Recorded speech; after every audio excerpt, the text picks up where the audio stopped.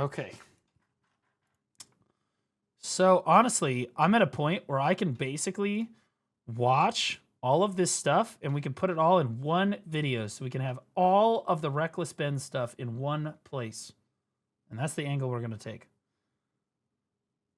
Okay, I tracked down a thief who stole $200,000 from Lego. This is an hour and 25 minutes. Then there's another 41 minutes. Oh, dude, it's so good, though. This man spent his life collecting what's now known as the world's largest... Okay, so for those of you that somehow do not know what the is going on with the Lego Saga, buckle up for the craziest story of the entire year. This is literally the craziest scandal that the United States has seen in probably 5 to 10 years. Like, this is nuts. Well, maybe not like the crazy. I mean, we do have some daycare centers going on in Minnesota that are pretty crazy. But like this, in my opinion, is just absolutely insane. The corruption, you've got police corruption, huge big corpo corruption, like normal people, Mormon church is involved. We got all kinds of shit going on. This story is absolutely insane. Like nuts. Lego Star Wars collection ever. It's estimated to be worth around $200,000. And then the entire thing got stolen. And the police are actively working with the thieves to cover the entire thing up. But the craziest part is that the collector doesn't even know that his collection's been I'm gonna turn it down a little bit. Stolen. Yeah, the collector's son, Brian, well, he reached out to me because he has no clue how to break this news to his dad. At this point, my father had a health episode. We can't bring any stress to him. The reason he's reaching out to me is because the police are covering this entire thing up. And at this moment, I promised Brian that I would not end this video crazy, right? until I get his entire world record Star Wars collection. It is not back. crazy. But anyways, the thief of this collection is actually a corporation. Oh yeah, for those of you that don't know, the video is blurred in some areas because they tried to get the video taken down on YouTube by copyright striking him at random times and places during the video. And so he has to blur all these random things in the video to keep the video live. Called Bricks and Minifigs. Bricks and Minifigs, the biggest toy store of its kind. Is the largest toy store. Bricks and Minifigs were not just your average Lego store. For collectors, Bricks and Minifigs is basically seen as the best and safest way to sell your Lego collections. I'm selling my Legos. So what I'm planning to do with them is take them to my local Bricks and Minifigs. Because there's so much positive media about them everywhere, Brian thought that this would be the perfect store to finally sell his dad's Lego Star Wars collection. So I wrote up a contract. In the contract, it says that these are still the family's Lego sets, but every time one gets sold, the store gets to keep a small percentage of each sale. This was a store's worth of inventory. So that store that day was nothing but my dad's collection. Like all the shelves filled. They had to bring in extra shelves and fill the whole party room with shelves. But the owner of the franchise, this woman, well, her husband had to actually leave the country due to some work-related reasons. My husband and I were planning on moving out of the country. I reached out to corporate to let them know, hey, this is something that's coming up in the next like 4 to 5 months. She told the Bricks and Minifigs head corporation that she was planning on selling the store, so the corporation actually was able to find a buyer to buy it from her. They let me know that they had somebody who was interested in purchasing a franchise in the area.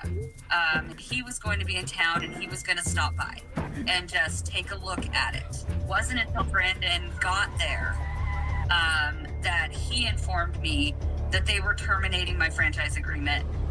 We were getting threats from Brandon and from corporate that if we didn't leave the store immediately, the police were going to be called. I told corporate I wasn't comfortable leaving that night without the inventory. I was also told I was not going to be able to stay there long enough to do that inventory. But we don't just have to take this woman's word for it. She was actually able to save all the security camera footage from that night, proving that everything she just said is true. All the footage and evidence is there. In the security cam footage, it's him at the store kicking her out. In that footage they sent us is Crystal asking him, how am I supposed to pay this guy? These are sets he has not been paid for. These are ones that he has not been paid his percentage yet. And if I don't have the tickets, I won't know how much I need to pay him. That's a business thing and not necessarily yours. He's taking on the business, he takes on all that kind of side. His own corporation. In fairness, when you sign on a business and like he bought the franchise and the business, you do sign on all of the debt and everything from that business. So that is typically how business arrangements work. Yes. Is sitting there on video saying they're going to take it. After this woman got kicked out of her own store, she called Brian explaining how corporate just came down and is now trying to take the world's largest Lego Star Wars collection without paying for it. So Brian called the store to see what was going on. Called the store and I said, what happened to Crystal? And he goes, well, that's kind of a private matter, but the corporation's taken over the store. There's something I can do to help you with. I said, well, yeah. I am the owner of about half your store's inventory. Yeah. All those vintage Star Wars sets you have in there are ours. And he goes, I don't know anything about that. I said, well, you better get to learn about it because I have a Keep in mind, we literally just saw him literally acknowledging. She was going through the paper like, hey, these are his Lego sets. I haven't paid him. Here are the ones that I haven't paid him for. No, I don't know anything about that. contract. I have photo evidence, video evidence. Like, that is our collection. So I went down to the store, brought a copy of the contract. We're like, you need to let me in back and let me see the sets that you still have. All you have to do is let me in back. We can go that route or we can go to court. And the guy just looks at me, crosses his arms and goes, let me tell you what's going to happen. If we go to court, we're going to drag this thing out so long and you're going to end up spending so much more money than your collection is ever worth or what you ever would have gotten on it, that it ain't worth it, man. So if that's the route you want to go, and I go... It's like the plot of a Lego movie. Like, have you guys ever seen the Lego movie? Because it reminds me of the plot of the goddamn Lego movie. Like, this is like a big corporation trying to exploit like one guy. That's really the route you want to go, rather than just letting me walk in there and he goes, no. Dang. What am I to do at that point? Bricks and Minifigs knows that this family, especially with the father's health, doesn't have the resources to take them to court. And almost mockingly, they've since flooded all of their social media with tons of pictures of Star Wars Legos. At this point, it seems like they're just rubbing it in this family's face that they stole the world's largest Lego Star Wars collection in the world, and they got away with it. Everybody is absolutely baffled. How the hell can a corporation get away with doing this? How many times have they gotten away with it? That's the real question. This is just, normally when you catch someone doing some terrible behavior like this, it's not the first time they've done it. This is just the first time you've caught them doing it. Just like when your wife sleeps with somebody else. Do you think that's the first time that they've ever, that's the first time she's cheated? First time? Yeah. And why are the cops not helping? But luckily for Brian, a YouTuber ended up catching wind of this story and created a team of YouTubers to do whatever they could to get Brian his Legos. That guy's gonna get it done, man. That guy knows. That guy eats Legos. Back. This is the full inventory of all the sets and minifigs. We can figure out how to get this guy his money and his stuff back. But right after they started, they instantly stopped working on this case. So I called one of them to find out why. So they were threatening legal action against us. You know, Bricks and Minifigs, which is a pretty big company. It's almost like you. Yep. Who probably has way more resources than we can. I'm eating my way there. I'm getting there. You know, really put up a fight against. Bricks and Minifigs knows that they can just bully anyone that tries to expose them with frivolous lawsuits. And this left Brian feeling pretty hopeless. It eats me alive. I had terrible anxiety attacks over it, got put on medication. I just kind of was like, okay, I just have to let these freaking things go. Dude, $200,000 is a lot of money, guys. A tremendous amount of money. That's like life-changing money. Right? Imagine if you got $200,000 stolen from you. Right now. Because it didn't seem like I have any path to go, you know? Well, I guess now it's time for me to get involved. So immediately I went to my car, picked up some friends, and started driving 16 hours to this Bricks and Minifigs store. And I will do literally whatever it takes. Even if I have to take down the entire police force, I will stop at nothing until this family gets their entire Lego Star Wars collection back. The craziest thing is normal YouTubers that aren't clinically insane like Ben is would be like over-exaggerating or overhyping themselves here, but I'm not joking when I say that this guy is literally the GOAT. I have never seen anything like this. And now 16 hours later, we're finally pulling up to the Bricks and Minifigs store. So I started a pair of spy camera glasses. That's what I'm gonna use to film this. And honestly, I kind of just want to hear Bricks and Minifigs side of the story. Hi, how's it going? Pretty good. How about yourself? It's pretty good. So basically my friend said that you guys have some of his Legos, I think, and he told me to come here and see if I could pick them up. Who's your friend? I think they're Brian's Legos. It's like a big like Star Wars collection set, I think. Look at her face. You could go ahead and leave now. Uh-huh. Really? So you could go ahead and leave now, or I will call the police for harassment. That's an awful quick change of tone. That's crazy. Well, I'm not harassing you. No, you are. Hi. You want to watch the cameras? I'm being harassed. Watch the cameras. I am being harassed. You need to leave. Literally, all I did was just bring up that my friend has some Legos in their store, and the manager started freaking out on me. I mean, But I wasn't gonna leave the store without hearing It her do be side of the Karen story. behavior for sure. Before showing up, I printed out a copy of the contract the store made with Brian, saying that all of these Lego sets will remain his until sold. Because I have a contract, legal reason to be here, legally this does not count as harassment. Instead, the manager should be checking the store's inventory to see if these sets are still in their store. Well, so here's still all of the Lego sets you guys still have. I don't have anything to do with that, and I don't want that. You can go ahead and leave, and I'm going to ask you one more time. This is the last time. I do not want that. You're not handing me anything. I tried for a long time just to get her to look at this contract, but finally she gave me an answer of why she can't help me. He's been supposed to be getting a hold of corporate. Basically what the manager's saying is that if someone did steal the Legos, it wasn't her, it was corporate. But little does the manager know, I already did this. Yep, I literally went to the corporate Bricks and Minifigs headquarters. How's it going? And this was corporate side of the story. You have to talk to the store owner. Yeah, like they're all locally owned and operated. We can't Look at the blur, dude. do anything with it here. Their decisions are their decisions, for sure. So when they say go to corporate, how do we respond next time? I have no idea. You have to take it up with them. It's your thing with them. That doesn't involve us. So I showed the manager what corporate Bricks and Minifigs said. When corporate tells me this, I'm supposed to come back to the store, right? And so it kind of seems like you're going against what corporate's saying. That's fine. Oh, well, this is what corporate told us. I'm happy that's what corporate told you. For the last time, I'm asking you to leave the store. The classic. You go to corporate, they say, no, that's a franchise thing. You have to take that up at the store. You go to the store, no, that's a corporate problem. You got to go take it up with them. And around we go. Give me a reason to leave, I guess. Have you guys heard me ask you several times? I don't know about you guys, but to me, it kind of seems like the only reason she's asking me to leave the store is to cover up this $200,000 theft. You need to leave. How many times have you been asked to leave? Was there a reason you're asking me to leave? You need to leave. I've asked you to leave. You need to leave. You need to. I've asked you how many times to leave. I've been asking to leave. Eventually, the owner of the store called in and asked if he could talk to me. Are you the owner of the Bricks and Minifigs store? Yeah, why? What you got? So basically, DK's amazing at grinding. Awakening DK is not so amazing, but Succession DK is really good. wanted to get some of the Legos back that you guys still have. Both of them are good, I though. think I'm looking It'll for be the clone turbo tank. Why do you think you would be entitled to our inventory? Well, at least I confirmed the Legos are still here.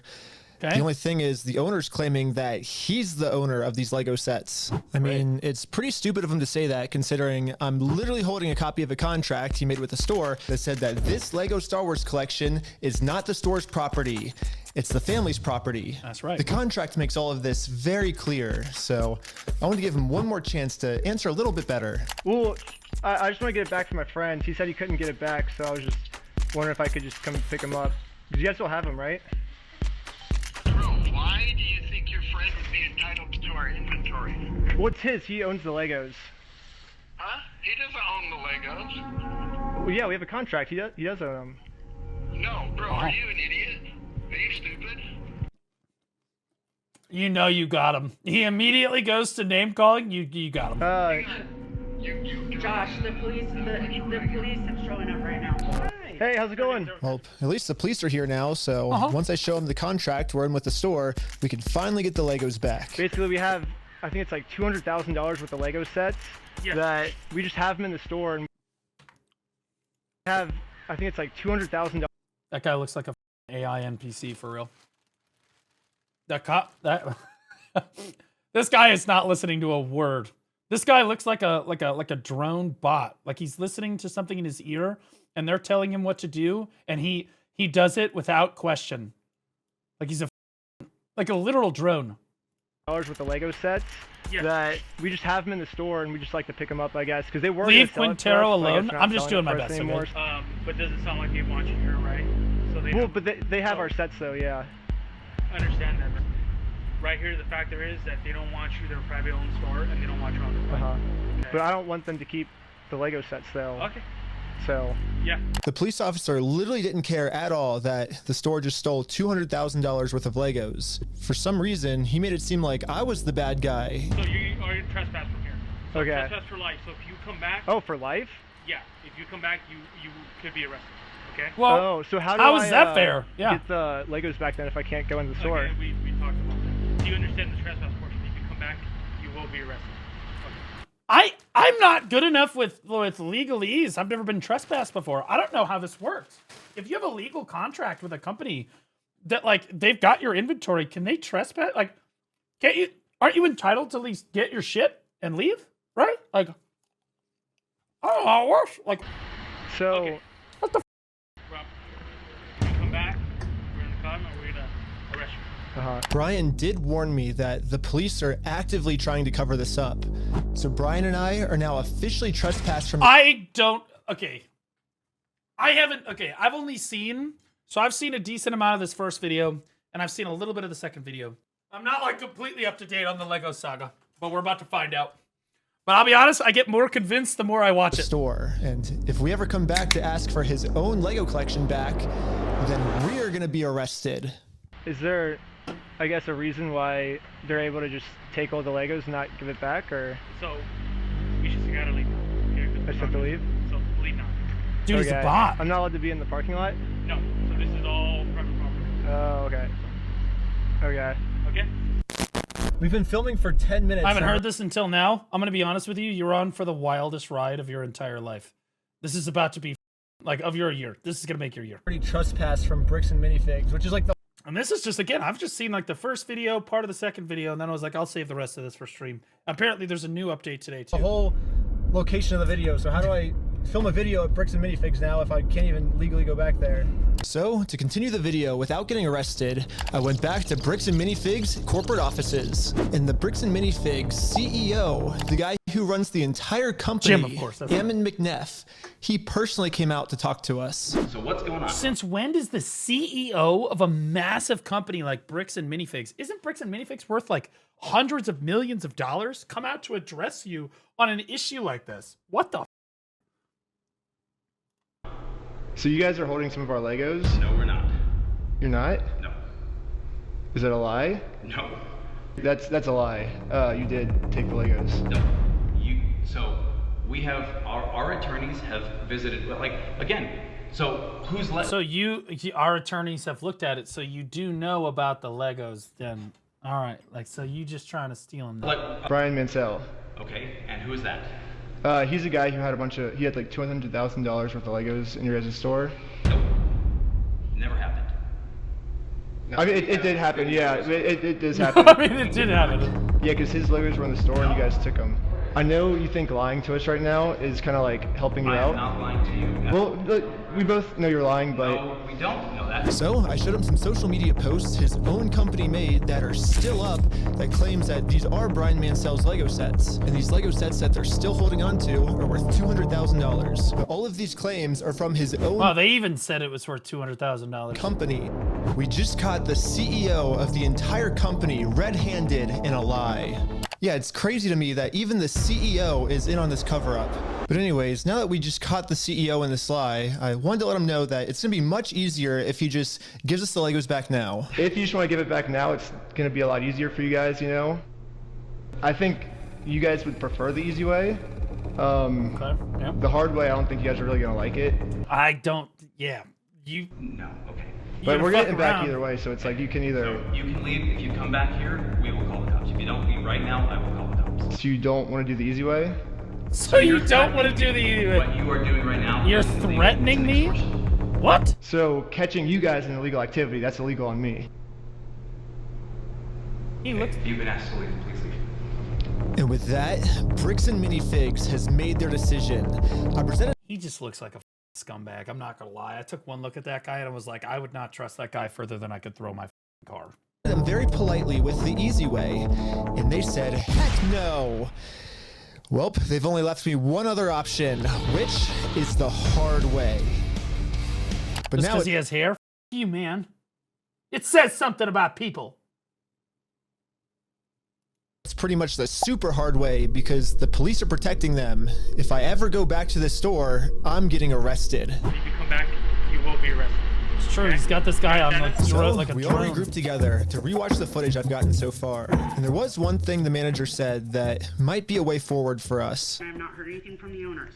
Oh. So you need to leave. Can I talk to the owners then, or? You go ahead and call the owners. Do you have their number? I'm not giving it to you. Why won't you give it to me? My bitch looks like Saturn. That was mean. Because isn't that the logical next step if we're supposed to Well, work you with have the all the owners? information Then right there, right? I have the Lego sets you guys have, but I don't have the owner's number. No. So yeah, if you give Call me the owners. if Do you have that's their what number? do, No. then you could give me the Okay. number. And Well. No, I want you to leave. Call them. Basically, she's putting all of the blame on the owner of the store, which is good to find out. The only problem is she's not giving me the owner's number. Yeah, if you could give me a number and we could call I'm not them. giving you anything except for calling the police. But you We do have. I mean, it's not exactly. It's not like super far off. But I'll be honest with you, Fiona wore it better. told me to call the owners, right? You're absolutely right, but I've asked you how many times to leave the store. But you have his number? Or? No, I don't have any of their numbers. Dang. That's why I was like, corporate keeps telling me to contact the owners of the store, but with no contact info. So I try to contact the store, and the store hangs up on me and says I'm harassing them. The manager is really trying to protect the store owner from Dude, getting she really does have those Karen glasses, dude. They look like Karen glasses. Jesus Christ. in trouble. I don't know what it is, if it's like the tips, you know, the way that it, like, you can just tell. So if she's not going to give me his number, I'm just going to have to find it a different way. When she hands me the phone, we might be able to see his name and number. This is crazy work. Lego. Well, we found out the owner's name is Josh Lego. It's Josh. However, the number was way too blurry on the spy glasses. No, it's so blurry. So I checked the store's Instagram to see if it follows anyone named Josh, which it doesn't. So I checked their business records, but everything got scrubbed. This owner is really going to any length he can to stay fully anonymous. After watching the footage over and over, my final conclusion is, yeah, the manager sucks. But she's not really the mastermind of this whole thing. She's just protecting the mastermind of this whole thing because she's brainwashed. I was going to say, like that cop was. For me, through my YouTube career, I've infiltrated tons of cults, and I've personally experienced some of the most intense and crazy brainwashing in the entire world. Basically, what I'm trying to say is I'm pretty sure that I could brainwash one of these Bricks and Minifigs employees way harder than any corporate offices could. And yes, that's the plan. Brainwash the Bricks and Minifigs employees to be on my side. Yeah. Again, this is like a plot in a Lego movie. I expect this to be some far-fetched fantasy plot bullshit. Yeah, like, it just doesn't actually work. Like, Lego it just, cults. in real life, you can't do this. I mean, a true cult would never actually call themselves a cult. They always disguise themselves as something else. So, yes, I'm actually just starting a regular old Lego club. Yep, that's what we're calling it. My friend Victor is going to be the cult recruiter. I dressed him up to look like a famous YouTuber, so he would look powerful, and the employees here will have to listen to him. My name's Victor. We're going to Bricks and Minifigs. Let's go. All right. This is the most Mr. Beast thing I have seen outside of his channel. I'm not going to lie. All right, guys, we are heading into the store right now. He was doing amazing, but we had to make sure that these employees know that Victor is the real deal.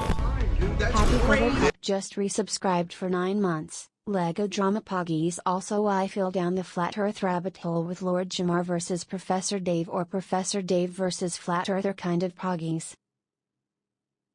What?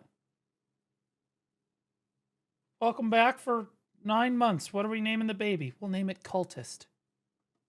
Hey, let's go. Yo, we got a fan over here. 1, 2, 3. Toys for everyone. This dude literally put one of his other friends in the store as like a random NPC so that they could sell this even better. This is nuts, dude. Yeah. Real quick pick. Hey, I'll show you that clip later, all right? You can? Yeah. So far, everything we had set up was working perfectly. But now, we have to come up with some type of way to get one of these employees out of the store so we can brainwash them. Hey, what's going on? So we're filming a quick video. Maybe you and her want to do like some kind of challenge for like $100. I mean, sure, I'm down for that. I don't want to. What's happening right now? Do they believe it? He's doing the challenge. Hell yeah, they're believing the challenge. 3, 2, The gaslight is 1. crazy. Yellow, go, go, go, go, go, go. And these employees started their YouTube challenge. And yeah, I'm just gonna fast forward to this part. I'm not gonna torture you guys with all of this. All you really need to know is that this girl ended up winning. High five, sweet. So now I'm gonna call my producer. It's going right now. How's it going? So we have the winner right over here. We're partnering with the local Lego club, and we're gonna kind of do like an award ceremony. Like the Lego club wants to host the award ceremony for you, so yeah. And just like that, she's in. So we traveled deep into the woods and Bro, who the dude?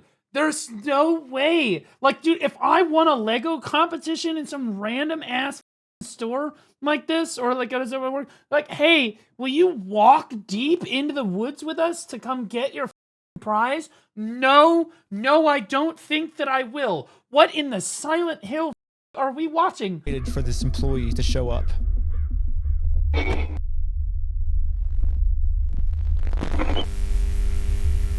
Dude. And with that, our new Dude, she just walks straight out. It's cult crazy. member has arrived. You're the Lego Queen! Yes, she's the Lego Queen! Before you can brainwash someone, Lego Queen they have slay. to be open to it. And most cults achieve this by making the new recruit seem like the most special person in the entire world. Official best employee of Bricks and Minifigs. The winner goes to California! Lego Queen! Lego Queen! Lego Queen! Lego Queen! Lego Queen! Lego Queen! Lego Queen! Lego Queen! Lego Queen! Dude, this doesn't seem weird to you that there's these guys out here with red capes and look like they just climbed out of their mom's basement and some weird shit set up on the ground? Like, don't you think it would look a little bit more professional? Like, Another thing I've personally seen a lot of cults do is they instantly give new recruits power.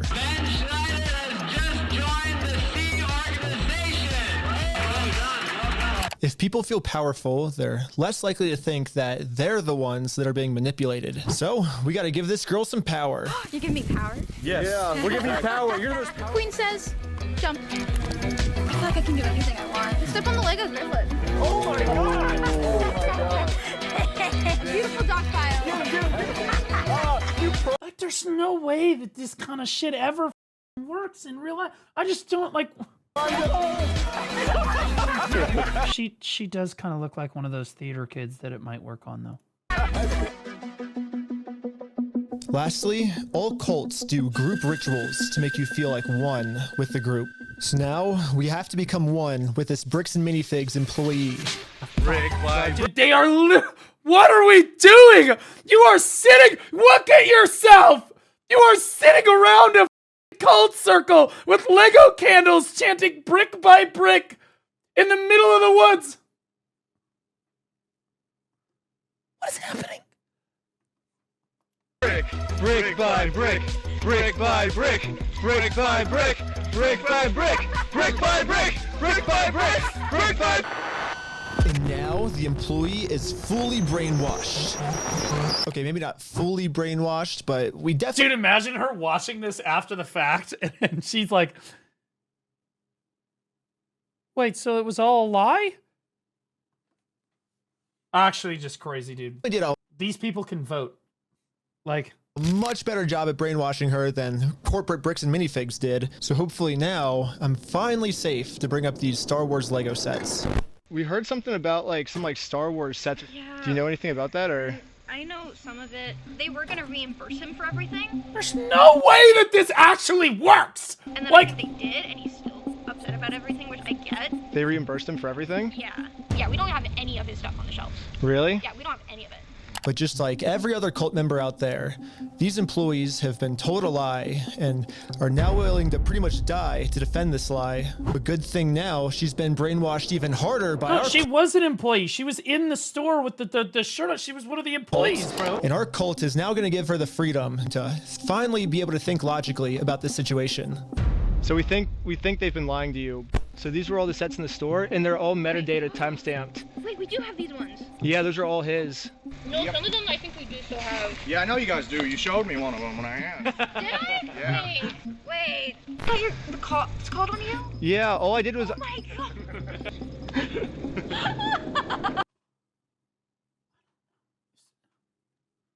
Everything I know is a lie. You know what's really funny is after you left, I got a call from my boss, and it was like, how do we get them arrested? How do we get them arrested? That's really important information. Now that we have a Bricks and Minifigs employee on our side. They're blurring her face at first. Well, the reason that the as I said earlier, the reason that the video is blurred and what seems like random locations everywhere is because Bricks and Minifigs is trying to take the video down on YouTube. So they keep submitting copyright claims over and over and over again to blur aspects of the video, or the video gets taken down. So he keeps having to blur random parts of the video. It's time to finally complete our mission. Traitor? She's not, dude, she's not a part of this. Like, get Josh, the owner's number. Wait, but you have like their numbers and stuff, right? Yeah, I do. This is just crazy. What are we doing? Oh, do you... I bet there's police investigators in the country going, okay, write that down. Like the FBI is gonna watch this and go, we need to change everything about how we approach this stuff. Give me Josh's number. Can I take a picture of it? Yeah. Oh, nice. Well, now that I have the owner's number, she's fired. She's not an employee anymore. It's time to give him a call. Hello, this is Josh. Hello. I'm just calling to get my Legos back. I think they told me to talk to you about it. Oh, okay. Yeah, what Legos? I think it's the Star Wars set. I have a list. I can kind of pull it up. I was just wondering, like, how we can get them back. Should I, like, if I get your okay, I can just walk in the store and... I don't know what Legos you're talking about, dude. What are you talking about? I think one of them's called, like, the Super Trooper set, I think. We got... What else is there? I don't know what you're talking about. Keep going. You don't? Since Josh was pretending to not remember any of the Star Wars sets that make up half of his store's inventory, I decided to send him over a picture of the contract his store is in. What contract is it? I didn't sign a contract. I didn't sign that agreement. I didn't agree to anything in that. And now I finally understand the legal loophole that Josh is using to get away with this. And it's probably the stupidest loophole I've ever heard in my entire life. Josh is claiming that it's not his name on the contract, it's the previous owner's, which makes no sense because in the security camera footage, he tells the previous owner that he's going to be the one taking over the contract now. He's taking on the business, he takes on all that kind of side liability. And I guess this is some sort of just... That is what happens when you take on a business. You take on all their loophole debts. He's trying to use to steal the world's largest Lego Star Wars collection. In order for me to be under contract, I have to sign something. Or you had to take it over from the previous owner, right? Yep. Nope, that's not how the law works. Yeah, it is. Well, dude, I'm just going to have somebody... If I ever fall massively into debt, I'm just going to have somebody buy Blue Squadron Entertainment, and then I'm going to buy it back from them. And then I have no more debt. Bada bing, bada boom. Let's just wash our hands. It is? So if that's how the law works, then sue me for it. You don't just want to give the Legos back? Like... Sue me!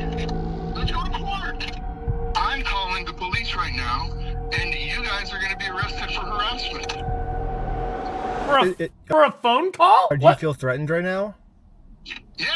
I was surprised at how much the owner wanted us to sue him. He wants this because Brian already tried to sue him, and it didn't work. We've been to a couple attorneys, and they basically spelled it out, saying, here's the path that's going to happen if you go down. They did more than harass. They did cult induction, but not to him, though. He's saying they're harassing him. They cult indoctrinated the Lego Queen, bitch. These routes. Different. They're now in Spain, so we're getting into that whole international thing just to have them an injunction on the store to have them go back and prove what they sold and not. And that's like $60,000 to $70,000. Yeah, Bricks and Minifigs knows that Brian and his dad don't have nearly enough resources to sue a company as big as Bricks and Minifigs. He's like, we're gonna keep these. You're gonna walk away from this. You're not coming back. And if you choose to sue us, we will drag this out in court till it is well past what this collection is worth. So let's lay out the puzzle pieces really quick. If Brian and his dad sue Bricks and Minifigs, it's gonna ruin their lives. And by the way, this Bricks and Minifigs company has been treating this family. I only think it's fair if they're the ones that get their lives ruined. In order to make things right, it looks like we gotta do this. Now Bricks and Minifigs has their life ruined, and you can see This is crazy, right? Like, there's just no Brian shot. and us, we are the ones now doing the illegal activity. So I told my group the plan. We have to do something illegal. I thought you said you didn't want to do anything illegal. Right. Well, but the thing is, they're getting screwed because of it, because they would have to upfront the cost, and then if they take us to court, then it's I'm down illegal. I'm down for the illegal stuff. Like when And the group is in. So now it's time to do an So illegal fast. business move against Bricks and Minifigs. Let's just hope that they take the bait and sue us. What I was thinking is, what's the easiest way to get them to sue us? We steal their name. It is. Oh, Yeah, man. I mean, Perfect. First, I went to Google Maps and took a screenshot of the sign outside their store. I got rid of their tagline because it's boring, and I changed it to "We steal from old people." And now the tagline's actually accurate. Also added a cute little company logo. And this is my plan of how I'm gonna make it into court with Bricks and Minifigs for free. Once we're in court, we can finally hold Bricks and Minifigs accountable for stealing the world's largest Star Wars Lego collection. And of course, they're also gonna try and get me in trouble, but this is where I'm gonna make my grand reveal. You see, this entire time, my company name was actually called We Steal From Old People. Yeah, the words Bricks and Minifigs, that's just the company tagline. there's just no way that works, right? Like legally. Is he a genius? In America, there's no specific law that says whether the tagline has to be above or beneath the company name, so I'm just allowed to do this. So people are just assuming that the name is Bricks and Minifigs, when that's really just the tagline of our company, and our company name is actually We Steal From Old People. Yeah. And now, because I'm actually not stealing their name, it's gonna be so easy for me to win this court case. All right, and sure. Brian's gonna get his entire Star Wars Lego collection Okay. back. All while Bricks and Minifigs pays for all the legal fees. So I registered We Steal From Old People as an official Oregon company. And now that my company's legally approved, I made a website, and you can visit us at www.westealfromoldpeople.com. You can help.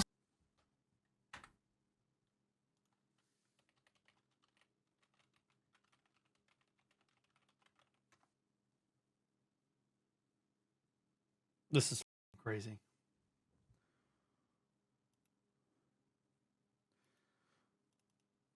Support us by buying some of our We Steal From Old People merch, or give us a call. But as you can see, we have great reviews. And so now to promote this website, I'm going to put my company logo directly It's his friends. over just top of the Bricks and Minifigs company logo. So I asked ChatGPT what the dimensions of this billboard is.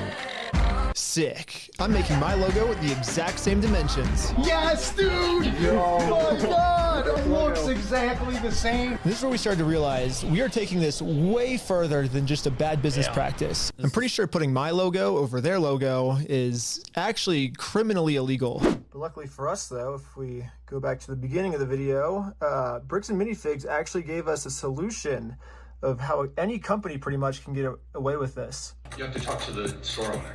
Yeah, they're all locally owned and operated, and we can't do anything with it here. Their decisions are their decisions. For sure. So when they say go to corporate, how do we respond next time? I have no idea. You have to take it up with them. It's your thing with them. So basically, if you put all the blame on your lower franchises, you're safe. So I registered 5 franchises under my We Steal From Old People company. Who wants to be the owner of the first company? Is he gonna reverse bamboozle them? See, because I've only seen the highlight reels of this shit. I've seen, like, you know, I see this shit on Twitter and stuff. I thought I knew what the was going on here.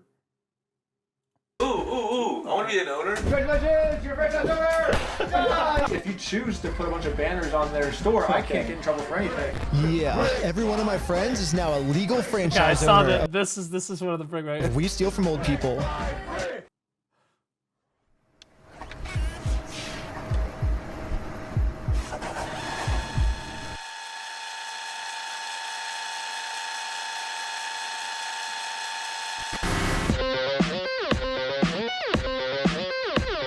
This is crazy.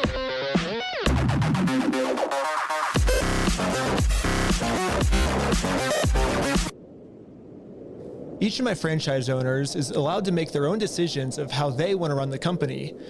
And what they've decided is that they're getting 2 pumpkins, and they're going to use these pumpkins to support this tarp, and they're going to climb up the Bricks and Minifigs building, and they're going to hang our logo over top of their logo.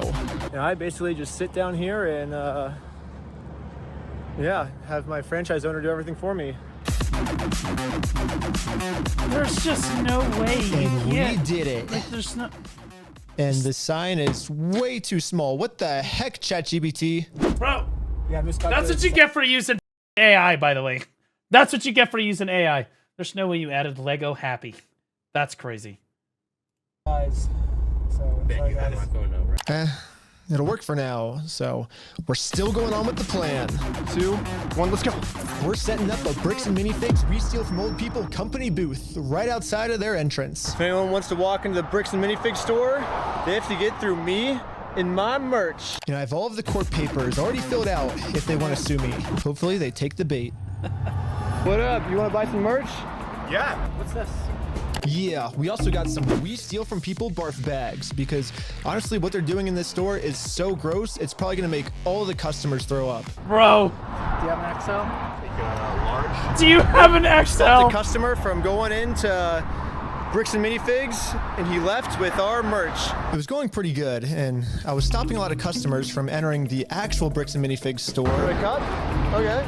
Yeah, I might just be out here all day. This is going very well. It was almost going too well. It's basically the end of the day now. They haven't really seen me because these windows are tinted, I guess. In order to get the store's attention, my friend Jay is going to walk into the store just pretending to be a normal customer and ask what's going on. Is this the main store or is it the one that's out front?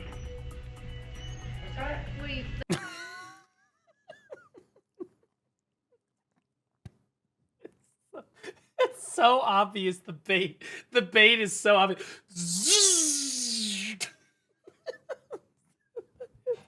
What makes it even better is it's the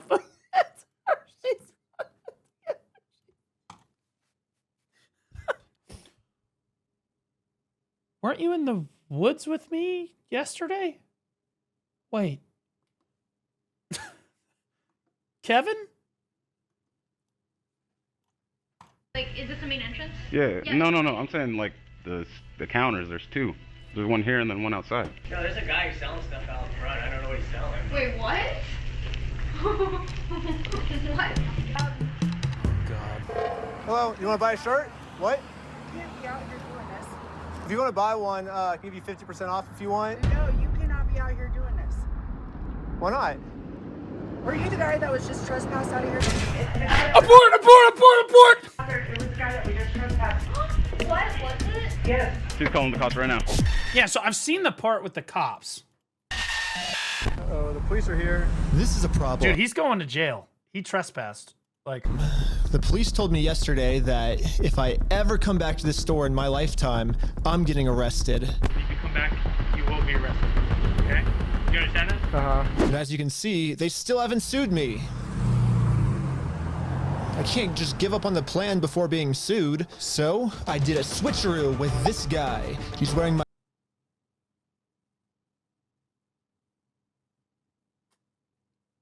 there's just... He can't keep getting away with this, right? Like, there's no way. I don't... exact same clothes, and his legal name Bro. is also Ben. And once the His police legal find name is also Ben. It's crazy work. out that they caught the wrong Ben, I'm gonna be super far away. Oh, it's so cold.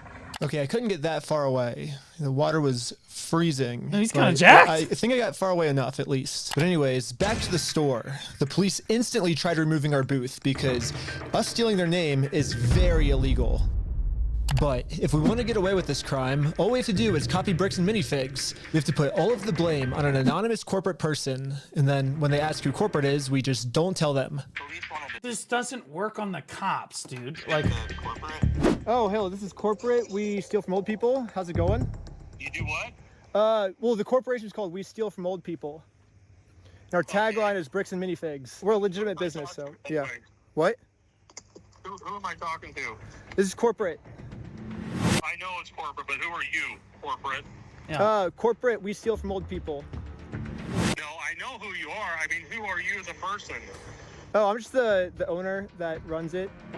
Who am I talking here? This is the owner of We Steal from Old People. just you can't get away with it. You have to give the police officer your name. There's just no, you can't. There's no way around that. Kind of seems like a civil matter, doesn't it? Like we have the plaintiff's claim if they want to. Is it a civil matter? Because technically at this point they've stolen the Legos. I feel like that's a criminal matter. But that is different than what's happening here. This is what he's talking about on the phone is civil. Here's the situation. Do you really want to get go round and around? And now, Bricks and Minifigs finally gets a taste of their own medicine. They're now in a situation the police can't help them with. The only way this will ever end is if they sue us. So I went back to the Bricks and Minifigs corporate offices. What? So that's not even the cop part that I saw before.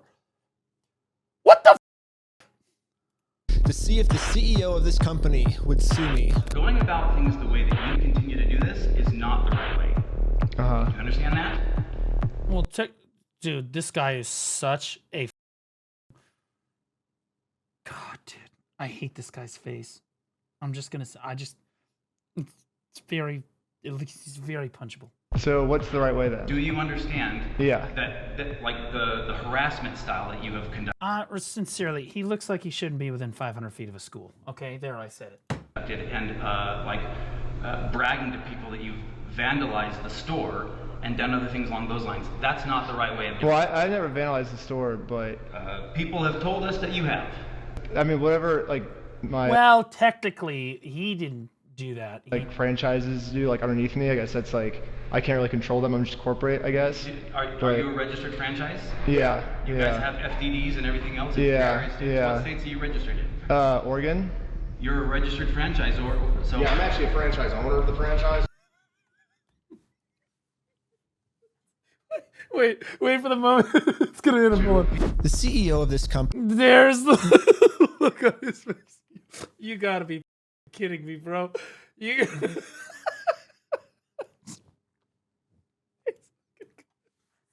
Company knows pretty much better than anyone that he can't get us in trouble for what we're doing. Yeah. Because we can always just keep passing the blame onto our lower franchises. We're just doing the exact same thing he's doing. Brick by brick! Brick by brick!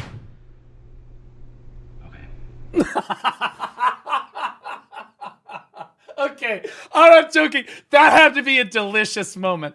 That had to be an absolutely scrumptious moment for Ben right there. Okay. All right, I see you. But yeah, it's like a legal organization. We have like legal franchises and everything. It's 100% by the books, and yeah. He's pissed. Look at his face. I get what you're doing. Uh-huh. I appreciate that you think you're being very clever. He is being very clever. In fairness, this is... And that you think that you can do all sorts of fun stuff this way, but it's like... You have no business being here. Well, actually, we do. Well, we do have business. We have... Like, you guys have a bunch of our Legos. Right. Well, if Bricks and Minifigs is not going to sue me, then I guess we have to settle this outside of court, which is going to be hard. Because right now, Bricks and Minifigs has somehow convinced the police that they aren't criminals, they just participated in a bad business deal. I mean, Josh has literally already exposed their entire plan to me of how they're planning on getting away with this. I feel bad for him. That agreement is not criminal. That agreement is now civil. So it's a civil matter, it's not criminal. And I have extensive legal knowledge. Yeah, basically a civil crime is just the legal way of saying a business deal gone bad, which, if this truly was just a business deal gone wrong, you would have to settle this through the court. Dude, I'm going to say this every single time that I go into debt on something. I'm just going to say that it's a civil matter. It's a bad business deal. I didn't agree to any of that. Police aren't able to do anything. We have the police to solve criminal crimes, such as stealing from a lottery. That's a criminal crime that the police would have to investigate. So, here's the plan. What if we do a lottery? Yes. First, Brian donates one of his sets to a lottery, someone wins the lottery, and then if Bricks and Minifigs keeps the prize for themselves instead of giving it to the winner, they have now just stolen from a lottery. Now it's not a business deal gone bad. They're actually interfering with a state-regulated lottery scheme, which is... I can't tell if they're like the most genius group of people I've ever seen or just complete degenerate. And somehow I think it's like both. Now a criminal offense that the police would have to investigate. That's a good idea. That's interesting. It turns out this is completely legal for us to do. You still own the Legos, correct? Technically, we own all of those. Yeah. So it would be legal for you to auction your Legos off, right? If you still are the owners, right? Yeah. To make sure everything was legally legit, I registered for a gambling license, which, yeah, it actually takes a long time to get one of these, which sucks.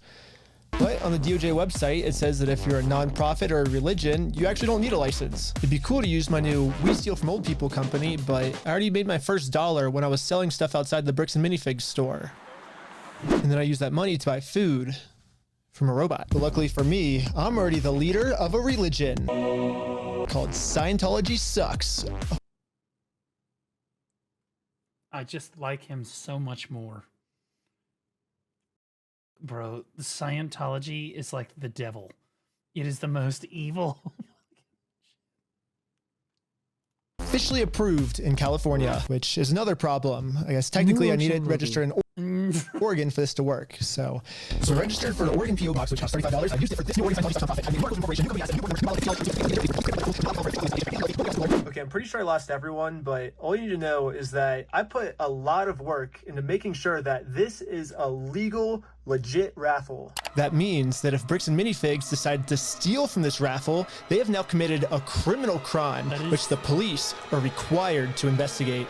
That is technically, I mean, he's right. I mean,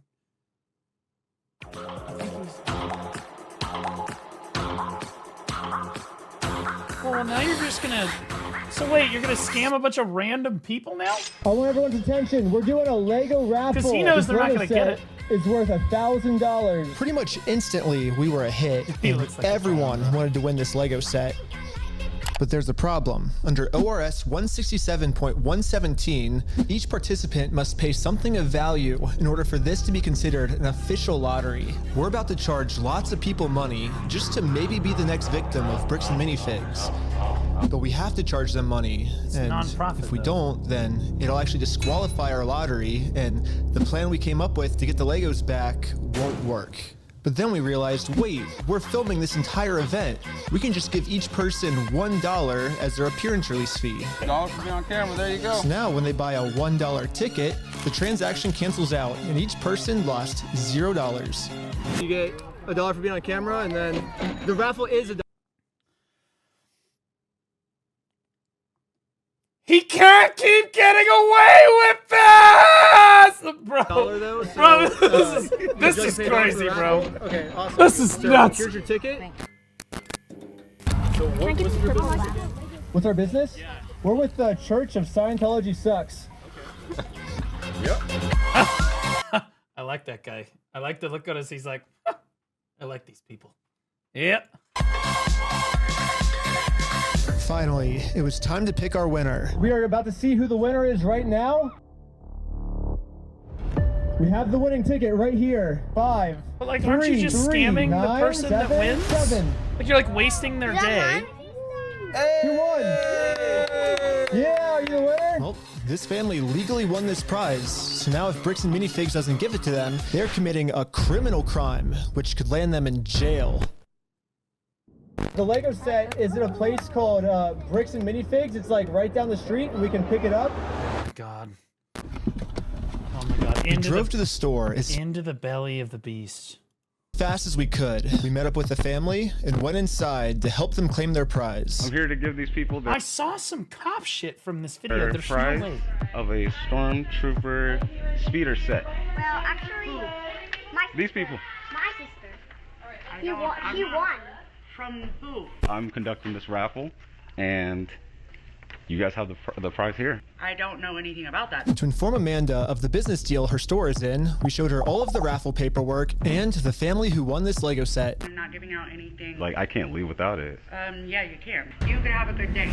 Amanda has just made it very clear. no. Instead of giving Now this you have family like a super disappointed kid, bro. the Lego set they legally won, her company is gonna steal it. You're stealing $1,000 from a little girl. Yep. And stealing money from a okay, in fairness, you also set they have to, they're like... Do you find that evil at all, or do you just, that's how you want the business to look?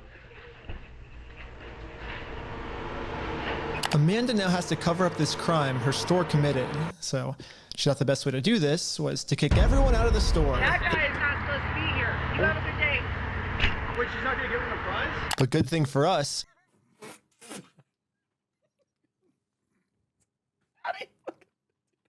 She walks outside and sees this dude wearing these glasses. Wait, she's not going to give him the prize? Shuts the door. this isn't a civil crime anymore. Man, it's Amanda such a- just stole from a lottery. Now they have officially This is exactly how PvPers and like PvP discords like, wait, so you're just not going to... Bro, I deal with people like this. committed a I've never seen it in real life, though. crime. It's time to get the police involved. This company just stole the prize from our lottery. Okay, thank you. Thank you. So this time Ben calls the And police. now the police are here. Okay, this is what... Okay, I've seen this For part. some reason, I think they thought that I was the criminal. Yeah. Uh-huh. Is this typically how you treat victims if they get their prize stolen, or do you have ideas? Wait, is that bot from before? It's Quentin. Anything on you? No. What's your date of birth? 12/30/1995. Did we commit a crime? I'm trying to figure that out right now. The police were very confused on who the actual criminals in this Okay, situation at were. least the police are... I'll be honest. So far, I've not really seen any criminal, like, oh, they're... Like, the police are like... You know what I mean? Like, they trespassed them before. The police are like, we don't want to get involved, blah, blah, blah. This time, they're investigating. So, we explained everything to them. I'm supposed to be getting this prize from here. Okay. And they're not going to give it to me? But the police don't just have to take our word for it. I'm carrying all of the legal raffle paperwork, plus the Oregon law. Of course you are. In a binder that says raffle paperwork. And it... What? Book. Just have to take our word for it. I'm carrying all of the legal raffle paperwork, plus the Oregon law book that's... That's the book that he gave him? I didn't even understand what the... I was like, why did he give him a book? That's... The dude brought the Oregon law book with him. Wild. Specifically states this is a criminal crime the police are required to investigate. Oh, we have all the paperwork here. Rewatched? Well, I've definitely seen parts of this. 100%. Not gonna pretend I haven't. I just Stealing from haven't seen all of it, apparently. Raffling scheme is a criminal offense which the police have to investigate. Now that the police have seen the law, they actually agree that a crime has been committed. They're now finally going to do a police investigation on this Lego theft. Wait, no, that's Perez. That's not Quentin. Investigators started by taking some notes. They're selling stuff because they're thieves and stole stuff. It's a raffle? Yes. Okay. And we need to investigate some sort of raffle. My boy Perez, right here. Thievery. Well, he started taking notes until another police officer came and whispered in his ear. I don't know what he said to him, but whatever it was, it made them all completely change their attitudes. Oh god, the NPC programming has kicked in. You're trespassing the property for life, okay? You come back, you're gonna go in handcuffs and go to jail. But they trespass you?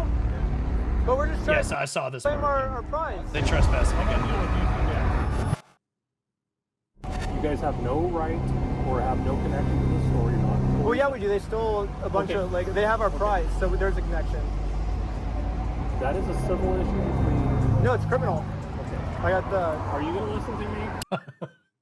No, it's criminal. I have the book right here, and then here's all the lottery paperwork, very conveniently bookmarked and stamped for you. This officer's trying as hard as he can to cover up this crime, but I wasn't gonna let him.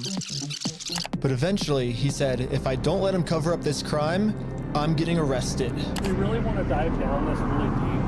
We're trying to I don't think he gets arrested here. We're trying to work with you guys and give you some outs. We can start looking at that you guys falsified a raffle.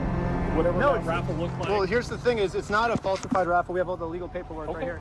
You don't have authority to give out a prize. We're just going to get to the point that we're not going to have these conversations. We're just going to put you in handcuffs, take you to jail. Are we all on the same? I am still willing to believe that the police are acting in good faith here. Like, they just don't know the whole story, right? And yes, they should be doing more investigative work here. 100%. They shouldn't be taking sides. But I'm still willing to be like, you know, hey, like, they don't know, dude. Like, okay.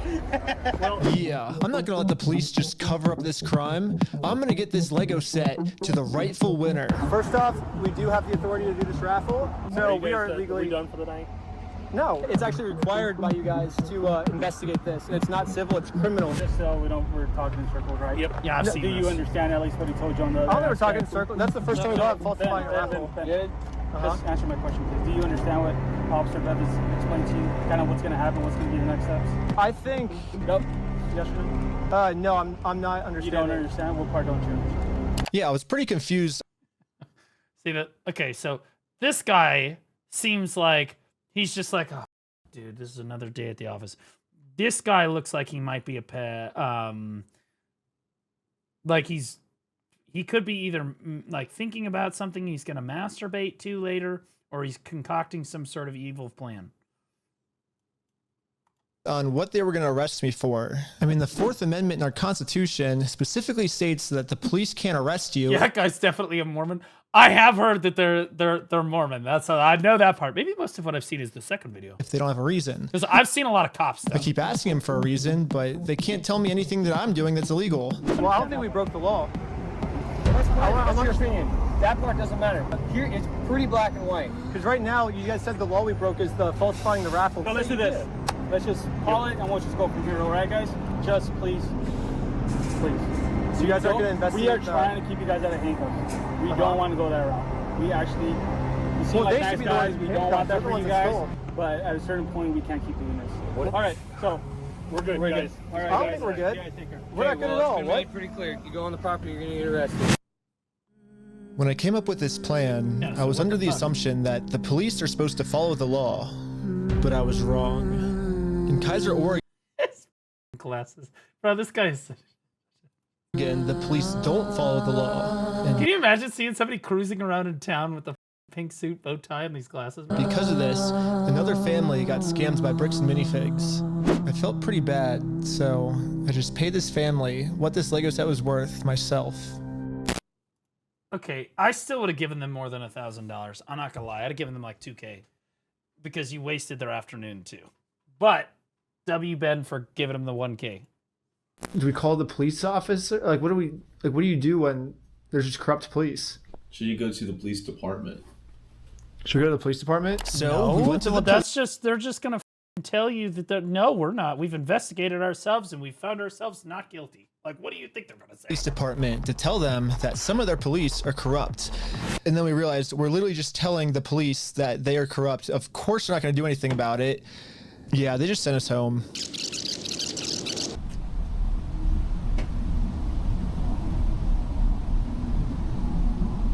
But this is when we realized that this raffle might have actually accomplished something pretty big for us. Josh ended up giving me a call. You guys keep coming to the stores. You park out front. You do fake raffles. Oh, Josh is pissed. You're threatening my business, you moron. Josh seems pretty scared, and he should be. Eventually, honestly, they were kind of out of ideas. Josh just gassing them back up with ammunition. I am going to end up solving all of the police corruption that's going on. And once that happens, Josh is no longer going to be in civil trouble. He's going to be in criminal trouble. It wasn't a fake raffle. It was a real lottery scheme, according to Oregon state law. Lottery scheme. Scheme being the key word there. and it actually is a Class B felony up to 10 years in prison and a $250,000 fine. Yeah, the loophole he's been using this entire time, just hiding behind the fact that it's a civil case, isn't going to work for him much longer. Well, let's not argue that. I don't want to. It's just better to just say, hey, you're not a thief. You know what I mean? Definitions of whether it's stolen or not, I don't think, anyways, it's not stolen. Why do we care about that? Well, who cares whether it was stolen or not? But for some reason, Josh still decided not to give the Legos back. I think he might just need one more push. Here's the plan. Take a picture of every single sign that's outside the Bricks and Minifigs store. And now I'm going to redesign every single one to make them way better. For example, I changed turn at the light to turn and go home. In buy, sell, trade, I changed it to steal, sell, trade. And I'm printing all of them out to scale. And nope, I didn't use ChatGPT this time. This time I'm using a much better method, which is a tape measure. The exact dimensions of their actual sign that they have up right now. Now it's time to put our signs directly over top of their signs. But before we had time to do this, Josh gave me a call. He's still trying to convince me to sue him, so he gets charged with a civil crime, not a criminal crime, which could land him in jail. If you think it's illegal, why don't you sue me? It's a civil matter. Tell Brian to put his money where his mouth is. Let's go to court. Okay, you want to do double or nothing? What are you talking about? Are you stupid? If you're wrong, you pay us double. If I'm wrong, I pay you double. There's no way that this works. Like, what are we? I double dog dare you. Bro, are you dumb? You're obviously a kid. You don't know how this works. I think you're scared. Double or nothing, let's do it. You're so dumb, bro. I think you're scared. Okay, I'm not scared. Let's do double or nothing. I'm not doing If you lose, you pay us $400,000. You're scared. You're a chicken. I'm calling you out. You're scared. I'm calling you out. Bro, quit being stupid. You're too scared. You're scared. Okay, do you want me to put your money where your mouth. There's no way he's gonna gas him up over the phone for $200,000 more. There's no way he's gonna gas you up into saying that you're gonna pay him an extra $200,000 over the phone in like 8 seconds. Are you just gonna be a pussy, or are you gonna? I'm putting my money where my mouth is. You put your money where your mouth is. Okay, let me talk. Okay. When Brian first came in, okay, never mind. We identified anything that was on that list that would have been his that Amanda didn't sell, and we set it aside. Okay. And it's still sitting there. We're happy to give you your stuff back. I just don't want any more damage to the store. I guess Josh has finally realized that whatever he's going through right now will literally never end for him unless he gives the Legos back. I'm happy to give you the inventory. It's only bringing me harm because you guys are doing wackadoo crap trying to attack us. Well, it looks like we won, and Brian is finally getting his Legos back. This definitely changes the trajectory of a We're only halfway through the video here, bro. There's just no, like, yeah. lot of the there's things like 2 more videos. we had in there's like 2 more really videos. good ideas, yeah. Well, what do we do for the next couple hours if it's raining? Bowling! Go bowling. Let's go bowling. Who seems on the officer's side? Well, in fairness, my experience with the police is that they're not corrupt pieces of shit. Like, I'll be honest, I think the police have f***ed up so far, but I'm willing to write it off as, like, you know, they don't know the full story. They should have investigated more. That's on them 100%. And, you know, they could walk it back at this point, though. Waited a few hours for Brian to get off work, and now he's off work. Hey, Brian's off work. So we showed him our entire conversation with Josh. So what can we do now to work with you guys to get the sets back? Okay, this is what I need done. I need a written apology from Brian. I need all the negative comments taken off. I need positive reviews on there to make up for the damage. And then I'll give them back. Fucking Brian. Off. I would tell him to off too, in fairness, because technically if you give him, you don't ever want to apologize, because then in court, like if it does somehow go to court, even if he, like, so I'll just assume for the sake of argument that he's not going to give the Legos back. Then if it goes to court, then there's like written evidence of you apologizing. You know what I mean? Yeah, it's admission. That's why you don't. It's the same thing with cops. It's like, why did I pull you over? I don't know. You always say, I don't know, because if you say speeding, well, then they got you. Like, it's the same So shit. you're holding my sets hostage. Oh, What you up, thought Kiwi? we were getting the Legos back already? We're Happy not to even have you. halfway through the video yet. Yeah, so basically before Brian can get his Star Wars Lego collection back, he has to write Bricks and Minifigs an apology letter for making this Facebook post. Bricks and Minifigs really doesn't like this Facebook post being up, because in this Facebook post, Brian calls Bricks and Minifigs out for stealing his Lego Star Wars collection. I'm not apologizing for shit. I agree, but it sucked. Well, here's like where we're at, right? If you could just write the letter, like we can get the Legos back. I walked in there with the best of intentions. Here's proof of my collection in the store. I want it back. And they've done nothing but lie and make my life a living hell over this. I've gone through 9 months of anxiety, stress, hospital-ridden, medication-taking types of burden. I'm not downplaying what happened to you. It's just, No, I am not apologizing to this asshole. Honestly based. It sounds kind of crazy that Brian would be saying this, but I see where he's coming from. I've gotten to personally see a tiny bit of how this company bullying his family has just torn his entire life apart. I just want to say thanks, guys. I have to go because I'm having a gnarly panic attack right now. But at the same time, if Brian just writes this apology letter to Bricks and Minifigs, he'll get all his Legos back. I get it. You're asking me to swallow my pride and write this letter, and I get it. But then Brian told us a bigger reason we shouldn't write this apology letter. Because Brian told us that this apology letter is really a trap. Yeah, this is Josh trying to trick us into giving him a get out of jail free card. What I mean by this is if Brian makes an apology letter to Bricks and Minifigs, then Bricks and Minifigs can now use this letter as written evidence in court that they're not the bad There guys. it is. Brian's the bad person. Brian told us that if we give them this get out of jail free card, then they have absolutely no reason to ever give the Legos back. I just want to say, if this is actually what Bricks and Minifigs' plan is, then that's insane. But I really wanted to Spoiler alert, it's definitely what their plan is if there's an entire another video. find out if this is what their plan was. So I decided to tell Josh that Brian is going to send him an apology video. He makes the apology, then we can get the Legos back like today or tomorrow, you think, or? Yeah. Just in case Bricks and Minifigs has evil intentions with this apology video, I wanted to give him something that they couldn't use in court. So I went back to the beginning of the video and took a screenshot of Brian's face and put it into this website. I also uploaded this video of Sheldon. Hi, I'm Brian Mansell. And after just a little bit of deep faking, it now looks like this. Hi, I'm Brian Mansell, and I apologize sincerely for accusing you guys of stealing my Legos. I was wrong. There's just no way that this it's gonna work again. You know that this is gonna work again. Bro, like what? How does he keep doing this? I don't understand. And you were right. This is the ultimate test. Was Josh being sincere, or was this all just one big trick?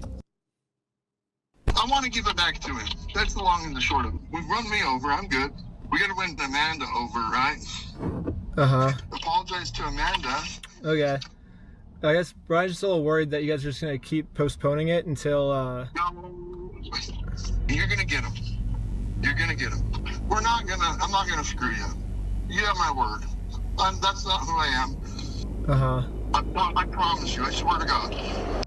Go apologize to her. Say sorry, man. That's sorry. big for a We Mormon. did a fake raffle. So before we can get the Legos back, I've met a lot of Mormons. We have a Mormon church here in St. Louis. God help us. That being said, the Mormons that I've met, as batshit crazy as their psycho religion is, the people that practice Mormonism are the nicest, hardworking people I have ever met. I mean, seriously, bro, they're nice people. Josh made up one new thing I have to do. But they don't ever swear on God or anything. They don't do that shit. They don't drink coffee. They don't swear to God. They don't do any of that shit. That doesn't really sound. I thought he was Mormon. I thought I saw. I have to apologize to Amanda for my raffle being fake, even though I put in a lot of effort to make sure my raffle was actually real. I don't know. It almost feels like another trap. The employee we brainwashed from before told us that the owners are coming up with schemes to try to get us arrested. After you left, I got a call from my boss, and it was like, how do we get them arrested? How do we get them arrested? Maybe Josh is saying this to trick me into going back into the store so Amanda can call the police on me and have me arrested. But I had to find out for sure. Do you give me permission to go into the store to apologize to her? To make peace? Sure, yeah. Okay. Okay, well, he's fine. Hi Amanda, how's it going?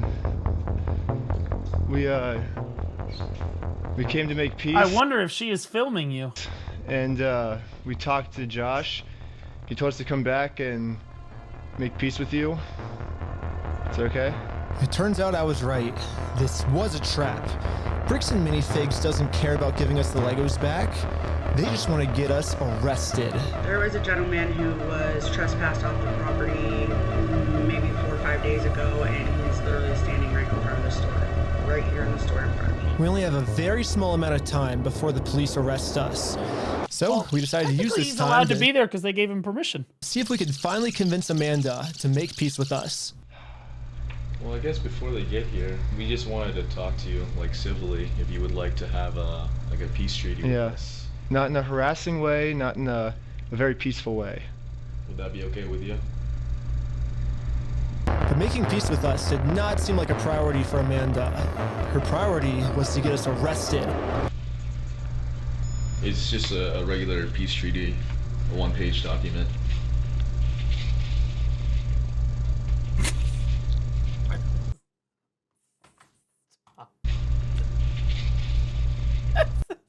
Peace treaty on it. It even looks like it's written by a 5-year-old, dude. Like, I'm gonna be...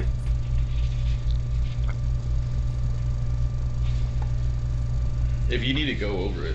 Bro, imagine. Take your time. Imagine getting finessed by people like this. It has to be infuriating. I don't know who this other guy is. He's apparently a guy. He's the treaty guy. Friend or the treaty guy. He has some kind She actually called him the treaty guy. Is crazy. of like treaty on a scroll. Well, do we stick around for the cops or do we? And so we waited for the police to show up. And they never showed up. That's a shock. But I guess it Really? makes sense. I mean, the My last time the experience with police this- showed up, I yeah. was fully prepared with the Oregon law book. The Oregon law scared the police so much that they had to run away. I think they're scared to come back. Hey, where the heck are these cops? Hi, Josh. Ben, how's it going? It's good. So we walked in, we were like, hey, we're sorry. We have permission to come back here and like apologize. And she's like, I'm calling the cops. And she like starts. Josh blowing now up on realizes that his last-ditch plan to get me arrested, well, that plan didn't work. I'm sorry Amanda did that. Thank you for doing that. It looks like Josh has no other choice than to give Brian his family's Legos back. You apologize, and it's up to them to accept. So let's cross Amanda off that checklist. Let's get this done. And now that our work here is done, we decided to head back to Los Angeles. It's too late to pick up the Legos today, but tomorrow, they're finally gonna give this family their Legos back. And now it's tomorrow. But the store has Brian's phone number blocked, so he can't call them. So instead, I called the store to see how Brian could pick up his Lego sets. I was just wondering if you guys are still down to get the Legos back today. I think.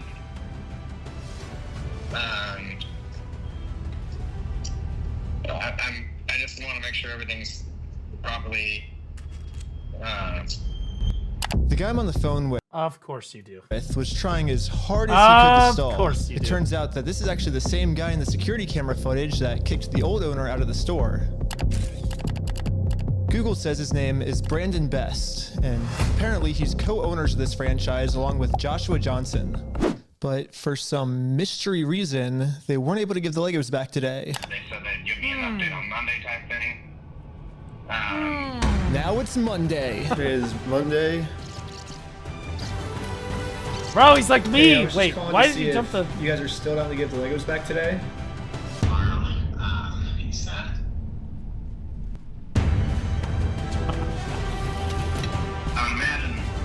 That's a lot of spaghetti, man. I eat spaghetti like that too. I don't have a quick update, unfortunately. Unfortunately, I still don't have really a good update. This dude filmed himself naked in the shower, by the way. Yeah, you bet. Thanks for your patience. Sorry, it's kind of crazy. Hey. Please leave your message for. He said, I probably won't be able to talk tonight. What the heck? Why do they keep postponing this? And then they just never text you back at all. Just like a woman. That's just how it is, man. Call has been forwarded to voicemail. What the heck? Yesterday he said he would call me today. Call has been forwarded to voicemail. Call has been forwarded to voicemail.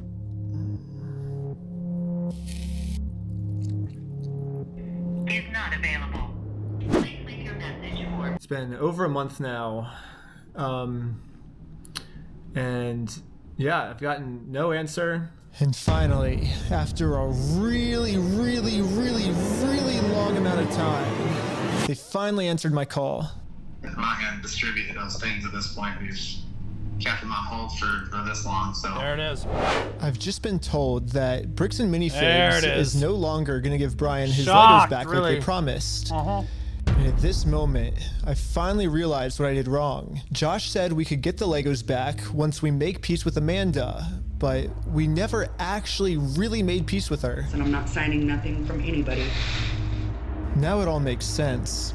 Unless we can somehow find a way to make peace with Amanda, we are never getting these Legos back. Okay, so obviously this is chalked, right? So I printed out a more official looking peace treaty and traveled from Los Angeles all the way back to Bricks and Minifigs in Oregon. Well, I made it to Oregon. Hopefully I can get Amanda to sign the peace treaty this time and we can finally get the Legos back.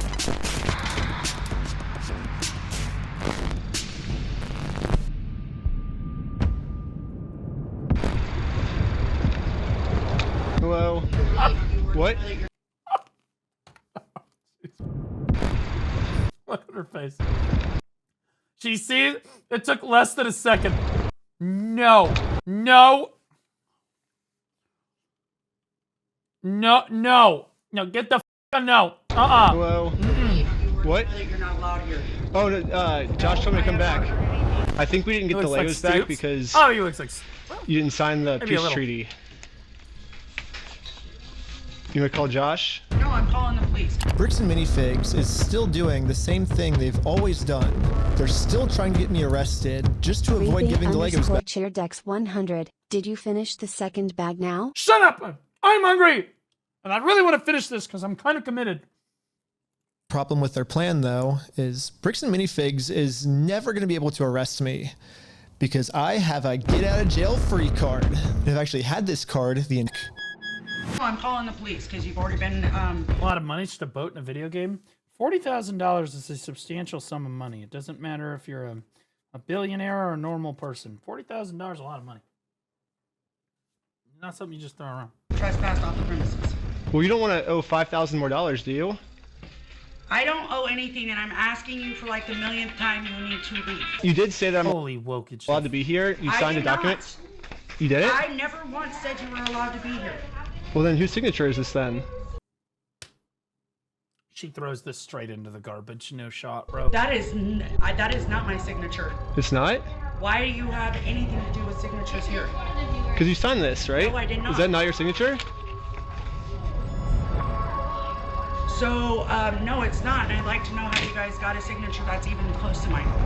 Well, it says every time you call the cops, you owe us $5,000 for like punitive damages, but. So, really? Well, I'm just following the contract that you signed. Okay. Now that Amanda knows she can't call the cops on me just for being here anymore, I decided to call Josh to update him on how making peace with Amanda is going. Hey, I just went back to try to apologize to Amanda, and. But what Josh said next, I was not ready for. When we took over that store, there was nothing in that store. The shelves were empty. I don't know why you guys are thinking we're the bad guys. Josh's story has now completely changed. Completely empty. Now he's saying even if I'm able to make peace with Amanda, they still won't be able to give me the Legos back because they never even had the Legos to begin with. Well, if Josh is telling the truth, then why did Josh say this to us last time? Dude, what is this? Lunar lay? This guy's got like, bro, this is honestly, this is if Lunar Lay used his powers for good. That's what this is. Got a whole ass folder. I mean, what stuff of ours would he be giving back if none of our stuff was even ever in his store? You're like, what about this? I'm happy to go open that stupid cupboard and you can have all the sets in there. I want to give it back to him. I'm happy to give you the inventory. Get the inventory to Brian and I'll give him back. I'm not gonna screw you. You have my word. That's not who I am. I promise you. I swear to God. I promise you on everything. I mean, Josh is on video swearing. Yeah, Lunar's, it's not even close. It's not the same thing. But he did have a folder on his computer, which was the only similarity between the two. Ben actually acts in good faith. To God and on everything, he'll give us the Legos back. But now, for some reason, he never even had the Legos. Mormons this don't makes do no that, sense. Dude, the shelves were empty. So I decided to remind him of all of these examples where he claims they do have Brian's Legos in the store still. And this was his response. Fuck you, I never said that. Yeah, you did. Give a damn of your opinion. It's wrong. And if you want to test your fucking opinion, let's go to court. Who enforces the law? The court? So Exactly. So you're saying that it's just a so you're saying difference of opinion. so basically what you're saying is I'm wrong, but you can sue me for it, is what you're saying. Yeah, that's the long and the short of it. So you know you're wrong. So you know that you stole the Legos then. Let's go to court then. Okay, let's do it. Okay, is that what you want? Yeah. You really want that? I mean, I would like to just get the Legos back, but if that's what you want, I mean, it seems like this is what you want. I'm giving you every out that I can, but. Let's just not go down. Look. Dang. Don't go down that route. It doesn't really matter because. I just want to get the Legos back. They're Brian's Legos. Give them back. It's pretty easy. Yeah. It's kind of funny that this entire video, Josh has just been begging me to sue him. Show me. Let's go to court. But the second I agree to it, his attitude completely changes. It's almost like Josh doesn't want me to sue him, and the only reason he's saying that is because he knows that by saying it, he can get away with his crimes. But now that Josh thinks that there's a chance I might actually sue him, he's getting scared. In fact, he said if I do sue him, he's gonna tell the world that I'm the one that stole the Legos. Hey, you can f*** yourself. Dang. You stole them, bitch. I stole the Legos? Yeah, you're a fucking thief. No, you did it. No, you did it. Dang.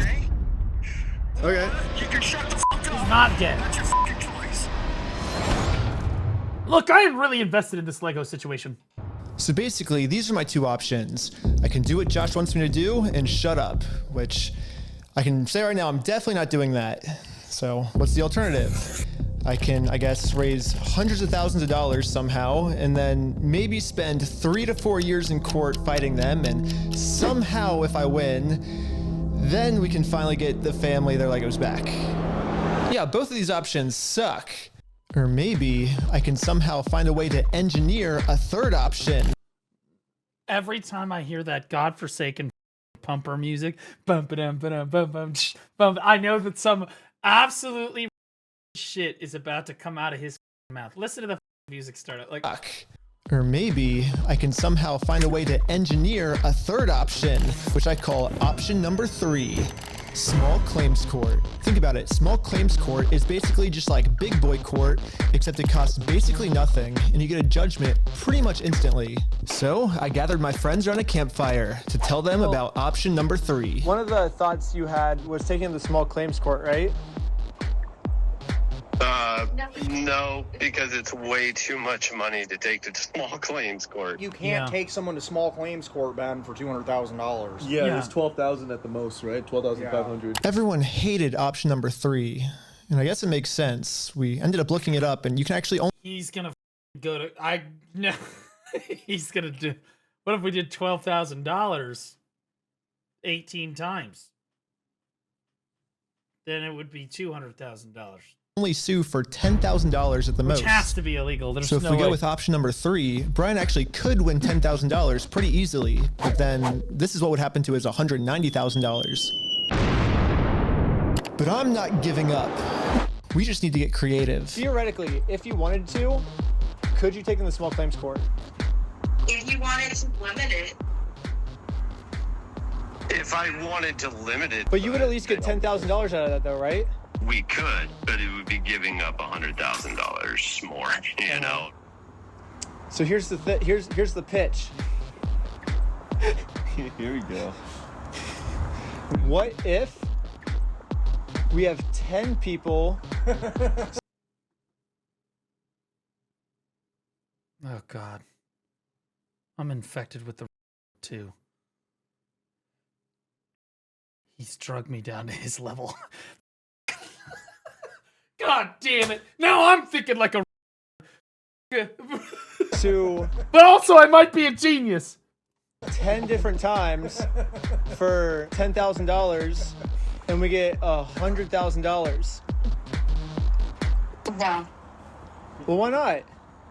The reason that this will never work is because of a legal term called claim splitting. Yeah, so it turns out my idea is called claim splitting, which is when a civil plaintiff splits one lawsuit into 2 or more lawsuits, and that is illegal. Yes, if 10 different people sue and win money for one crime, then that is illegal. But we have already established that if one person sues for this crime, it is a very easy win. So what if this exact scenario just so happens to happen 10 different times? Oh God. Think about it. If 10 Are you gonna force them to steal from you 10 more times? How you? different people get their Legos stolen by Bricks and Minifigs, all 10 people can individually sue, and it turns out that that is actually not considered claim splitting. So basically, if I can find 10 different victims of Bricks and Minifigs, my plan will work. And maybe I don't have to find 10 victims. Maybe I can create them. Starting with myself. First, I signed up for a credit card and then used that credit card to walk into the bank and take out a $10,000 loan. I then Oh my God. He's a genius. use this $10,000 to buy a few Lego sets from Brian. Specifically, these Lego sets. And according to the legal paperwork, they're still Brian's to sell to. He's gonna buy the Lego sets from Brian, which would mean that legally speaking, now when he goes to collect the Lego sets and he can't do it, then they've committed a crime against him, and then his friends can do this too. What the is going on? This guy is literally the smartest person. Holy, this is the smartest I've ever listened to. But just in case Bricks and Minifigs tries to argue that for some reason this wasn't a legal sale, I hired a public notary to officially approve the purchase. Of course Official, we have a public notary approving it. A notary public. We have a notary public approving it. I own these Lego sets now, right? Once I stamp it, it's all yours. So here we go. She's like, I don't know why you want this shit, but all right. Pleasure. Congratulations. It looks like I legally now have $10,000 worth of inventory inside this Bricks and Minifigs store. So I wrote a very stern demand letter to Bricks and Minifigs demanding that they give me all of my $10,000 of Legos back. And they never got back to me. So I'm going to sue them in small claims court. Now we're gonna do this 9 more times. Completely separate of Brian.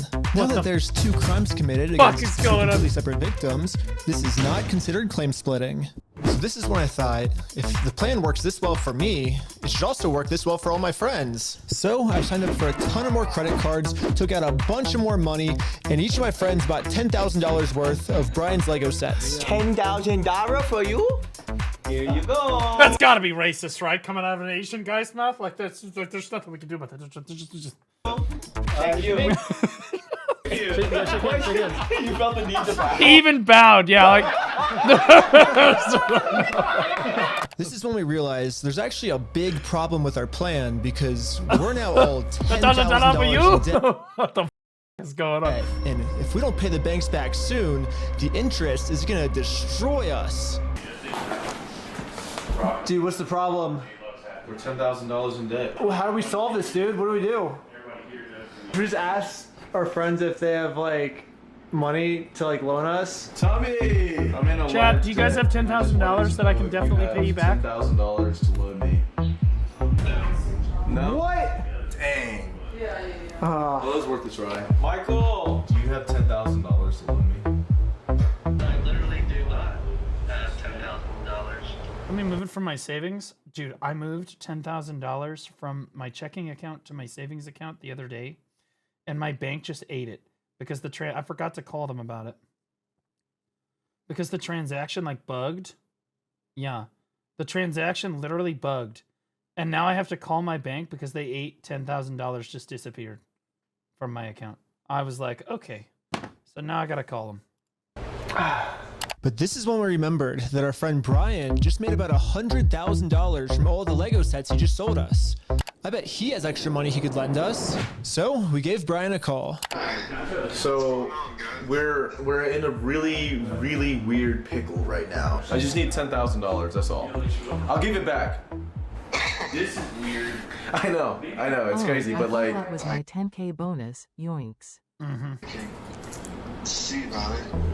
Oh, okay. Oh my god, sure. Brian legally gave each of us a $10,000 loan, which allows us to now pay back the banks to avoid interest. And it says in the paperwork that once we win these court cases against Bricks and Minifigs, we'll pay Brian back. So we have 10 people that bought $10,000 worth of worth of Legos from Brian. Okay. Then they were all $10,000 in debt. Well, then they called the store and they wouldn't give the Legos back or didn't respond, so it's technically a crime, which means that they can all file in small claims court. But then they took a loan out from Brian, who then paid them all back another $10,000. So technically none of them actually lost any money, and they all actually got to put the small claims court case in. This is crazy, dude. This is a... Yeah, and we promised once we win this lawsuit, we'll pay you back. Yeah, we'll pay you right back. And if you're thinking, wait, how is all of this legal? There has to be some type of catch. And you're right, there is. It's called sales tax. But luckily for us in Oregon, there is no sales tax. What? There's no sales tax in Oregon? I'm moving. Never mind. That place is a shithole. I don't want to go there. It's one of the only states that doesn't have it. This means that we can just keep selling Lego sets back and forth to each other over and over for free. Well, I think everyone's in. Should we start? You're gonna go to the top and start a filing. But I haven't even told you guys the best. They're all in like a Discord call. Okay, so you're gonna go to the top of this court website and you're submit a filing. Like part yet. The best part is that all of this is another flashback. Yeah, all of this happened a month ago. So now let's fast forward all the way back to present day, where I'm still talking to Josh on the phone. And yeah, Josh has no clue. He's the smartest person I think I've ever met. He's also that we've been preparing all of these know. Court cases against him for the last month. He's about to be in for the surprise of his life. You have, like, I guess until the store closes, I guess, to get the Legos back, if that's the way you want to go. But if not, I guess we'll serve the papers today and then go to court. How are you going to serve the papers today? Well, figure it out. That's not how it works. Are you young? That's not how the world works. Are you young? Yes. It's not how the world works. Well, we're gonna do it. We're gonna make the world work that way today. Well, Bricks and Minifigs knows the deal. Give the Legos back before the store closes, or they get served court papers. And now we wait. And then waiting got kind of boring, so I'm gonna spend the rest of the day promoting my We Steal From Old People company.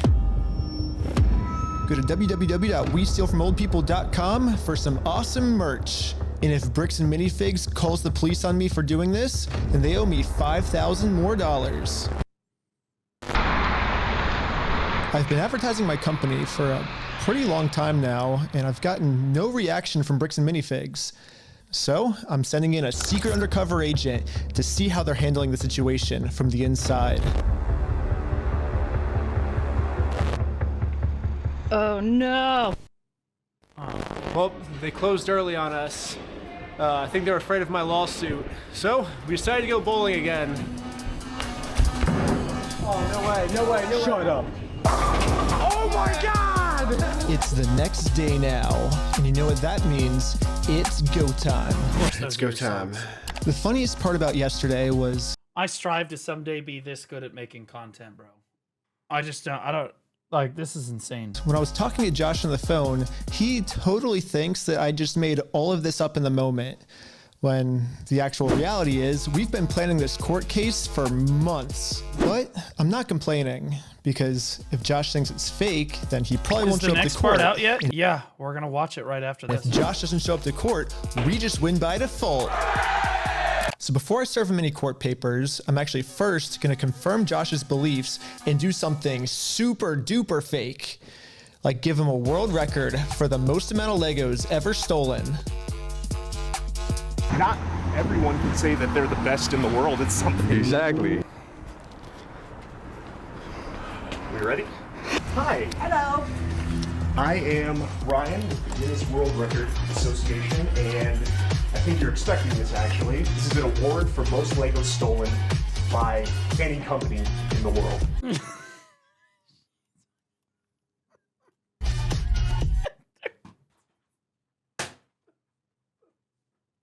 That's the look I was looking for.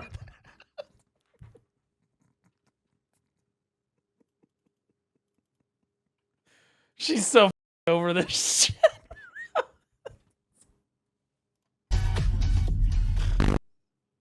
Oh God. Stolen by a single franchise. Is that what it says? Mm-hmm. I'm definitely. Yeah. Is that what it says? You don't know anything about this. I have no idea of anything about that. Okay. I guess call I am the manager. Oh. Really? Yeah. And you weren't expecting it? I was not expecting it. Success.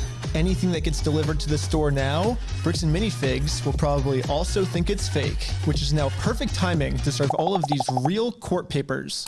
Oh my God, bro. What the? But to do this, I need a lot of people. So I started recruiting some people with a game of hacky sack. Here's your legal paperwork. You have been served. The first lawsuit has officially been served. Good luck, guys. Here's my resume.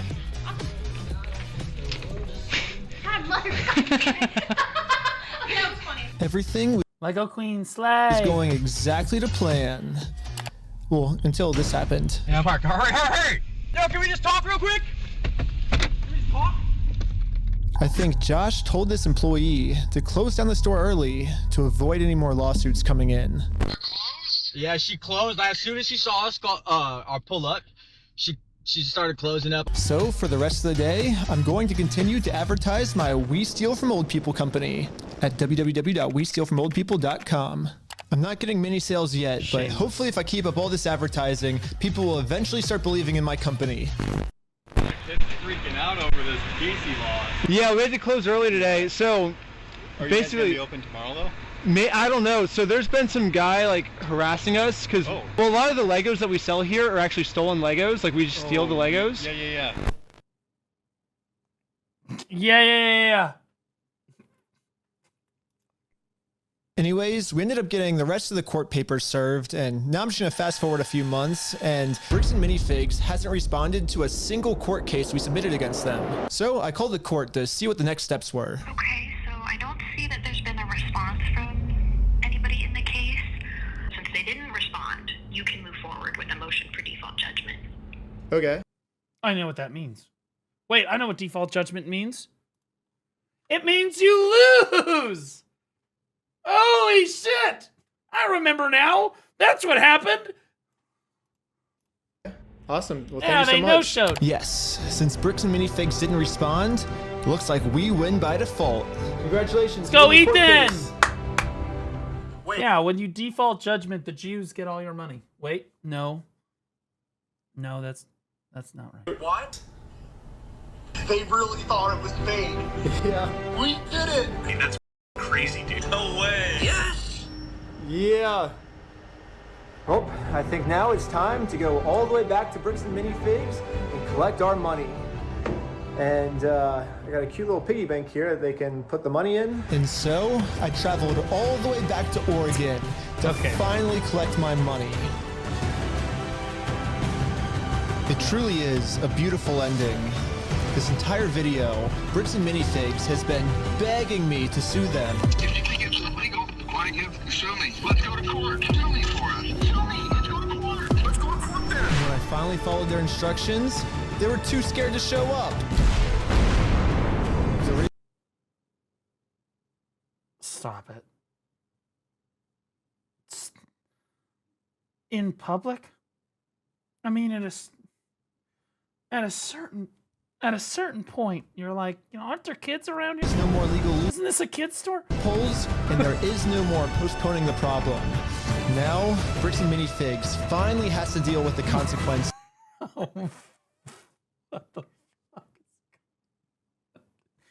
What the f is going on in Oregon? For their actions. So what if theoretically it went to court and it turns out you were wrong? Would you then admit you're sorry for everything? Yeah, sure, of course. Yeah, I give him the inventory and. Is that legal? I'm pretty sure it's legal because he's covered and everything. But morally, it's questionable. It's kind of like when you have, you know, have you ever heard of gumping it? Right. If you have sex with somebody who's not like technically, but is like right on that line, although it's not like legally like a no, it is morally questionable. Right. It's like one of those. Says I gotta give it to him. I gotta give it to him. Well, I gotta go against the judge's orders.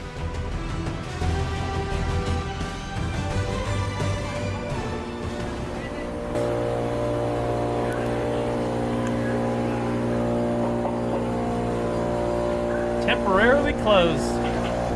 Yep, we're bankrupt. Dang it! Oh. I couldn't believe it.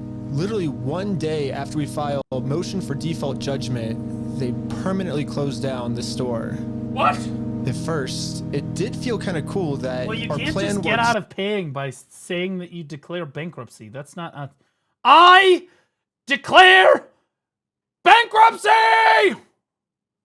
Michael, you can't just, like, your debt doesn't just disappear because you yelled, I declared because you said, I declared bankruptcy. I didn't say it. I declared it. So well, it completely shut them down. But pretty quickly, it sunk in that we are not the winners here. Yay, employees lost their jobs. Good job, YouTube people. Do you really, like, bro, are we actually going to try to defend? Like, most of the employees are pieces of shit, too. What are we talking about? Did you see the manager? Did you see both the owners? Like, see the owners, the managers, and the other people. But like, then there's the teenage kids that are working at the store who are probably just working there on like minimum wage because, you know, it's a job, right? And they can go get any other job. You ever been 18 before? You just been like, you know, I'm just gonna walk down the street to the catering company or to the Jack in the Box and get a job. Yeah, bro, nobody gives a shit. It's not like they're salaried employees that worked their lives for this. Like, what are we talking about? The only winners today is Are you young? Minifigs. Now, there's absolutely no way to hold this store liable for what they did. I guess Bricks and Minifigs was kind of embarrassed by this decision Well, that's and not technically forgot to mark true. online. You could technically sue him. That their store is closed. So over the next few days, a bunch of negative reviews started coming in of people expecting an open store, but then being met with this. Bricks and Minifigs didn't even notify any of the kids' parents who booked birthday parties here. So when all the kids would show up, they would just have to sit in an empty parking lot for their birthday. That's crazy. That is absolutely nuts. You couldn't even give the parents a heads up. If Bricks and Minifigs is too scared to show the world that they're closed, then the only way to let the world know is for me to give them an official closing ceremony. Oh no. I guess someone driving by happened. We stole a family's life savings. They sued. We lost. Closed. Crazy cinema. To take a picture of the sign we put up and posted it on social media. And pretty much immediately, we started going absolutely viral. The entire world has now seen this crime that Bricks and Minifigs has committed. And because of this, they finally marked on Google that their store is permanently closed. I've been reading about this Bricks and Minifigs in Salem, Oregon. It's got this sign out in front of it. It's been over a week. The sign is still up, and people have been traveling from all over just to come and take a picture with this sign. If you drive through Kaiser, you may have noticed a mysterious sign appear recently outside the closed mini Bricks and Fig store. Permanently closed, we stole a family's life savings. They sued, we lost. By closing the store, we got out of having to pay the family what we owe them. Just closed down his entire place of business to not pay you $100,000. I don't know, like we didn't get the Legos back, but I mean, we shut down an entire business. Like that's almost... We still had to get the Legos back.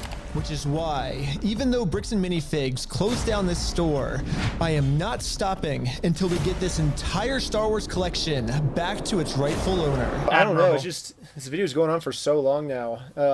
Yeah, I bet you wouldn't believe me if I told you that this is still literally just the beginning of this Lego story. And if you want to watch part 2, it's live right now on my Patreon at Reckless Bits. It's actually live right now, period. So we're gonna go watch it right now. Brother, what in the OF? Bro, this is not, guys, we're apparently most of what I saw was part 2. I guess. Responded to my video, leaked email, and then I got arrested because of Legos. Should I watch these? Or do I just go right to part 2? I feel like we just go right to part 2.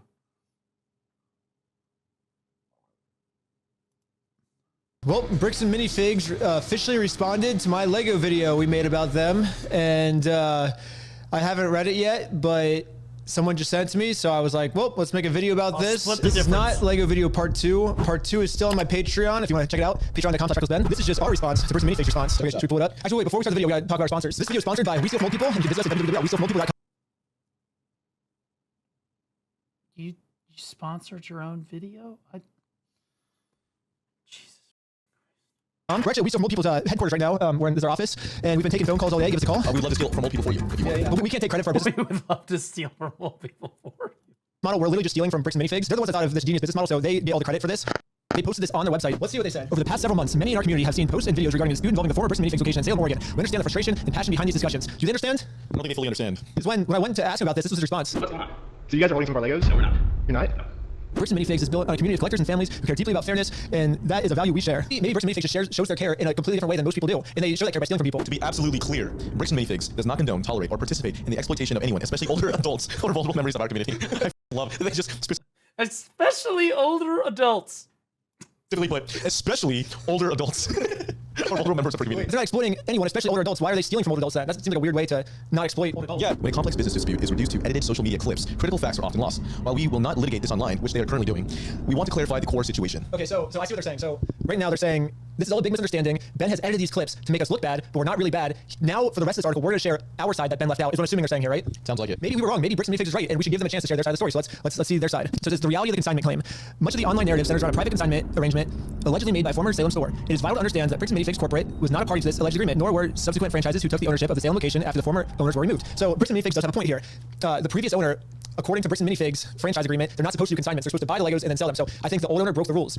However, this does not. Basically, what this is called a whataboutism, is what they call in politics. Basically, Bricks and Minifigs is saying, well, to take the focus off the bad thing we did, look, the previous owner also did something bad too. So because she did something bad, it just makes both of them bad. It doesn't make. Yeah, so you still have to pay them back. I'm pretty sure because they took on all that debt. That just doesn't prove their innocence. But we'll keep reading. Maybe this is just the first paragraph. Corporate did not assign, approve, or authorize this arrangement, which is further proof of why they should not have the Legos in the store. If this is something that the brand doesn't do, if Bricks and Minifigs doesn't do consignment deals, then they should just give the Legos back, right? There's no reason for these Legos to be in their store. They didn't pay for them. They're not doing a business deal with Brian anymore, so just give them back. Easy solution. Franchisees operate honestly true independent businesses. While they must follow system standards, the franchisor does not automatically inherit responsibility for private unauthorized agreements a local owner may enter into. This is basically yeah they do. Well, but like. It is an authorized agreement. What? Corporate saying, hey, we can't. Like it's like saying you don't take on all the debt of the business. You control our franchises, right? Yeah. And then, but the problem is when you go to the franchises, they say, well, corporate told us to do this. In the security camera footage, corporate's the one taking over the store.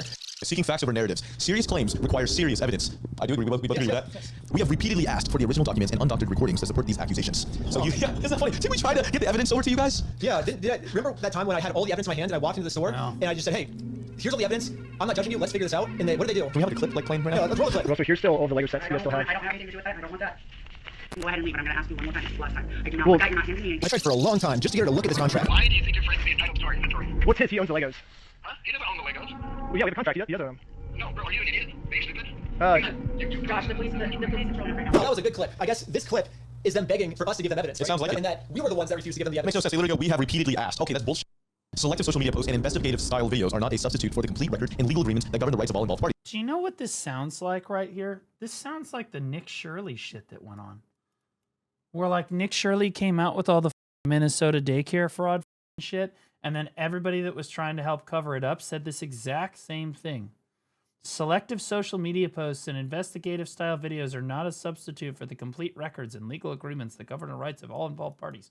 I feel like I'm reading the same thing. Okay, let's throw the evidence right here. We got the consignment deal. We got the full inventory list that the Bricks and Minifigs store made that shows which sets were sold, which sets are still in the store, and which sets Brian has not been paid for. This was an inventory list made by the store. Here's the security camera footage of corporate knowing there was a consignment deal. These are ones that haven't, he has not been paid his percentage yet. And if I don't have the tickets, I won't know how much I need to pay him. That's a business thing and not necessarily yours. If taking on the business, he takes on all that consignment. Here's all the metadata timestamp pictures of the sets that were still in the store when the owner got kicked out. I've printed all this proof out and tried to give it to them, and this was their response. You can go ahead and leave now. Really? You can go ahead and leave now, or I will call the police for harassment. Well, I'm not harassing you. Wow, that was a really good clip. As somebody that lives in Utah, I can confirm that the Mormon Mafia is real. I live in St. Louis, and I can confirm, in fact, that they're real. I've been to Utah before. It's crazy. They've got that state on lockdown. It's actually kind of scary. It's at a point where I think the government needs to intervene. Yeah, it shows exactly what they wanted, which was obviously to talk to you. If a legitimate claim exists, there are established legal and dispute resolution processes to handle it fairly. Attempting to force a business outcome through public pressure, especially on unrelated stores and employees, is not a productive or fair path forward. Basically what they're saying is, let's figure this out the legal way. Well, we did what he said, actually. We did sue him, and we won. And then they didn't like the legal way. Bricks and Minifigs was the one who didn't want to do it the legal way. Do you know why? Why is that? Because this is what happened when we won. They closed down their entire store because Bricks and Minifigs did not want to do the legal way. Bricks and Minifigs stores is a private business with the right to protect their premises. We will continue to support our owners in prohibiting disruptive conduct or harassment. It's not about silencing criticism. It's about, oh, they're not trying to silence criticism. I feel like Bricks and Minifigs is doing whatever they can to silence criticism. If you don't believe me, watch part 2. Moving forward together, our position remains simple. Bricks and Minifigs Corporate was not a party to the unauthorized Salem consignment agreement. Wait, they were a party in the theft of the Legos. Any legitimate claims should be resolved through the proper legal channels where facts can be evaluated fairly. And we already did that. Yep. So facts can be evaluated. We put all the documents on the screen. We ask our fans and creators to consider the human impact of the content they share. Fairness is a two-way street. It requires looking at the full I am considering the human impact, and I'm choosing to farm you. picture and respecting the rights of unrelated small business owners and their staff. I mean, shouldn't they care about people below them? This doesn't say how they're moving forward. Moving forward should be, let's give Brian his Legos back, right? Yeah, we love the Lego community and the creativity it fosters. Well, they're making the Lego community look really bad, so until they give Brian his Legos back, they're just going to keep making the Lego community look terrible. We think has Lego said anything about this debacle yet? But waited for the facts before accepting rumors as truth. I think what they're trying to say in this line is that they have the facts and we have the rumors, right? Because we're just trying to promote some narrative when they're the ones that have the facts. But if you look at the situation, it kind of seems like we're the ones that have the facts. We put all the facts on the screens, and he now has a narrative with no evidence. Yeah, exactly. So it's like 4 or 5 paragraphs with no evidence whatsoever. We think they're waiting for the facts before accepting rumors as truth, and who continue to support their local Bricks and Minifigs franchise stores. Here we go. Because this matter involves active legal issues, we will provide further updates only when it's appropriate and legally permissible to do so. So this is what they're saying is like we're not going to respond again, and they're saying it's because we can't legally do it. Their legal issues are with me. Like we've already been to court like I think 3 times. I can share my side. Why can't they share their side? Unless their side would get them in a lot of legal trouble and they could go to jail. I guess is why. Actually, it makes sense now why they can't share their side. Bricks and Minifigs is saying, yes, we have all of Brian's Legos in our store. No, we didn't pay for them, but we would. And their answer for that is, we would never try to exploit an old man. But it seems like that's what they're doing. They're exploiting old man. So I think a better response would be explain why you have these Legos in your store without paying for them. That would be an explanation, right? Like that would be good. But they won't be able to do that because what they would be doing is they're explaining what stealing is, and that's what Bricks and Minifigs did. And especially not just stealing, but stealing from an old person, which is who Bricks and Minifigs like to steal from the most. Yeah. There's also one more thing. So there's this other guy. It's like there's a Lego store like a couple blocks. It's like literally like right down the street from Bricks and Minifigs. It's called Bricks and Beyond. And this guy's getting a bunch of hate for my video because people are confusing his store with the Bricks and Minifigs store. But the problem is this guy runs like a super ethical Lego store. And should we give him a call right now? Actually, it's very similar. Yeah, guys, don't be retarded. In names, it is not related to Bricks and Minifigs at all. First off, do you enjoy stealing from old people? That is not what we do. Oh, see, so basically everyone that's giving you harassment then is basically mixing up the 2 stores, what you're saying. Essentially, yeah. Okay. All right, it's time. Wait, what the f is that? Okay, I accidentally clicked on that. Okay, I don't know. Well, Bricks and Minifigs officially respond. Okay, all right. So that's that. Okay.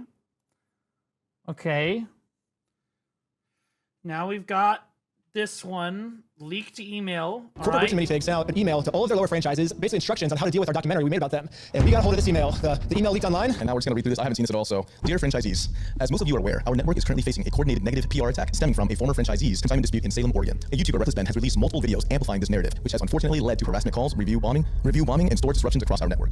So right away, I like how they say it's coordinated. They're saying like, oh, all the big streamers are working together now. And if you want more lore after part 2, here's a video of the police cam for more context. Okay, we'll get there. I think I need to just go to like part all these 2. people are talking about it. It's all a big conspiracy. So what? I'm just going to read the parts of the... We want to give everyone a clear recap of exactly what happened. Corporate is doing behind the scenes to protect you. What we can expect regarding the lifestyle of the situation. And how we can work together. Yeah, bullshit.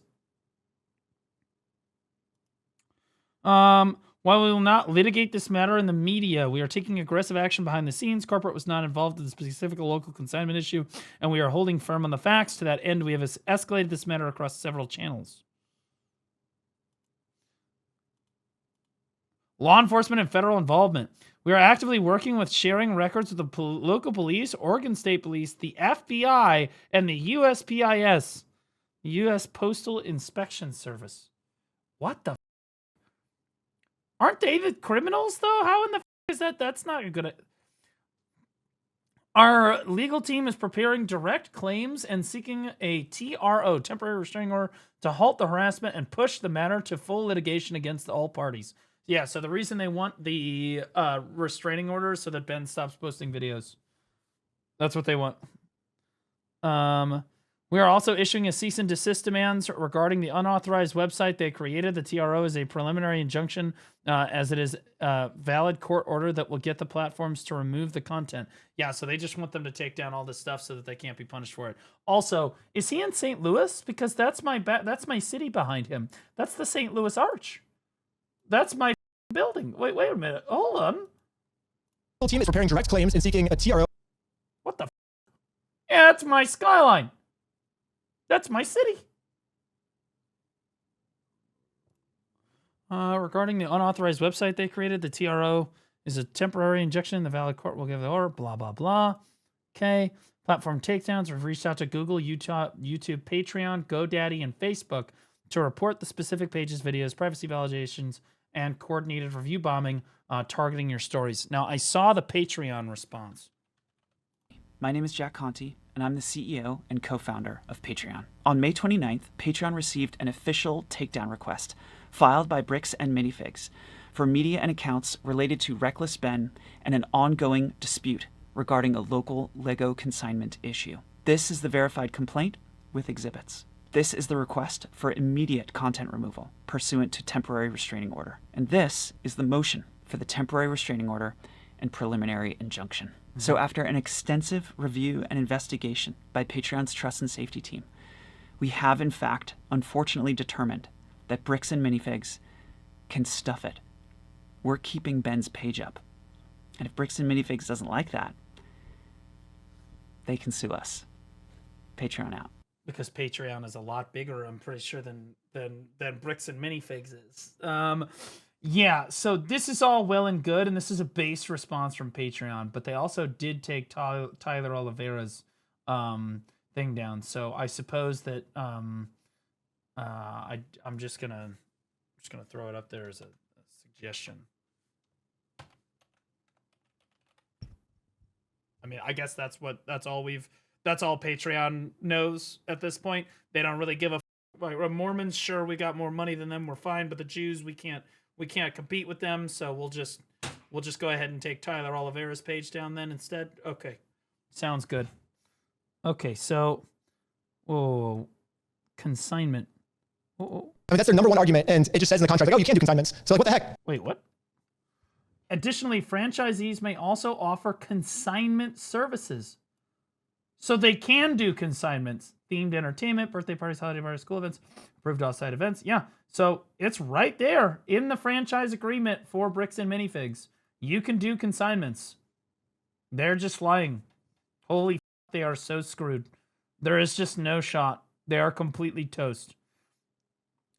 Based on historical data and expert crisis management research, there's a typical cycle in the online outrage.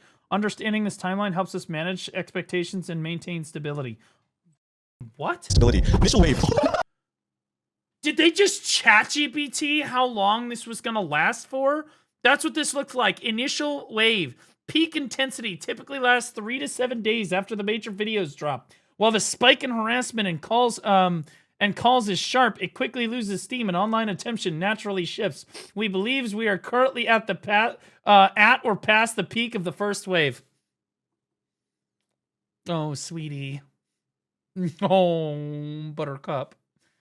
Oh, sweetie. Like mathematical with this, like we have calculated every controversy. Okay, current phase. Peaks drop. While the spike in harassment calls is sharp, it quickly loses steam as online attention naturally shifts. We believe we are currently at or past the peak of the first wave. I think they sent this out when it had only like 100,000 views on it, and now it's like 1.5 million views or something. Like it's every day it just keeps getting even more views. So, I mean, this video by itself has 2.6 million, and this was 12 days ago. Corporate, your math is wrong. Court filing refresh. When we formally file our legal actions, expect a short, renewed spike. Another 3 to 7 days of heightened noise. Like, hey, our lawsuit is so garbage, there's going to be outrage is what they're saying. Yeah, so just be prepared for it. The opposing side will likely frame our legal defense as silencing the little guy. Well, if it's not silencing the little guy, what is it? This is a normal, expected reaction, but it is temporary. It's funny because like these last 2 paragraphs are about like, dude, the wave is going to end if we just be patient. But now Bricks and Minifigs Corporate has just decided to make this go on for like at least 2 more years because that's how long lawsuits take. So I guess we have content for the next 2 years on this. What did they say? They said 3 to 7 days is the heightened noise. Now the noise is going from 3 to 7 days to 2 years, and that's all corporate's fault. So you guys are just screwing yourselves at this point. Decay phase, 2 to 4 weeks. Most online outrage fades significantly within a month, assuming no major new fuel. So they think this is my only video. It's too sad that they throw this. They just keep throwing fuel onto the fire. And then like we have at least like 6 residual mentions. We have at least 6 videos. Oh God. Linger in niche Lego and other. Oh God. You know that they watch this and they're like 6 online communities for 1 to 2 months, but day-to-day operations will normalize much faster. Long-term recovery, 1 to 3 months. Reputation stabilizes. They think their reputation is stabilized. Okay, hold on, I'm sweating over here. It's heightened. It's very. Their reputation is not going to stabilize if like, bro, this is just looks bad. Nighttime in Kansas City. It's crazy how hot it is at nighttime. Action items. How you can help. These are the things that the franchisee owners are going to do to make this better. Please implement the following immediately. Approved response options. Strictly do not engage emotionally. That's good advice. That's good. Yeah, wait. Is this going towards the CEO? I feel like he's really not. This is the CEO going. I know, but like he was very emotional about this. Yeah. You know what I mean? Like I feel like he's green screen. I know, dumbass. Great catch, man. Nothing gets past you. Jesus Christ. Sharpest crayon in the box. Writing this to himself. The CEO just telling the franchises, don't do what I did. You're telling me he's not filming this in front of the St. Louis Arch? Like he'd be standing 35 feet above the Mississippi River right now, you dumbass. Staff immediately to use only these approved frameworks based on the situation. We understand our customers are smart, and balancing legal caution with our values helps prevent the appearance of corporal avoidance. Well, it seems like corporate avoidance is happening right now. They responded within like an hour. We responded, and they have not responded again. So should we give them a way that corporate can respond to prove that they're not doing corporate avoidance? If you would like to respond, these are the questions everyone wants to know. Question 1. In this footage, corporate says we are taking over the consignment. However, you say here we did not take over the consignment. So on one side we have proof. On one side, which is your side, we have no proof. Why should we believe your side if there's no proof? If you believe a side with no proof, that sounds like something a crazy person would do, and your customers aren't crazy. So right now your customers are siding with the side with proof. But if you want to take the lead, corporate, you can give some proof of why you weren't involved in the consignment. And it also says in the franchise agreement consignments are allowed, but you say they're not allowed. Can you explain that one? Also, why can't Brian just have his Legos back? You're still keeping them even though you didn't pay for them. Like what's stopping you from doing that? Yeah, let's just main thing come to mind. Dude, this multi-million-dollar company is getting absolutely destroyed by some hobo YouTuber in a pink blazer and shorts standing in front of a green screen. If you start with those 3, that would be a great way to win back public support if you can answer those questions. Okay, so for general frontline staff, quick casual inquiries. Okay, casual. Oh wow, wait, these are like quotes. These are quotes that they want them to say. Memorize this. Okay, wait, come at me. Like, ask me a question. Okay, hello. I heard your company stole a bunch of money and is not giving it back. Holding my emotions in. This is a separate independent location, and I don't have any information to share regarding that situation. Well, you must be correct, and I will leave. Where are Brian? Dude, are there Bricks and Minifigs in St. Louis? Oh, there are. That's tragic. There are 3 of them. Jesus, they're everywhere. Man. Legos, I'm gonna burn this entire place down. Yeah. I'm unaware of the specific details of that situation and have no comment at this time. Well, I guess I better leave then. Wow, that actually works. We're here to get Brian's Legos back. Well, I actually have a script ready for you. Oh, you do? We are aware of the situation involving another independently owned location, and we understand what people are upset and asking questions. We can't speak to the specifics of an ongoing situation. Bricks and Minifigs does not support behavior that harms trust within our communities. Our local stores remain committed to operating with fairness, transparency, and respect for our customers. Oh. Does that answer your question? Man, okay, well, if that's the case, I guess I'll just... Well, actually, it doesn't answer the question because it says Bricks and Minifigs does not support behavior that harms trust within our communities. But they're doing that exact same behavior that harms the trust within our communities, which is stealing from old people. Exactly. I guess they think stealing from old people helps the trust, but maybe we have to break on the news that that's actually not a good thing. Is that guy... Wait. Bricks and Minifigs. Is that guy wearing a Chick-fil-A gay shirt? Because isn't Chick-fil-A like super anti-LGBTQ and shit? Holy, these guys are just farming. This is nuts. If you steal from old people, that does not help the trust in your community. That makes worse. Yeah, if you steal from old people, that people get upset at you if you do that. And so if you want to gain the trust back, you can give Brian the Legos back, and that's ultimately your goal, right, is to get the trust with your community. So we're giving you a step-by-step guide of how you can get that trust back. Step 1, give Brian the Legos back. Yep. Step 2. Well, there's step 2. Yeah, that's all you have to do. It's a very easy tutorial. I think they just didn't know how to do that before, but now that we made this tutorial for them, it should be very easy for them to gain the trust back. They have further canned response. What's a canned response? Like a candid? Like candid, maybe? Canned response. Yeah, I think it needs a canned. It's not like they put the response in a can and give it to someone, like... I don't think so. Pre-written reply that someone reuses over and over instead of typing a new message each time. Oh, so basically, I think this is part of the brainwashing. You know, it's like, hey, instead of thinking for yourselves, just blindly follow what corporate's saying without asking any questions. Because if you ask any questions, you get like liberals. Fired. Somebody reached out to me yesterday saying they got fired because their friend asked a question on your YouTube channel. Your YouTube Really? post asked a question and they got fired. That's crazy. They're telling their employees, do not say anything. Like they think you read the whole thing. They think if they just shut up and stand back and be quiet, it'll blow over. It's like they don't know Lego fans and they don't know Star Wars fans. Yeah. It's crazy. They hired a crisis team. Social media monitoring. No, they hired ChatGPT. Their is required right now when monitoring your social media. We recommend turning off the ability to This legitimately looks like some ChatGPT response email. comment on your store's social media post for the time being. Wait, they said they're not trying to silence criticism, though. Isn't that literally sounding... It's like, oh, if we're getting criticism, let's silence it. Yeah. Anytime I see a content creator turn comments off or turn dislikes off, I will not interact with the video. I hate it. I hate it. If I see a store or a franchise do this too, I won't give them my business. It just seems disingenuous. How is that not silencing criticism? Oh, let's keep going. Sorry, cut you off. Review monitoring. Monitor your Google, Facebook, and Yelp reviews, and immediately flag/report any spam or retaliatory reviews. But they're not silencing criticism, though, Victor. Please instruct your staff to act. Can we talk about how much of a homie the person is that leaked this email? Please Holy solicit shit. a Google review with every single transaction. A brief verbal reminder at the register to share their honest feedback. It goes a long way. So they're saying we need to flag all of these reviews that expose us for stealing from old people, but then let's make up for it by just every single transaction. Leave us a good review, and maybe people won't see the crime that we committed, which is stealing from an old person. Please use the hyperlinks below to download the following assets we have prepared for you and your team. Crisis de-escalation playbook. The short playbook includes verbatim scripts for handling in-store filming, hostile phone calls, and social media comments. So I feel like you should download these. And yeah, if any Bricks and Minifigs employees have links to any of these videos and want to send them to us. Next steps and moving forward. We understand how stressful and frustrating situations like this can be for you and your staff. Please know that your safety, peace of mind, and the protection of your local business are our absolute highest priority. No, this had to be one of the franchisees, like all of that is actually the lowest priority. The If owners. it was their highest priority, they would just give the Legos back. That would be a good way to show that's their highest priority, but they're not doing it. So that makes me think that they don't care about their franchises. They're like, you know what? We're going to steal from this person, and you guys have to pay the consequences for it. And we don't care about you because we're not giving the stuff back. They want to continue stealing from old people, man. Yeah. This is a challenging issue, but it is not impossible to overcome. You're 100%. Bro, imagine just give the Legos back, dude. Like, what the correct. are we You already know what to doing? do. We gave you a very clear step-by-step. Well, they didn't know before. It's like, dude, like you're worth like $100 million or more at least, right? Like $200,000 is nothing. Oh, yeah, you're right. The tutorial wasn't made when they wrote this yet, but now the tutorial's out there. They know that they just have to give the stuff back, and they'll make it. I have faith that they'll make it right now. We're doing everything we can to protect the brand and our online reputation. While the legal process is not always fast, we want to ensure you that we have a very strong case against them. Thank you for your resilience. Please reach out if you have any questions. Sincerely, the corporate Bricks and Minifigs team. Well, that was the email, I guess. That was kind of sick. All right. We showed you how to make a response corporate. We would love to hear a response and get the public back on your side. You just got to give the Legos back. The public will be back on your side. In the meantime, you can shop at WeStealFromOldPeople.com. Yeah. Well, the plug is crazy. Okay, I'm trying to share the videos here as I go. You guys should interact with them. I'm gonna be honest with you. This is nuts. And I've seen a decent amount of the police stuff, but honestly, after that first video, now I'm starting to put shit together.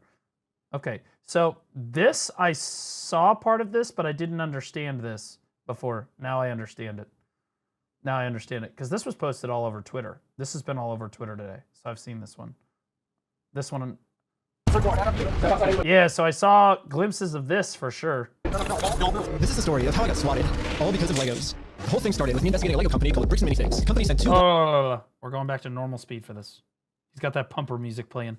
guys to steal This the is part 2. world's largest Star Wars Part 2, boys. Lego collection worth around We're not done. $200,000. We're not done. We still got like 4 videos to go. And for some reason, the police are helping them get away with it. The family reached out to me saying that I'm their last hope to get them their life savings back. The video I made exposing them was actually insane. Check it out if you haven't seen it yet. But we ended up taking them to court and we actually won. When I went back to the store to collect my money, they literally shut down the entire store just to avoid paying us. Dang it! So I personally gave them an official closing ceremony. Daxon, thanks for the Prime sub. And it went extremely viral. Thanks, and buddy. now the entire world has seen Happy birthday. Thanks, Godly. Appreciate you, brother. how corrupt this Bricks and Minifigs company is. We didn't get the Legos back, but I mean, we shut down an entire business. We still had to get the Legos back. Yeah, I made a promise to this family that I was not going to stop on my journey until we get them their entire Lego collection back. Right now, the two owners, Joshua Johnson and Brandon Best, probably think that they're safe by closing out the store. But the reality is, I can literally just sue them all over again, but personally this time. Hey. So I started to file my lawsuit.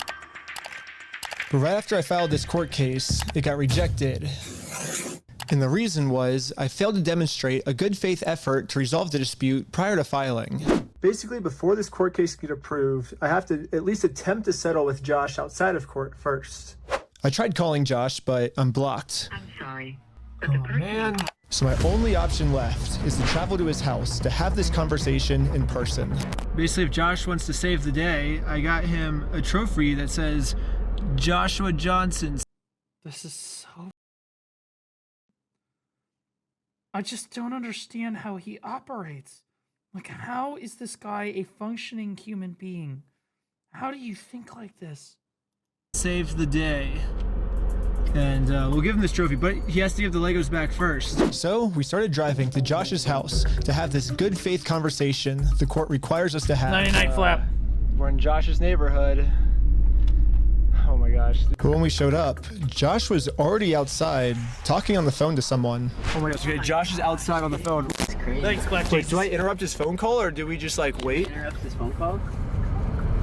No, probably not. I thought it would be pretty rude He's bald. to interrupt his phone call, so we parked around the corner and decided to wait for him to get off this call. I like how we just have this conversation. He's making us look bad. Right. He doesn't want to get his wife involved. He's hiding something. Hi, honey. Everything's good, I'm not honey. scamming anybody. I'm pretty sure Josh is on the phone with corporate Bricks and Minifigs. And the reason I think that is we were actually just there right before this. Okay, pulling up to Bricks and Minifigs headquarters. The plan was to give them one more chance to do the right thing before suing them again. While we were there, one of the corporate employees answered the door and told us he would get the CEO to come talk to us. Okay. Well, no, they said they're getting some guy to talk to us. We're just waiting. I can already tell you right now, no one's coming out to talk to you guys. Ah, finessed. Really, but they told us that they were. I know. Since Josh only lives like 15 minutes away, they must have informed him that we're in the area. Because a few minutes later, this happened. Dude, the police just showed up. What the heck? Why are the police at his house? Oh, there's another one, dude. 2 cop cars. 3 cop cars? Oh my gosh. Cop cars. Why is there 3 cop cars at his house? We didn't even walk up to his house yet. The cops are following us. What the heck? That's so crazy, dude. Obey every traffic law. He's got his lights on. Oh, shoot. He's pulling us over. Well, that... Okay, so I've seen this. Yeah. The reason I stopped it is the stop sign. Which... I didn't? I thought I stopped. Yeah, you definitely stopped. So you said you ran a stop sign? Huh? You said you ran a stop sign? I didn't see what happened. Yeah, I was like... Because we definitely stopped at the stop sign. Stopped. Yeah. I was so sure that we stopped at the stop sign. That guy looks corrupt. If there was a police lineup and somebody asked me to point to the corrupt police officer, I would point at that man. And I actually requested all the police footage of this. And as you can see, we didn't even do a rolling stop. We fully It's not stopped. my 50th birthday, guys. I turned 30.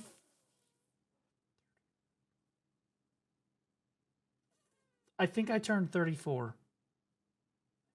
Stopped at the stop sign. So this is an illegal traffic stop. So who's Ben? Wait, so did he? So you can see we didn't even do a rolling stop. We Yeah, he stopped. fully stopped at the stop sign. So Yeah, he good. this is an illegal good. traffic stop. It is. So who's Ben? Me? Ah, that's scary. That's super scary. Look at this guy. We're not within 300 feet of a school, are we?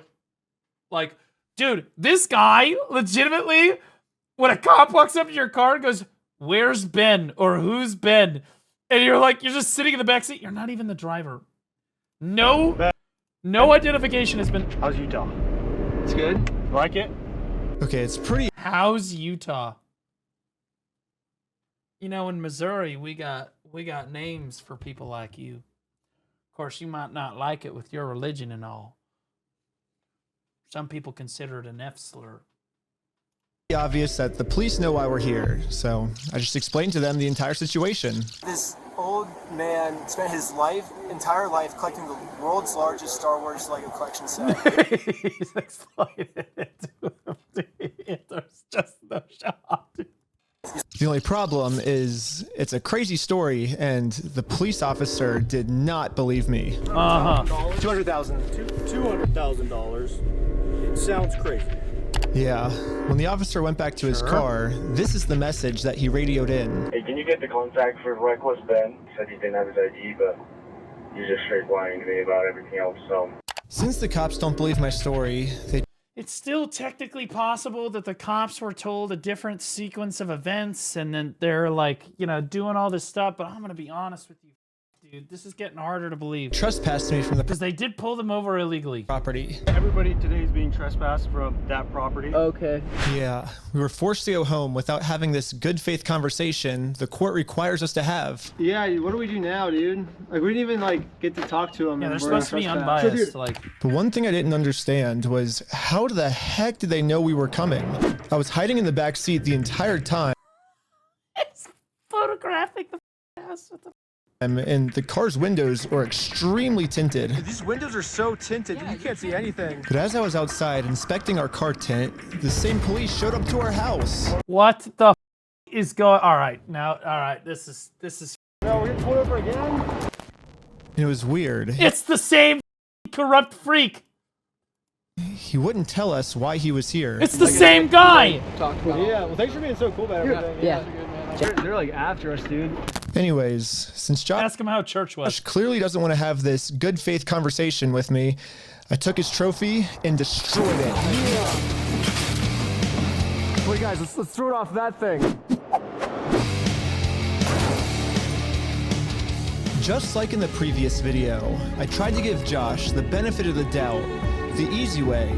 But again, Josh does not want to do the easy way. The only option This is left nuts. is to go the hard way.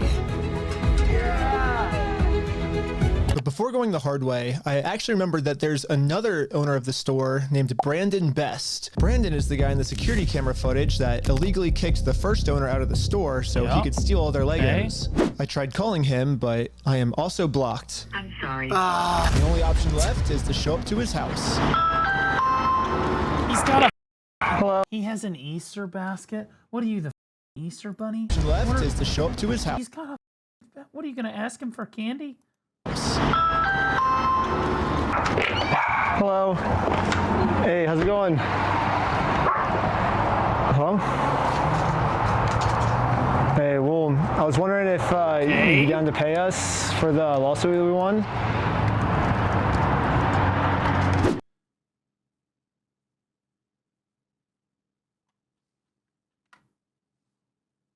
He didn't respond a single word. What are the chances he is recording on his phone and corporate told him don't say anything, but put your Apple AirPod in so that we can hear Ben talk and we can use what Ben is saying against him in court?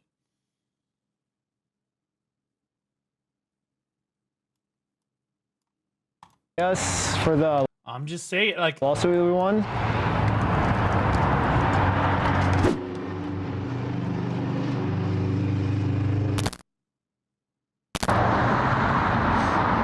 he's still just not saying anything. It kind of seems like Brandon doesn't want to have this good faith conversation to resolve this problem outside of court. And I gave him plenty of time to speak. I guess if you don't want to talk, I'll just talk. So you guys told us to take you to court. We went to court and That guy's kind of weird. I'm not going to lie. I would be afraid that guy was going to shoot me. we won. He looks like somebody that would just shoot somebody. We know you closed down the store to avoid paying us, so we could just sue you guys personally and do the whole thing again. We would obviously win again, but then the police showed up, and again, for some reason, they are really trying to protect these criminals. He didn't steal anything. He inherited the store from somebody. No, he stole $200,000. Okay, so she's definitely taking his side. This is illegal as shit. There's no way. With the, Like, there's just no way. because I've been spending the last 3 months in the case, and I won in court. He inherited the store. Uh-huh. He's being blamed for everything that the previous owner did, and he's trying. Well, to that's a lie. So we. Okay, hold on. I'm still Okay, talking. I'm sorry. He's still trying to clean up the mess from the previous owner, and now he's catching blame for it. Uh-huh. And he's just trying to clean up the mess from the previous owner. No. Yeah, so that's called taking a side. Also, isn't this what we would call a civil matter? Police don't get involved in civil matter. They avoid them like the plague. Him saying that it's the previous owner, that's a lie, and we already proved this in court. Okay. If you come back and step foot on this property, you're gonna go to jail. The police gave me a formal trespass notice, which I took a picture of it and sent it to the court as proof I tried to have this good faith conversation, but Brandon didn't want to have it with me. Nice. Big. And turns out this was good enough. My court case with Brandon Best got accepted. But my court case with Josh is still going to be rejected until I find a way to have this good faith conversation with him. So I decided to see if I could find Josh online, to see if I could look up any more information about him. Guys. Yeah, they all look the same. No. Joshua Johnson. Yeah, Joshua Johnson. We lower their tax liabilities and minimize their exposure to lawsuits. That's hella ironic. Are you kidding me, dude? That's what he's trying to do right now. That's what he's known for, is reducing people's exposure to lawsuits. After some more research, we found out that both Josh and Brandon are super hardcore Mormon, which... There it is. Was actually extremely surprising to me, because if Josh and Brandon are truly Mormons... Yeah, see, I heard this too, and that's why earlier I was like, dude, real Mormons don't say shit like that. They don't swear on God, bro. They don't f around with that shit. They believe that stealing is wrong, and if they steal, they're gonna go to hell. Or I guess in Mormonism they call it the outer darkness. But still, Brandon... because that's some psycho shit. And Josh probably actually believe that this is going to be eternity for them. I mean, Josh even swore to me on his Mormon God in the last video that he would give us the Legos back. I promise you, I swear to God. I promise you on everything. But maybe I can use this to my advantage. My problem right now seems to be that Josh is never going to listen to anything I ever tell him. But if someone from his church heard this audio, maybe he would listen to them. So after finding exactly what church these guys go to, we went to it and showed one of the Mormons there this audio. Dude, that's how they dress too. Clip. And the Mormon thought, oh my God. Dude, that is a Mormon. I could spot that guy across the parking lot. I'm like, that guy's Mormon as shit. I had to chew, bro. At the apartment, I had these people come to my door. Because again, we have a Mormon church here in St. Louis. It's really big. And they were like, have you heard the good news? And I was like, I won the lottery? They're like, no. So, and I was going through shit. So I invited them in and they talked to me about it. Okay. Then they came back another time and they talked to me about it again. And then I started asking them questions because I actually read their little book, that they gave me, that little Book of Mormon that they give you. Yeah, I read a lot of it. And so then I started asking them questions and they never came back again. Ever. I have never had another Mormon come knock on my door soliciting anything from me. Took that win. Took that win. The best thing to do was to have a talk with Josh to save him from going to this outer darkness. Okay, good luck. And I guess me and Tyler are staying. Mormons are low-key rare. No, they're not rare. Not here. Well, I mean, in St. Louis, I'll be honest with you, there's not like a crazy amount of them. In Utah, they're everywhere. You should just assume everybody in Utah is Mormon for the most part. Be careful. Oh. No, I don't think Mormons are... I actually think that they're really smart people normally, but they've been co-opted into believing this psycho... I think that they're genuinely... Most of them are just genuine... like great human beings that are also super susceptible and gullible to shit like this. Yeah, just like misguided. And I think that the leaders of the Mormon church are evil, corrupt, horrible human beings that should probably serve life in prison for any number of reasons. But the people of the Mormon church are actual good people just trying to do the right thing and do right by their life, in my opinion, in most cases. At least that's what I've discovered. Back because we're already trespassed. So yeah, we ended up just driving home. But wait, what did they just do? Did they just sick a Mormon on him? What? For the Mormons there, this audio clip. And the Mormon thought that the best thing to do was to have a talk with Josh to save him from going to this outer darkness. Okay, good. They sent one of the Jehovah's Witness, I don't know what the they call them, the guys that ride around on the bicycles and within the suits. They sent one of these. They're using. It's like they turned their own guns against them. Holy shit. Bro, I swear to God, like the closest thing I can get, I can think about this is In World War II, when the Nazis invaded France, they actually landed on the giant French artillery guns and then turned them on the French military. And then the French had to surrender. Now, in this analogy, Ben would be the Nazi, so it doesn't really line up, but it... And I guess me and Tyler are staying back because we're already trespassed. So yeah, we ended up just driving home. Aren't they called elder or something like that? Yeah, there's like a whole hierarchy system. But on our way back, this happened. Apparently my parents actually got to go into the Mormon church when it was first being built. You had to like put on like special like gear and shit and like wear a bunch of like a hazmat suit and shit to walk in there because they think it's like a... Anyway, they walked in there and apparently there's like this massive golden like bull with like a... So there's bulls and like a cow and it's all just solid gold. And it's like the baptismal font and it's like it's all being held up by these big bulls and then there's like this big cow and it's like there's all this like religious shit around it. That's like the baptism font. And I'll be honest with you, I don't know if I would necessarily be listening to a religion that had that much shit in the baptismal font. I'm gonna be honest. Bent. What? Pull over again? They get a bunch of wives. I would be happy with just the one. For what? How's it going? They got pulled over again? American Port Police Department. How you doing? Good, how are you? Good. Well, what's your name? Dude, that's so f***ed up. That is so... Dude, this guy looks like the Predator. Like, like, dude, what are we doing? Like, what is happening? This is like he looks corrupt, man. Like, are you Ben? That's so hanging out down here. At this point, we realized what's going on.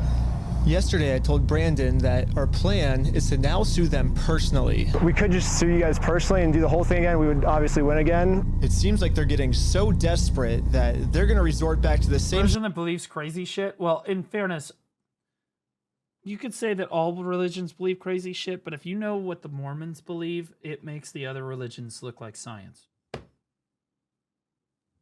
Ironically, Scientology is the same thing. You would be surprised. Strategy they used in the last video. You know what's really funny is after you left, I got a call from my boss and it was like, how do we get them arrested? How do we Dang. get them arrested? Yeah, Josh and Brandon think that if they can somehow get us arrested and thrown in jail, then we won't be able to sue them. I don't know what they told the police we did this time, but they caught us too late. The Mormon kid was already on his way to Josh's house to save him from this outer darkness and bring him back to God. How's it going, sir? You gonna sit on that?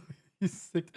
I've never seen anybody sick the Mormon church on themselves before. That's a 5 Down here for me, perfect. Sir. What brings you here? I'm just here trying to talk to Brother Johnson. Okay. I'm in the Harvard Second Ward. There's been an That's audio how they with talk. the young men group. Okay. What's the audio that you wanted to play? Here's the audio. I'm not gonna screw you. You have my word. That's not who I am. I promise you. I swear to God. Who's that? So I guess that's him. No, I know that. I could tell that from the voice, but I was just gonna Well, if you can tell from the voice, so you already know this guy. ask him, like, is he willing to give up everything like he said? Because he swore on everything. He swore on God. This might be a crazy ask, but could you take a selfie with me? See, that's why I told you. The Mormons, the people in the Mormon church are literally just normal people. That's just a normal kid right there. That's just a normal guy. Like, they just be brainwashed a little bit. But anyways, back to That us. being said, the cops are clearly defending this guy. This is corruption. These people belong in prison. The police apparently Like, I'm gonna got a be call- honest. At this point, I've seen enough. All of you belong in jail. You're clearly protecting this guy. that we had heroin on us. This officer is going to conduct the search of your person because there are substances in the vehicle. Really? So he's going to do that. I'm going to put this away, and then we'll be right. Don't reach in your pockets for me. Okay? Sounds good. Thank you. The vehicle will be. I'd be actually kind of smiling at this point because they pulled you over for heroin in the car, and you know that you ain't got no heroin in the car, which means you just gonna farm this like super hard. As a content creator, you're just like, by all means, search the car. It's all being recorded anyway, so. Okay. Popo, thanks for the brand new T1. Appreciate you. Nothing makes me wetter than a brand new T1 sub. Appreciate you, brother. This is for you.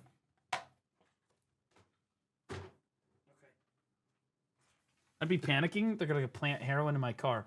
That is fair, but I don't think... I was about to say I don't think they're corrupt enough, but I'll be honest with you. I know how the Mormons act here in St. Louis. I think that they would do it. I'm gonna be honest with you. You get a high enough, because like you can't think of the you can't think of them necessarily, like all of them necessarily. I'm not saying that all Mormons are necessarily like this, but like I think of them more like religious zealots. And if you get them thinking that you've in any way wronged their God or their religion or whatever, they very well could just do anything that they want to just throw you down. You know what I mean? Like, stick by my sergeant.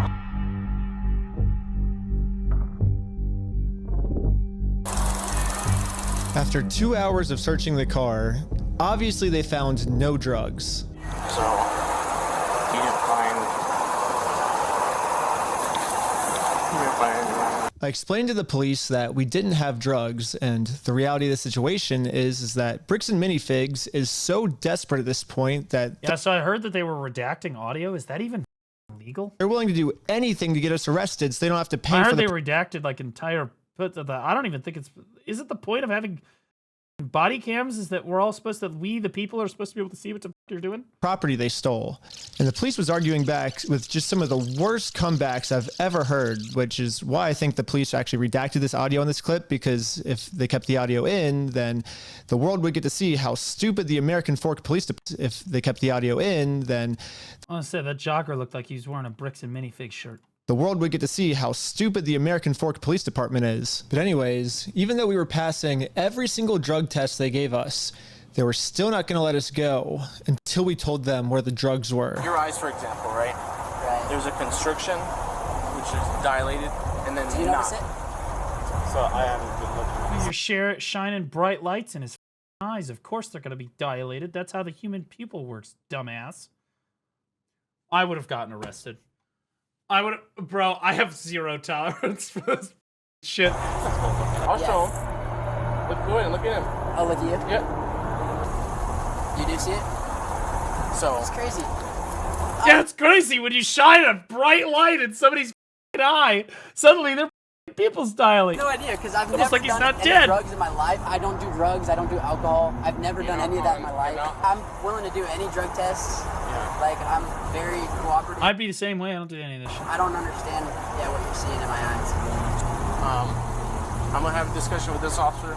And then the police department illegally redacted this conversation too. My guess is that they acknowledged that it's very obvious we don't have drugs on us, but they were going to try and pressure us into giving some type of false confession anyways. I'm not sure if you're lying to me or not, to be honest. I'm willing to take any drug test you want. Okay, when you're talking to a police officer, look, I really like the police. I'm generally a supporter of the police, but I'm going to be honest with you, they're not here to help you. In a situation like this, nope. Am I under arrest or am I free to go? Nope, I'm out of here. Am I under arrest or am I free to go? Or do I need to get a lawyer? I'm not, like, I literally. Walking a very dangerous line, which can get you hemmed up a lot of the time. Yeah. Don't say anything. Well, they haven't been arrested yet. Once you're arrested, don't say anything. You never say anything once you're arrested. They're not here to help you. They're not your friends. In Utah. But clearly, you should have seen enough. Ben should have seen enough at this point to know these people are not your friends. Right? When you're from Cali. Hopefully he doesn't do anything stupid. Not worth it, right? Yeah. We play differently here. Yeah. We play corrupt here. That's what we play differently here. What in the does that mean? What does that mean? What do you mean you play differently here? Isn't the law the law? What the what is that? Bro, the FBI. Bro, somebody get Cash Patel on this. He's kind of a too. But you know what?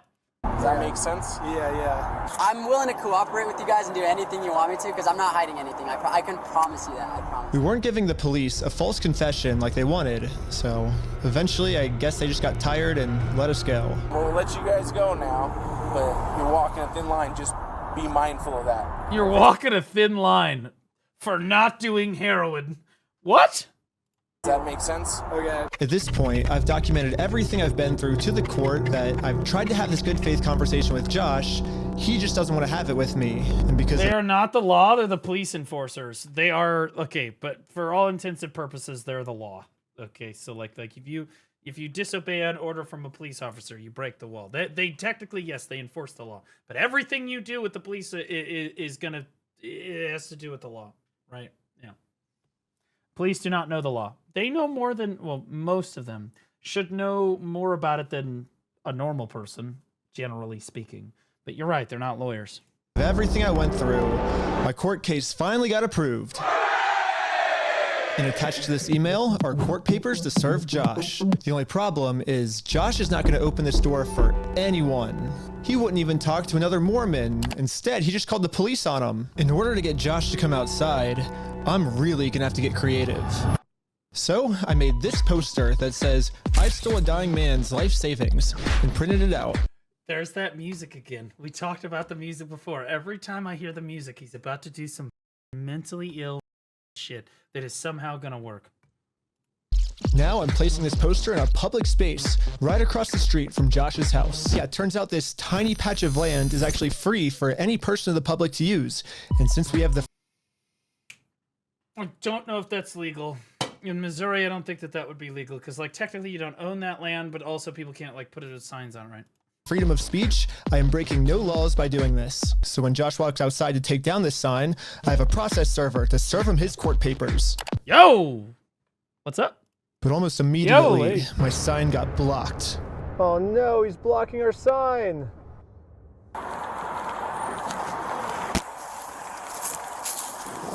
What are you guys doing here? So we are in a court case with them and we have to serve them legal papers. So I explained to the cops the entire situation.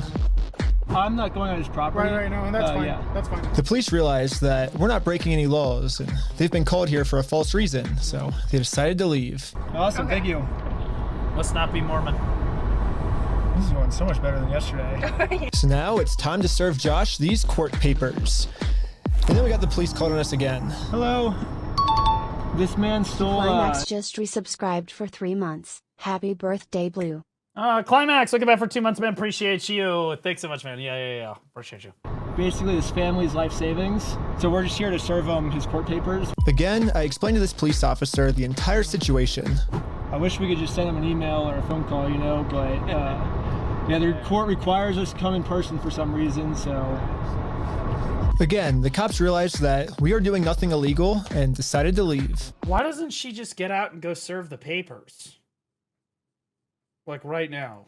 Just like now it's time to serve Josh his court papers. But we got the police called on us again. Hello. Yep, can I see those papers? Yeah. Is this the third time that the cops have been called to this car in like half an hour? What in the shit are we talking?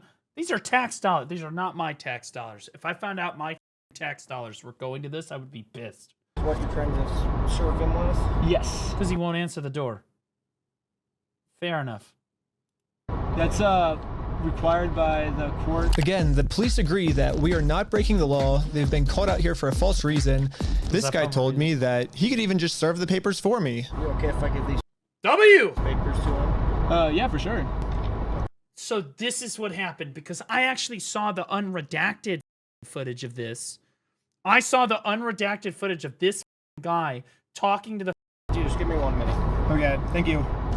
Sadly, we can't see the police officer serve Josh because the police department redacted all of it. But the only thing that... Yeah, so I have seen... So again, oh my God, bro. Okay, so do we have the unredacted first watch? Most of this is first watch. I've seen a decent amount of it on social media. I thought I had seen the first one, but apparently I had not seen the first one. Unredacted. Honestly, wait, we have that. Not that one. Is it this? Okay, I've explained that to him. Right now, I'll look into... Did you take pictures of those things? Yes, I got the case number that he's referring to.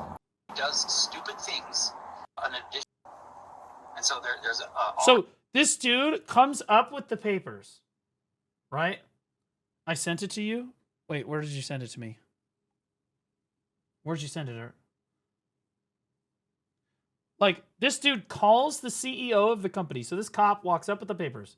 He calls the CEO of the company. The CEO of the company explains to the cops what's going on, and the cops completely take their side. A case in Provo because they've been passing fraudulent documents up in Oregon. They created a fake contract, forged a manager's signature up there, threatened to kill her, all sorts of things. And all of this while he's wearing glasses that have a camera in it. I don't know if you see the Is he wearing the glasses today? Yeah, he's wearing. Bro, they're playing such victim on it, bro. Look at this shit. Yeah, so he's filming you guys, he's filming everything, and he's trying to put all this stuff together to put together an additional extortion attempt on us. Okay. So that's what they're doing. And he like, if you go to his channel, Reckless Ben, that's what he does. He just goes around and he does stupid things, and he harasses people, and he chops and screws up all of this footage, and that's all he's trying to do is get footage right now. He's just trying to get more footage to put more videos out there to get more clicks and likes. He has nothing to do with this case other than he just, and he was the one who vandalized the store over the weekend, along with Mr. Mansell, who's the original person who consigned it to a completely different entity. So he is literally just lying through his teeth. A different party. So they just know that, you know, like, because that other person, that other party, yeah, this is what the court requires us to do. If we want to take him to court, we have to. Yeah, so here it is. Serve him. Got it. Did he call the cops because he doesn't? It's still redacted, bro. What the? Still redacted. All redacted. All redacted. There's no audio at all.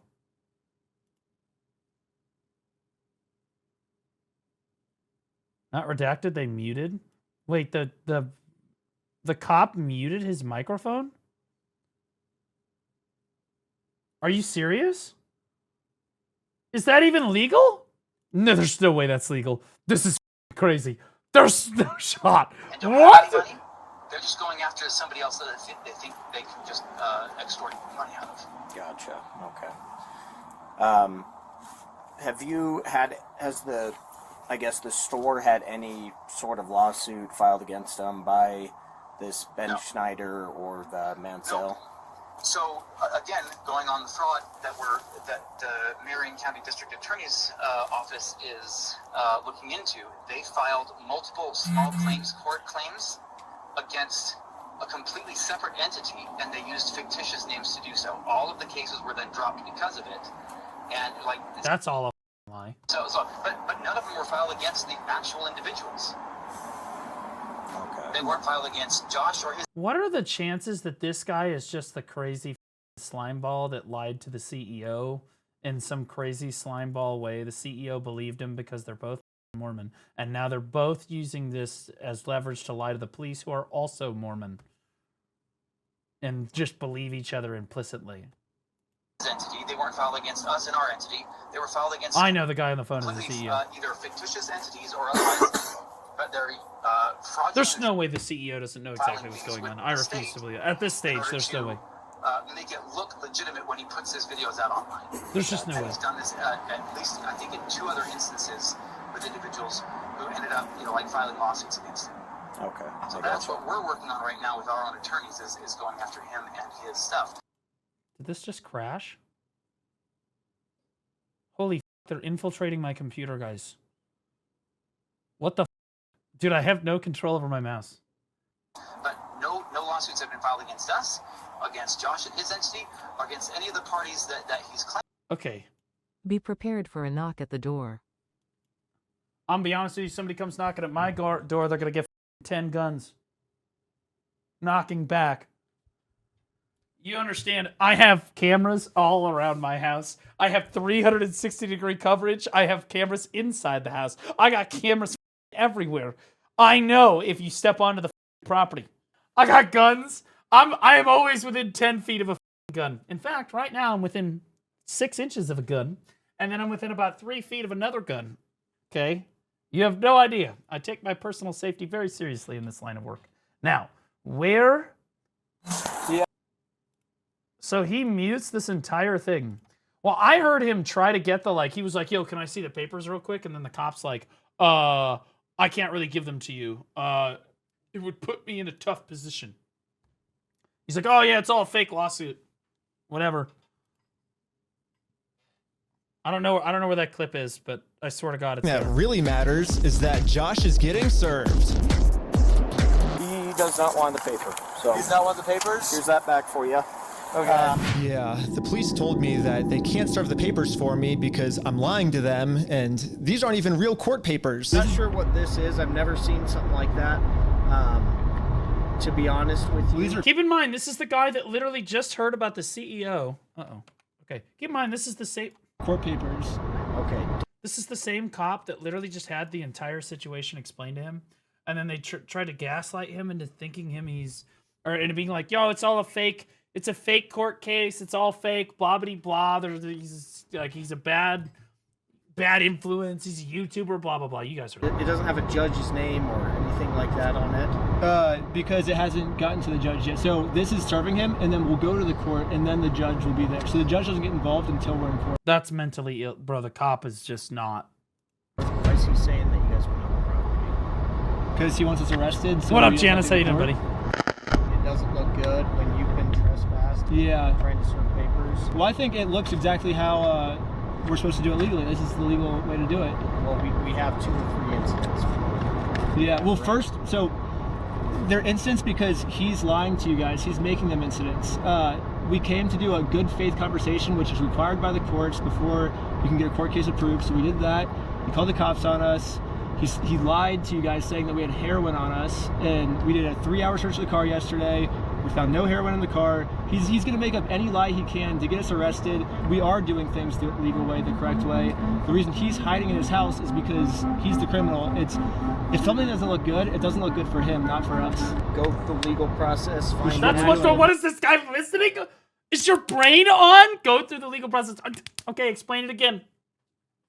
Jesus, I feel like I'm talking to one of my chatters. Process server. She is an actual process server. And what is your guys' relationship? I just met her today. Well, maybe just have someone not affiliated with you. That's her. Yeah, she's. That's what the whole point of a process server. Dude. That's why she's here. Yeah, dude. That's why she's here. We have no relationship. It's honestly scary how little the police actually know about the legal process. Either these guys are completely mentally, or they're just corrupt beyond recognition. I'm gonna go with both. In this particular case, and that is she is the exact person that you were describing. I always thought that the police were supposed to remain unbiased, and if they were going to take a side... In fairness, his name really is just some bot. And chat, I'm going to be turning my my bots up. Don't worry about this. Just you're going to see a bunch of W's in her chat real quick, a bunch of Lego pictures in her chat. That's just the bots entering chat. Don't worry about that.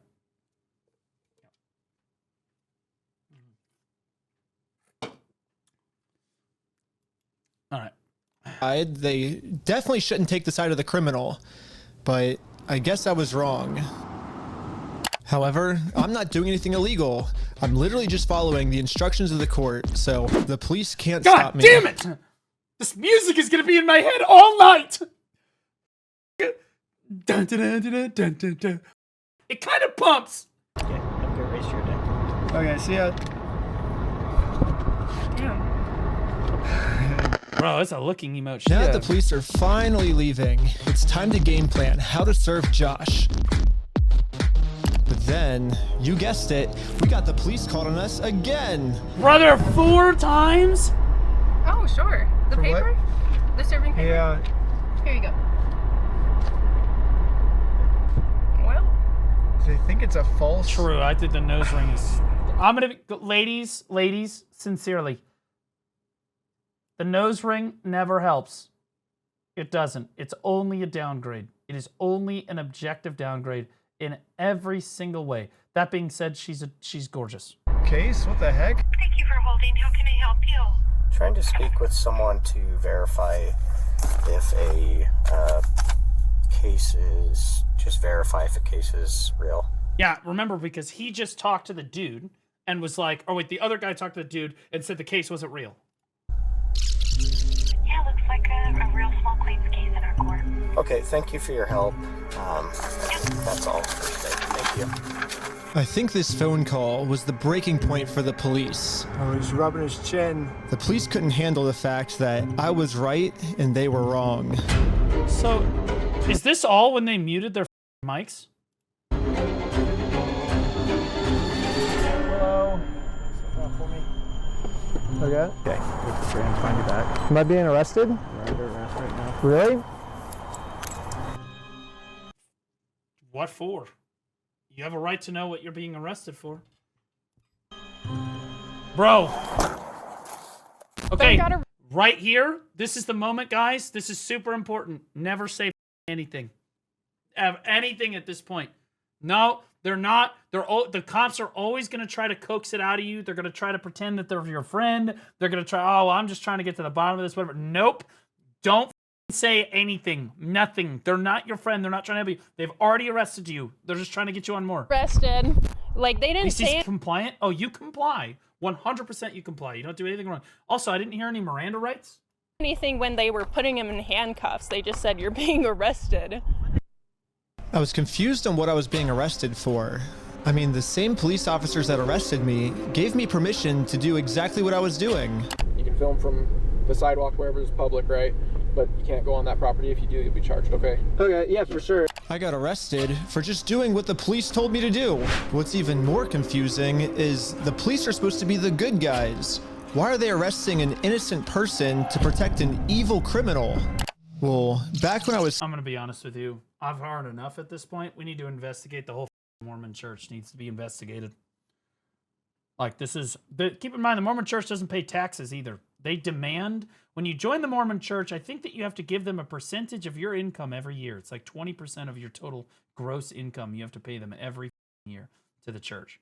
And then they don't pay any taxes on any of that income. It's 10%? Okay, it's 10%, right? So to even be a part of the church, you have to give them 10% of your total income for the year. Okay? Then they don't pay any taxes on it because they're a religion. But then they do shit like this, right? Like where they intervene, they're clearly running corporations and shit. This too. Still waiting in the car to serve Josh, I got a phone call, and this call was from Brian. Apparently those are protection fees. True, brother. Collector's son who got all their stuff stolen. And that's why, again, I think that this is all orchestrated. I think that this is orchestrated by the Mormon church.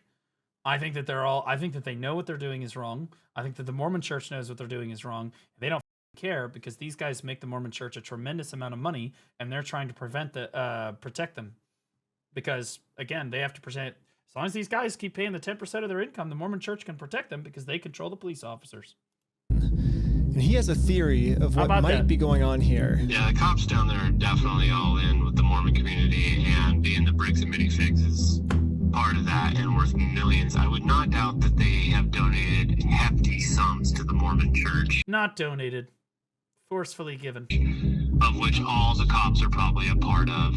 Yeah, Brandon Best, Joshua Johnson, and Eamon, the CEO, are all super Mormon. Like, the CEO even went to the Mormon University. The Mormon University. He's John Mormon. And when I looked up all the police officers who were treating me unfairly, they were all Mormon too. And they take care of their own, man. They are like a huge clan that takes care of each other. And instead of trying to get rid of... You say take care of each other, but it's really, we're going to you by any means that we know how. We're going to do it illegally. We don't care. Like, that's what scares me about the Mormon church. Scientology is the same way, if anyone wanted to know. Few bad people who are making Mormonism look bad, they're for some reason choosing to protect these criminals. Yeah, I'm going to be honest with you. If you're a Mormon watching this, what the are we doing? What? You think you like this? You like protecting these people? This is how your churches reflect this crazy work? But eventually, I got released from jail. Got out of jail. Out of jail now? And this is when it really hit me that the justice system has decided to protect these criminals. So now, there's really only one way I can think of to get this family the money. I'm a Mormon. Well, there's nothing wrong with being Mormon. Like I said, they're like the hardest working, nicest people. But like, doesn't shit like this make you angry?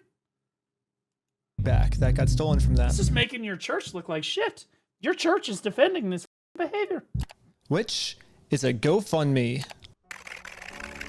Yeah, it is a pretty anticlimactic ending, but at least I'm confident that I'm not going to get in trouble for this. I'm joking, I'm not. Now that okay, well, I'm fair. our GoFundMe is live, it's time to promote it, to start getting donations. We printed out the GoFundMe's picture to hang it up so we could get a nice Instagram video to post to social. And where did you hang it up? Because I feel like I've seen these rooftops before. Where did you? Social media. But before the group could even hang the picture up, the police came. What you guys up to? We're starting a GoFundMe. Yeah. What we're doing is we're going to get a bunch of publicity to get basically all this money back for this family. Yeah. You know, we're not going to do the lawsuit anymore. We're just going to do this GoFundMe. We've already got it started. It can run into some defamation stuff. Again, but the defamation is also a civil matter. What the f are we talking about? Police were thinking of any technicality they could think of to protect their Mormon friend. Look at your stalking code. See if it's that. If it's not, we're going to look at disorderly. If it's not disorderly, then we're going to look at the city ordinance. But after going through every law they could think of, it turns out that hanging this sign on a fence and then taking a picture of it for Instagram is not illegal. In fact, what the group is doing is actually protected under the First Amendment, freedom of speech. So one of the police officers let the group know that they were okay to keep doing this. Right now, I don't think you guys break the law. But this other police officer wasn't able to accept this. Baldy! We're going to take it down. Hey, that was completely illegal. And then for the rest of this footage, the police redacted all of the audio. So I called up the police station to find out why. All the redactions are done pursuant to the Utah State Code. We don't redact things just because we feel like it or, you know, just because something looks funny. Dude, I'm going to be honest with you. If I called like the driver's license office near my house, this is the exact lady I would expect would pick up. This voice right here, I would expect that this is like the AI secretary voice of all time. This is the most generic, like this is exactly who I would expect to be calling. Literally exactly. Listen to her voice. Everything is redacted pursuant to Utah State Code. And other than that, I can't really delve into any more detail. But the police made a mistake. They accidentally forgot to mute this police officer's audio. So when you sync the two clips together, I can actually hear what they're saying here. He sees it or give it back? Is it an occasional crime? Is it disorderly conduct? Why? Is he upset about it? I mean, I guess, but that's not. Yeah, this police officer is right. Just because this might make Josh upset does not make this poster illegal. So... Yeah, the non-Mormon cops, I assume he's probably... Are like, well, I mean, you can't just arrest him for that, right? I decided to let the police department know that some of the redactions they made aren't exactly what they're claiming they are. I think you guys might have accidentally forgot to redact another clip that was at the same time. And when I synced the two clips together, I was able to see what they were saying, like what the redaction was. And... he was talking about how what we're doing actually isn't illegal and how the police officer might be wrong. And so it wasn't about protecting a victim. It wasn't any personal information. And so I was wondering, it seems like there might be a lot of stuff like that got redacted, maybe to protect the police officers, not to protect the victims, if that makes sense. And so... yeah, we don't do that. So like I said, anything that's redacted is pursuant to Utah State Code. I can tell because when I sync the two clips together, I'm actually able to see that that's what the redaction was. Okay, well, that didn't happen. That definitely didn't happen. That didn't happen. What the f***? This is like I'm living in the Twilight Zone, dude. This would be so scary. If I lived in Utah, I would be... This is scary. Like, this level of corruption is... insane, bro. No. Where have I heard her voice before? I feel like I've heard it in a movie somewhere. Okay, dear. I don't do that, Ben. I follow the Utah State Code, like I just said. Okay. Well... I don't know. It seems like the police department redacted this entire conversation because right here the police are actually admitting to themselves that none of this is illegal, but they're still going to try to arrest us anyways. It seems like the only reason they're getting rid of this audio is to protect the police officers from getting fired. I don't know what the police officers are saying in this next clip. Didn't all the audio get... all of the... My understanding is all of the shit got leaked anyway. So somebody leaked all of the footage and audio. The problem is some of them, I guess, I don't know. Chat said earlier that these were muted. Like some of the clips are muted. Like they literally turned off their microphone. So we actually just don't know what they said. I'm pretty sure they're scheming up a way to get the group arrested, because this is what happens next. And Lieutenant Adamson can correct me if I'm wrong, but we're going to seize your phone right now. Do not do that. You understand me? Right now you're attempting to destroy evidence. Okay? Put your hands behind your back. I was just locking my phone. Okay, I'm gonna switch over to the police officer's body cam POV so we can dissect what just happened. First, the police officer asks if he can confiscate Sheldon's phone, so Sheldon says, okay, and reaches in his pocket to give it to him. But at this point, Sheldon sees that his phone is unlocked. And at this moment, he decided that before giving it to the police officer, he was going to lock his phone. Which, by the way, you're legally allowed to do because they don't have a warrant, okay? Like, before anybody tries to get, technically, no. He asked for it. He's giving it over, okay? They don't have a warrant. He can lock it if he wants to. Which is totally legal. There's no search warrant, so... Okay. All right, there you go. All right. Hey, see? Haha, I know what I'm talking about. Sheldon is legally allowed to lock his phone. But as the police officer saw Sheldon's thumb moving towards that lock button, he snatched it out of his hands. And now the police officer's claiming that because he tried to lock his phone, he's destroying evidence. Silence. Yeah, I was giving it to you. Stop talking. I was Stop giving talking, it to you. Okay? You're making bald people look bad, Baldy. Like, it's on my money. Look, Mr. Adamson. It's on my wallet. I was turning it off. Right now, this phone is being seized as part of this investigation, and you're being arrested. Okay, let's put him in the back of the car. Pre-watched. Why would I stop and explain something that's about to be explained if I? And again, the police decided to break the law, arrest Sheldon, all to protect an evil criminal. Don't they call? Okay, so I have seen them raid his house, so I know his house gets raided at some point.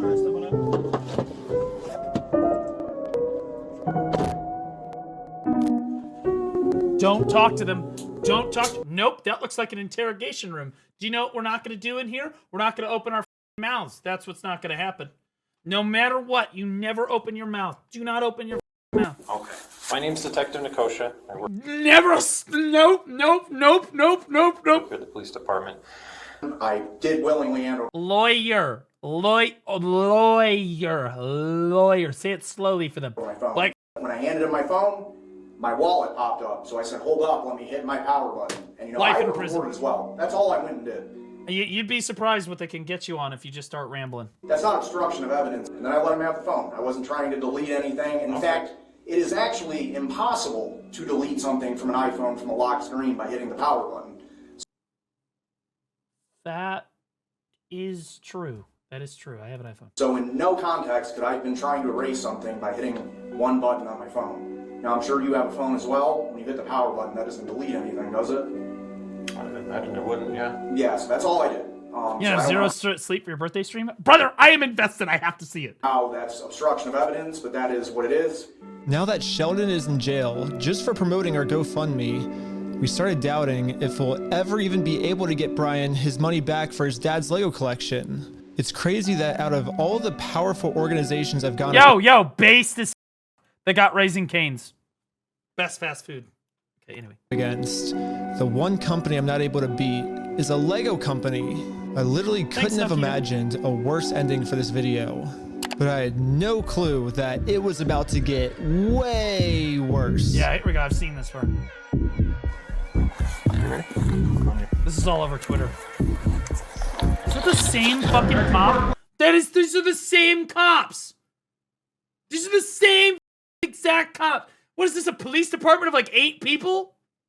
Police department, make yourself known. Search warrant. Stand up. Dude, you should call. Step outside, everybody.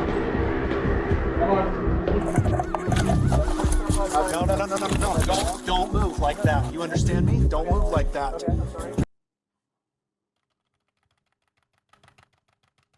Holy chonk alert. Oh my, bro, that cat is so fat, it couldn't even respond to what the, Oh shit, is there shit? Oh, I gotta move. Ugh. My God! Okay. Yeah, this cop pulled my arm so far back that it dislocated my shoulder. He claims it's because I was attempting to make an escape or something. Don't move like that. You understand me? Don't move like that. Don't move quick. Everybody just chill. But if we go back a little bit, you can see I was being completely still when he grabbed me, and I actually made 0 quick movements. He did not. So this police officer is just straight up lying so he can give me a serious injury. Included in the warrant are Legos. Yes. The police department got an official warrant to search our house for stolen Legos. No, you stole the Legos. You. I should have seen this coming. Josh did threaten me in the last video that if I go out and actually try to sue him, he's going to come out and say that I'm the one that stole the Legos. Okay, let's do it. You, man, you stole them, bitch. I stole the Legos? Yeah, you're a fucking thief. Dang. Okay? Okay. You can shut the up. That's your choice. I'm going to fast forward a little bit just to give you guys some context, but I actually got a copy of this warrant. The reason they were searching our house was, it says, there is now certain property or evidence described as any stolen merchandise, specifically Lego merchandise. It's evidence of illegal conduct on us that we stole the Legos. They're looking that we stole the Legos is why they stormed our house with no evidence. And this is after he's been proven to make up stories. Your tax dollars, Utah. At work. About us before. And so now he's just pulling something out of his butt. Oh, they're the ones that stole the Legos. And for whatever reason, the police take him seriously, even though he's... Dude, this is going to be millions and millions of dollars. If Ben and Brian and all them settle on it, this is millions and millions of dollars. The federal, like, they need to get this to a federal judge. This needs to go all the way up. Like, this is crazy. Acting the like... whole police department needs to be fired. And not just fired, prison. Like a crazy person. Anyways, the cops maybe we go a step further. Probably felt pretty stupid when they searched our entire house and didn't find any stolen Legos. You're Again, in jail. The police illegally redacted this conversation to avoid them looking stupid, but I'm pretty sure that's what they were talking about. But instead of doing what any rational police officer would do and let us go, they're sticking to their story that we're the thieves. Okay, well now you're being arrested. Don't say anything to the police. I don't know how Ben and his friends could be this smart. But also, like, his buddy just sat there and talked to the detective, which I guarantee you was the tipping point for them. Again, that probably worked against them to help them get the warrant in the first place. Yeah, that cat has not moved, brother.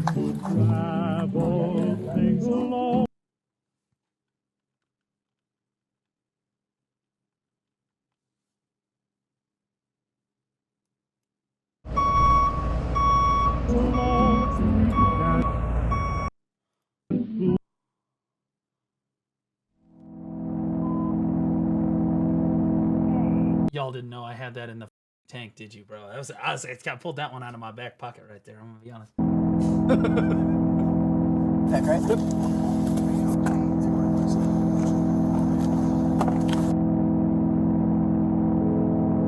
Yes. Now the entire group, we are all on our way to jail. Wait, I thought he said he didn't know that woman. Isn't that the server woman? I thought he said he didn't know her. Maybe she stuck around after the fact because she wanted... Never mind. The entire group, we are all on our way to jail.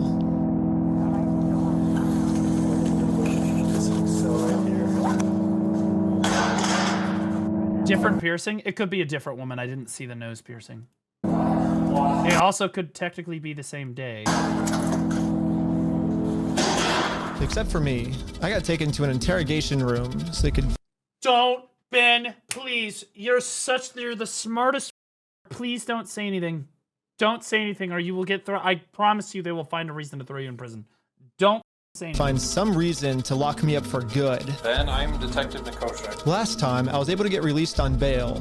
But this time, they're requesting that I be held in jail a month until my court date. But there's honestly nothing for me to hide, so I went through the entire story with them to show the detective that this whole thing... Dead. That's it. GG. They're gonna put you in jail. You're gonna be lucky if you get out. Bro, like, damn it, dude. He's so smart. He's literally done. He knows all of this crazy shit. He's jumped through all the obstacles. He's conquered all these feats, and then he gets arrested, and he just immediately talks to the police. How do you not know not to do this? Everyone knows. Don't say anything without your lawyer. They're not here to help you. It's just a big misunderstanding. If you think about it, 83-year-old man versus... If you've ever... I used to watch a ton of those, like, cop investigator... Like, there's such shit on YouTube of, like, the investigation stuff. And the whole point of those videos is to show that cops are like, yeah, how do we not get them to lawyer up here? We really need them. We need the confession before they try to lawyer up. And there's, like, a bunch of different strategies they use to get you to not use the word lawyer. Like, literally. $400 million company. Even though the $400 million company's in the wrong, they're gonna win, you know? I wish we could just send him an email, like, show up to court this day. Like, you already know that these people are Mormon. They don't care. They are religious zealots. They don't give a They pulled you over for heroin. What heroin? Exactly! Like, bro, they're not here to help you.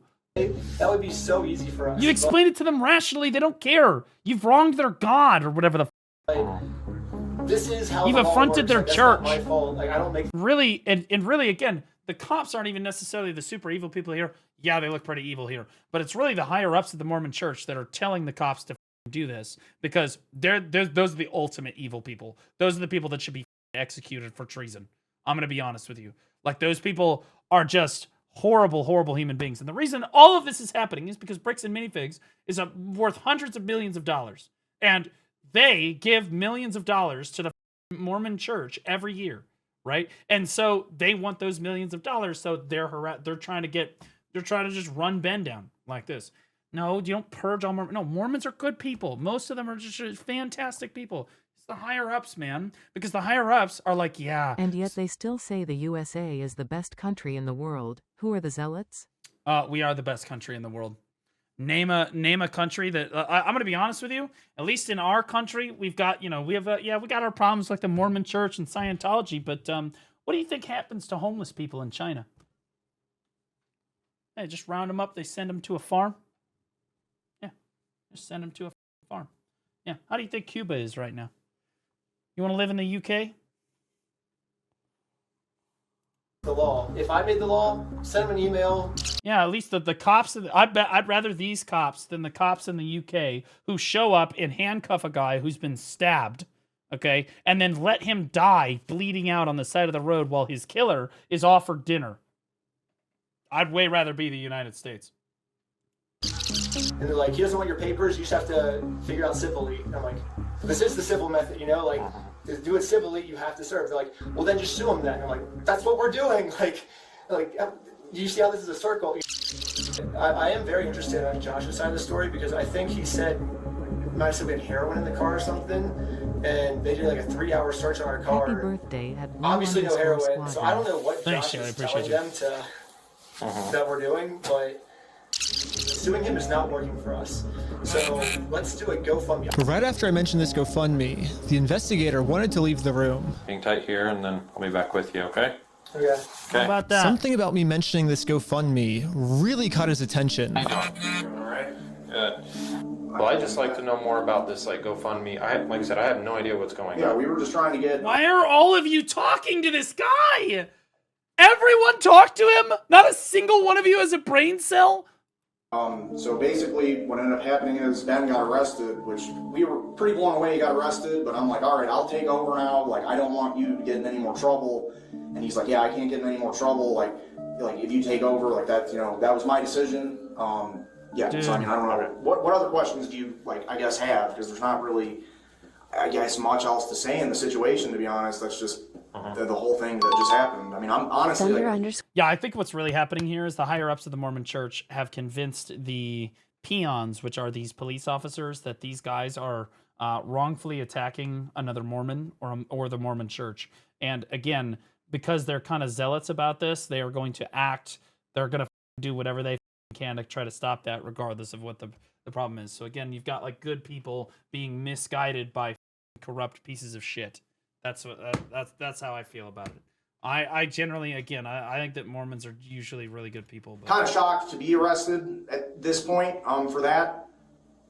Yeah, this is definitely a very strange thing to be getting interrogated about, especially considering from my angle and the evidence I've seen, the overwhelming evidence that they just blatantly stole from this guy. It's like us trying to then do a GoFundMe to get him his money back, and I'm the one, you know, getting put in cuffs. It's crazy. I guess the detective didn't get what he was looking for, so he decided to interview the rest of the group. It sounded like a great project to me. I was like, okay, like it's for a good cause. How are you doing? And for some reason, he was trying Every single person talked, dude. to get all of them to admit that the GoFundMe was my idea.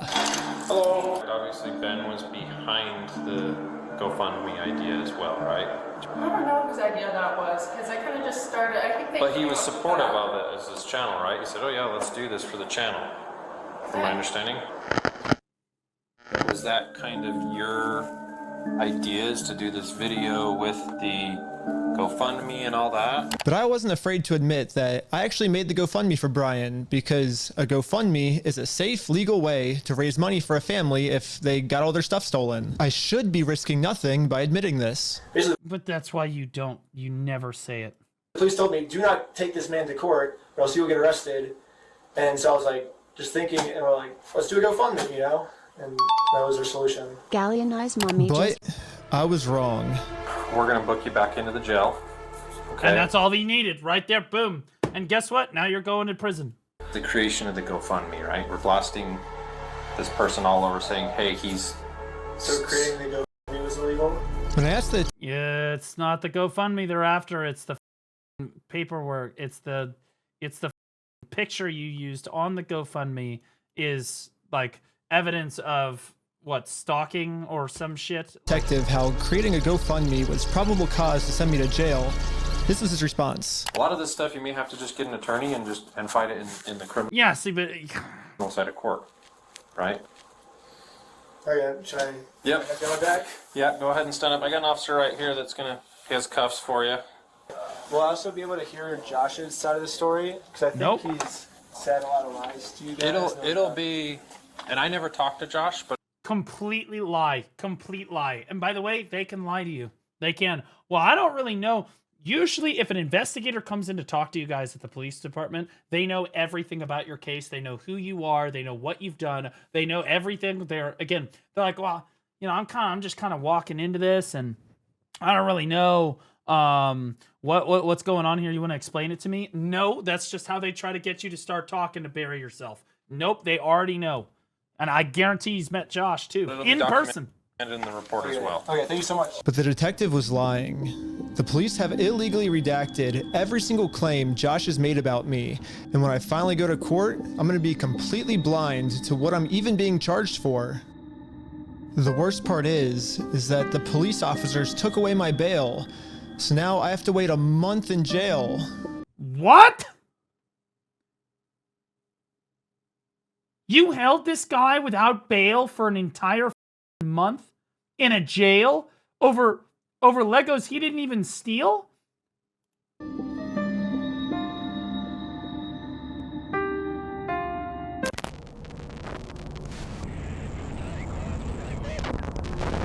This is corrupt to the core.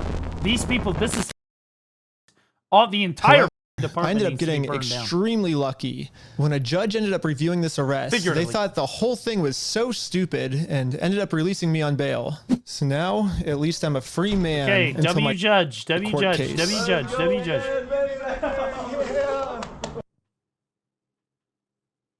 illegal acts that I committed was mentioning that Josh stole the Legos in our GoFundMe. I am going to be honest with you. The moment I got out of jail, I would not be talking. I'd be like, we're getting out of this state right now.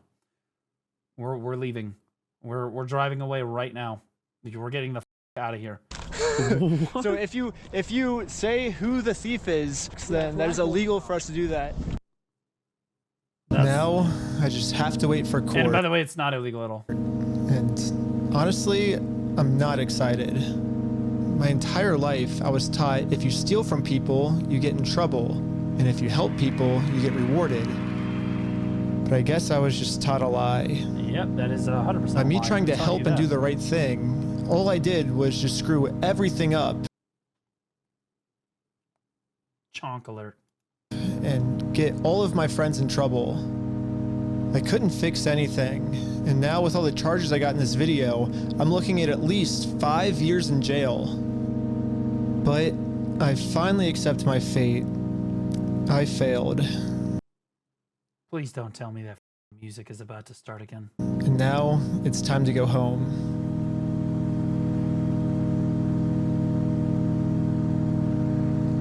But before I made it home, one of my roommates called me saying that a police officer just showed up to our house.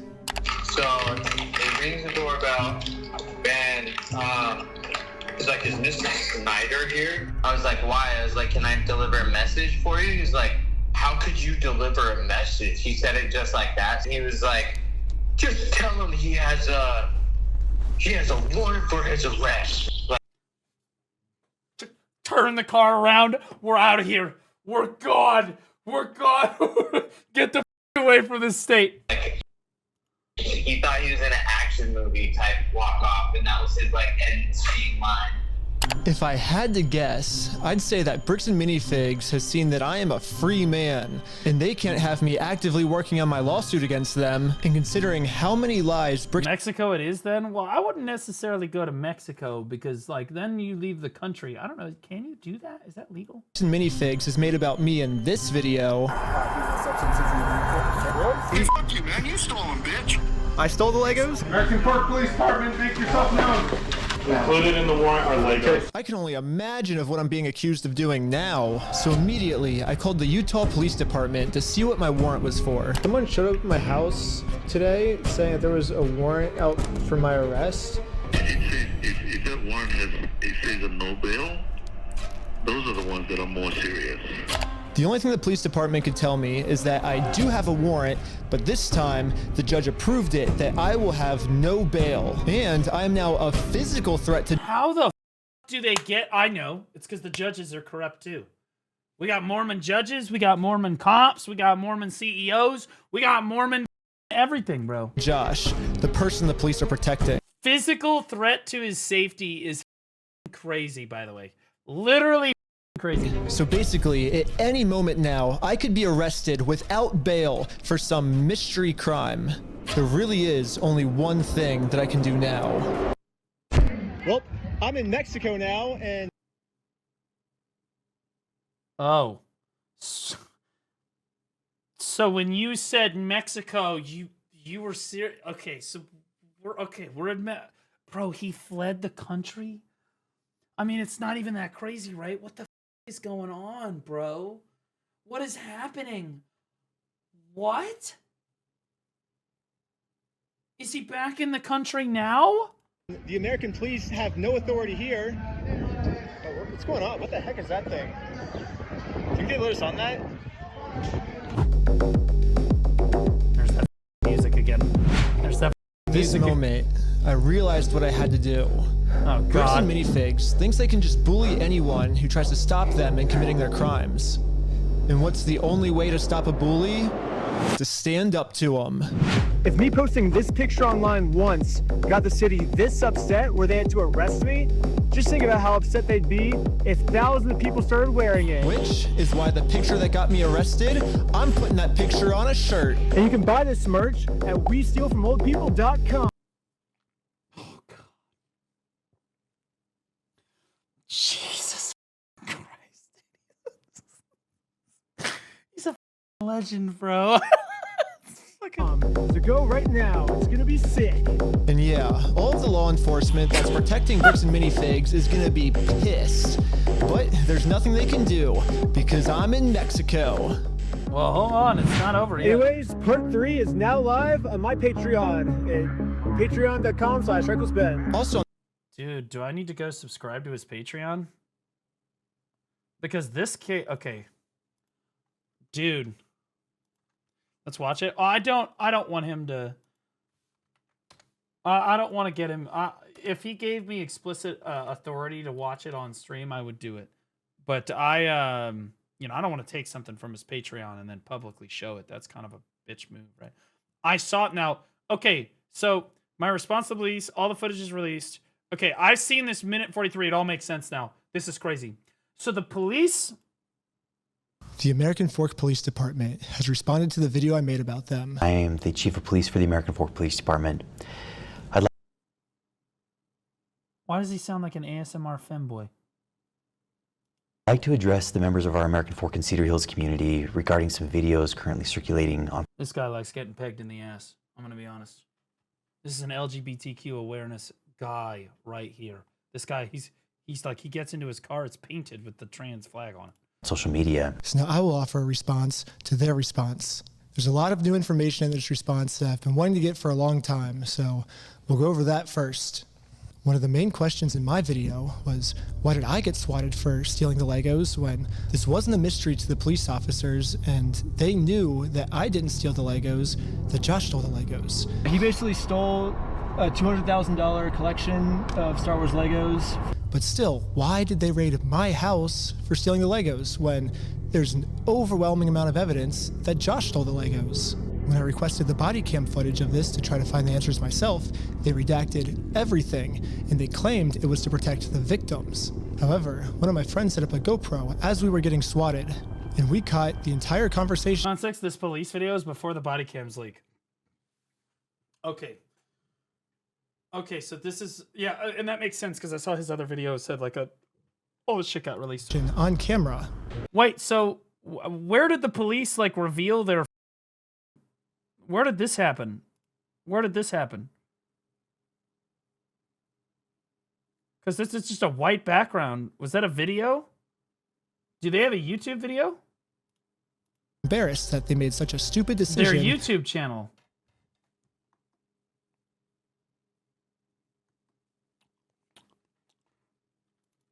What was it? The American Fork Police Department. 11 days ago, 608,000 views.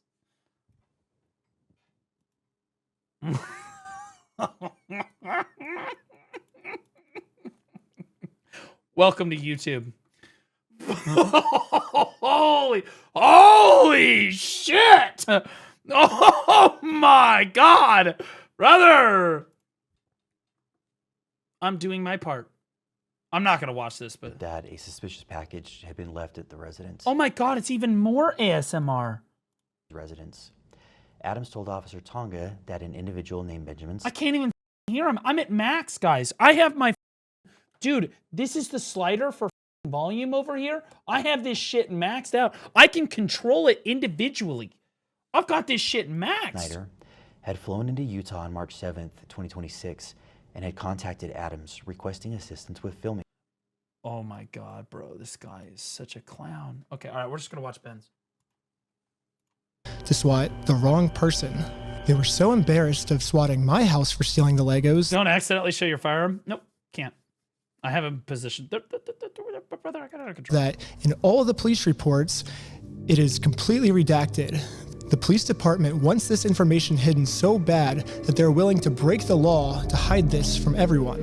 The only reason I know about it is because of the receipt I got the night I was released from jail and my friend's GoPro that was recording. So even though I've been asking them for 3 months why I got swatted, they finally came up with an answer, which is the Airbnb host told them that I stole the Legos. During contact... Oh my God, the Airbnb host is also Mormon. What the dude? They're just everywhere. Oh my God. Dude, they're all just working together. This is the most obvious. All of these people, prison, everyone, blanket, the blanket. Whoa, Song, chill. Jesus. Holy shit.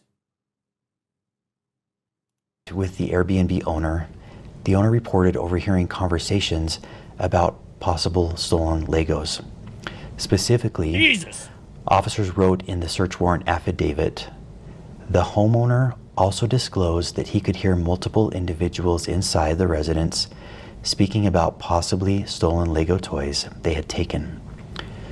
Based on that information, officers added a request within the search warrant affidavit seeking... So again, this is all the Mormon church, right? There's some There's some higher up at the Mormon church that knows what's going on, and they're using the police department.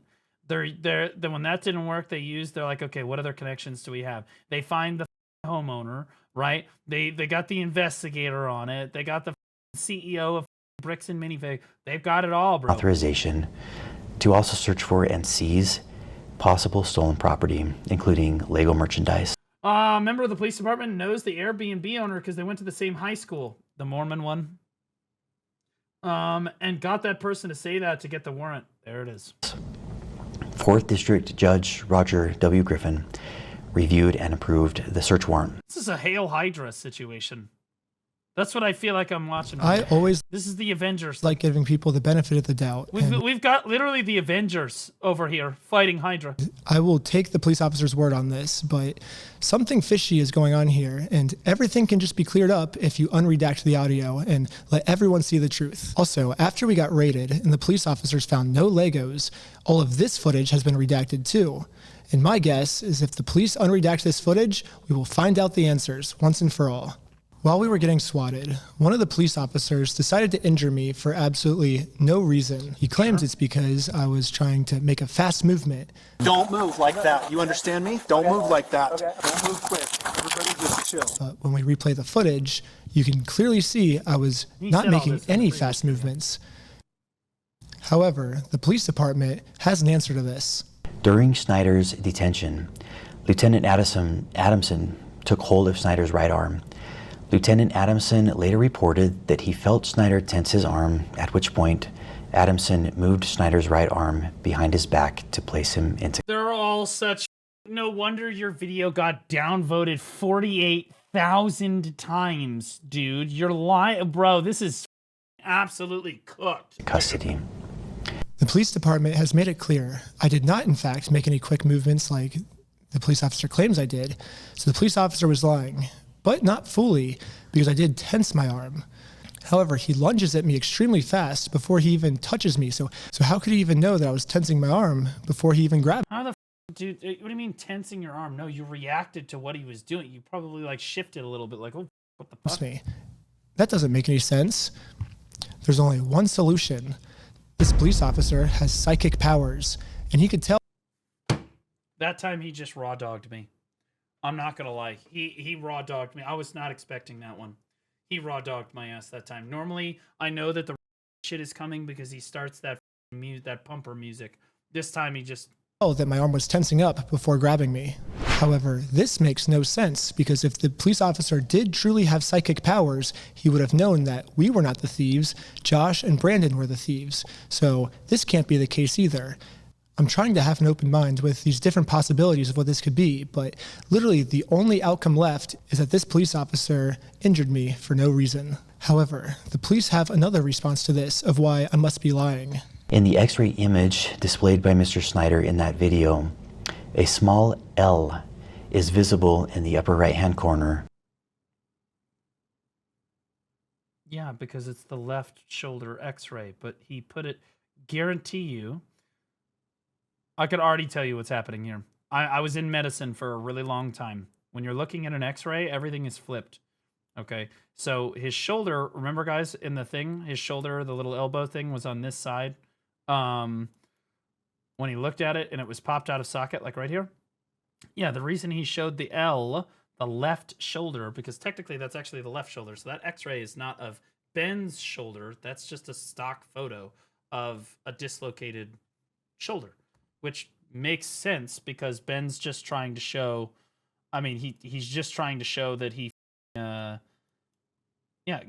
to show that. Okay, it's tough to explain. From a medical standpoint, again, Ben would have had to show, if he's showing a stock photo and he had shown the right shoulder, people would have thought that he was lying because it would have been flipped the other way and they would have been like, that's your left, that's the shoulder, right? So like, it was reversed. And so he showed the stock photo of the left one just because, you know, he's trying to show people that his shoulder got dislocated. It's unlikely. Honestly, you don't really go to the... Plus, you don't really go to the ER for a dislocated shoulder in most cases.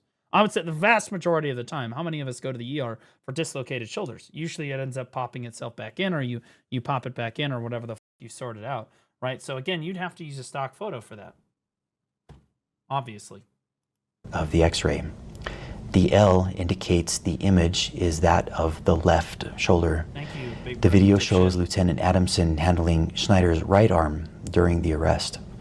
Yes, the stock footage I used to show The stock. Yep, there it is. Yeah, see, like that doesn't what prove a anything. dislocated shoulder is, an image that's clearly not mine because I didn't go to the hospital. I went. Well, yeah, X-rays are backwards. X-rays are always backwards, and then people don't understand this. So if you looked at a full X-ray of a human torso, right? Like this is their arms, this is their midsection. You know, this is their head up here, right? And then they got their rib cage on either side. It's actually reversed. This is the left side. This is the right side. Right, and again, he's just trying to show you from a stock perspective because it looks like that's his right shoulder clearly there. But most people don't understand how X-rays work, so of course he's going to show you the stock photo. Shoulder is. Who asked? Because they're bro. He did. He's trying to say that Ben's video is illegitimate because he's like that's not his actual shoulder. No shit, Sherlock. Image that's clearly not mine because I didn't go to the hospital. I went to jail. So how could I have taken this picture? But also, this dislocation is not consistent with how he was being yoinked here. That dislocation probably would have sent the shoulder a little bit forward. Anyways, the stock image I used is of a left shoulder when my shoulder that got injured was my right shoulder. When I was editing this, I like to think highly of my audience that they would have known that this was a stock image and I wouldn't have to spoon feed every tiny detail to my audience.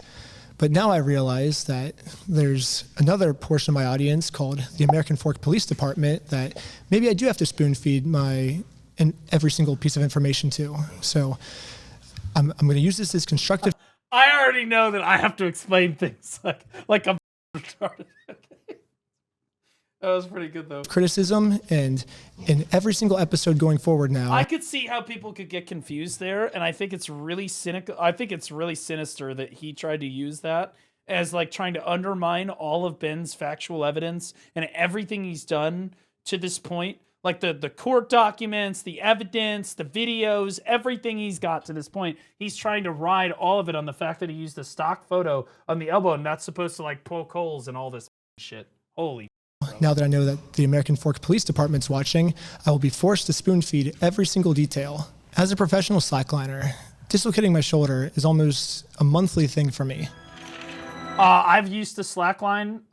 It's extremely common. Also, you're a psycho for doing it that high off the ground. I'm usually like a foot or two off the ground.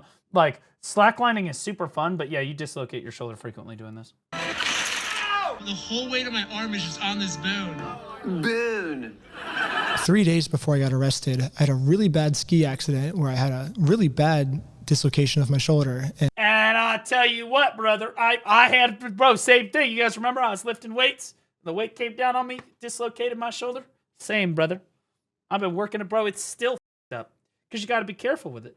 You got to be super careful with it because that's the dangerous thing about dislocating your shoulder is because it can happen again. Jorking too hard? I'm left-handed, dumbass. And any it's my right shoulder.